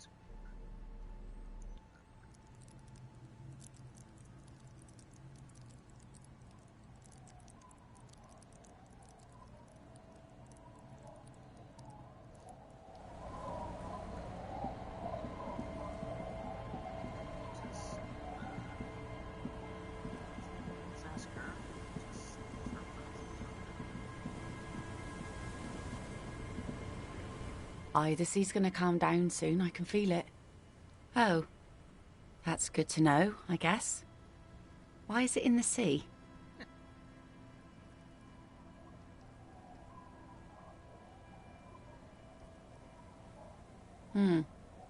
An installation. Us poor people are stupid and don't get installations. All I see is a heap of trash. This actually calls for a funeral, I think.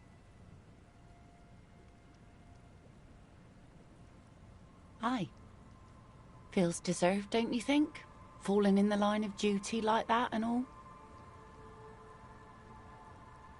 And why so? Our things are part of our life world. They're made with human sweat and they share human history. We should care about them as we care about humans. To some extent, at least. Life world? Someone's been reading up on last century Gottwaldian philosophers. Play it cool now.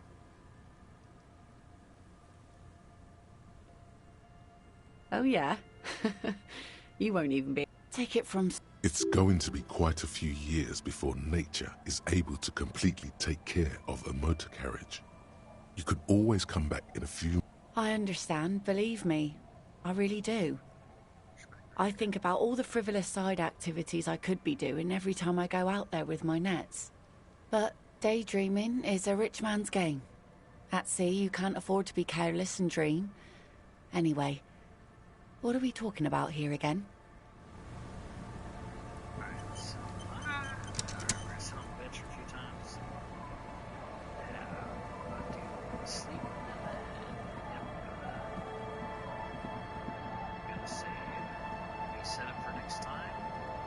You sit on the wind wall. Time pop.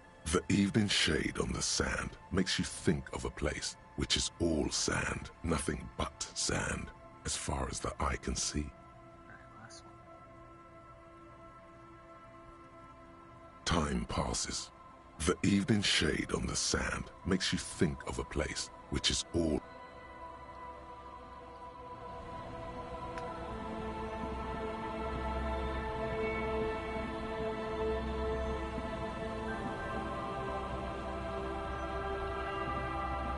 It's getting cold, this late in the...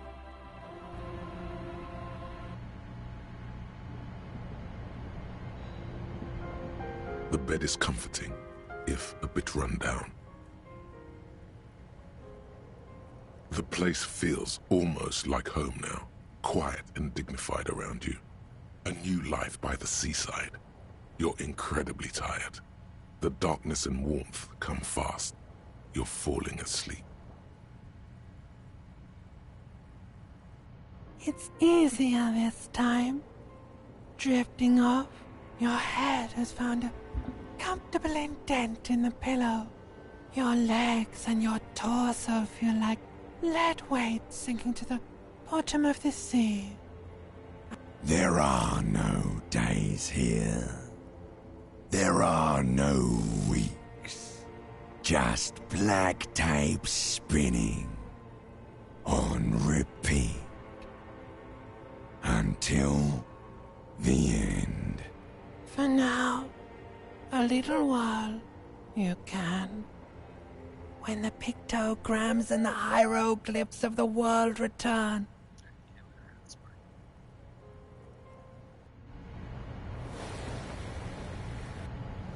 Alright. Should be outside.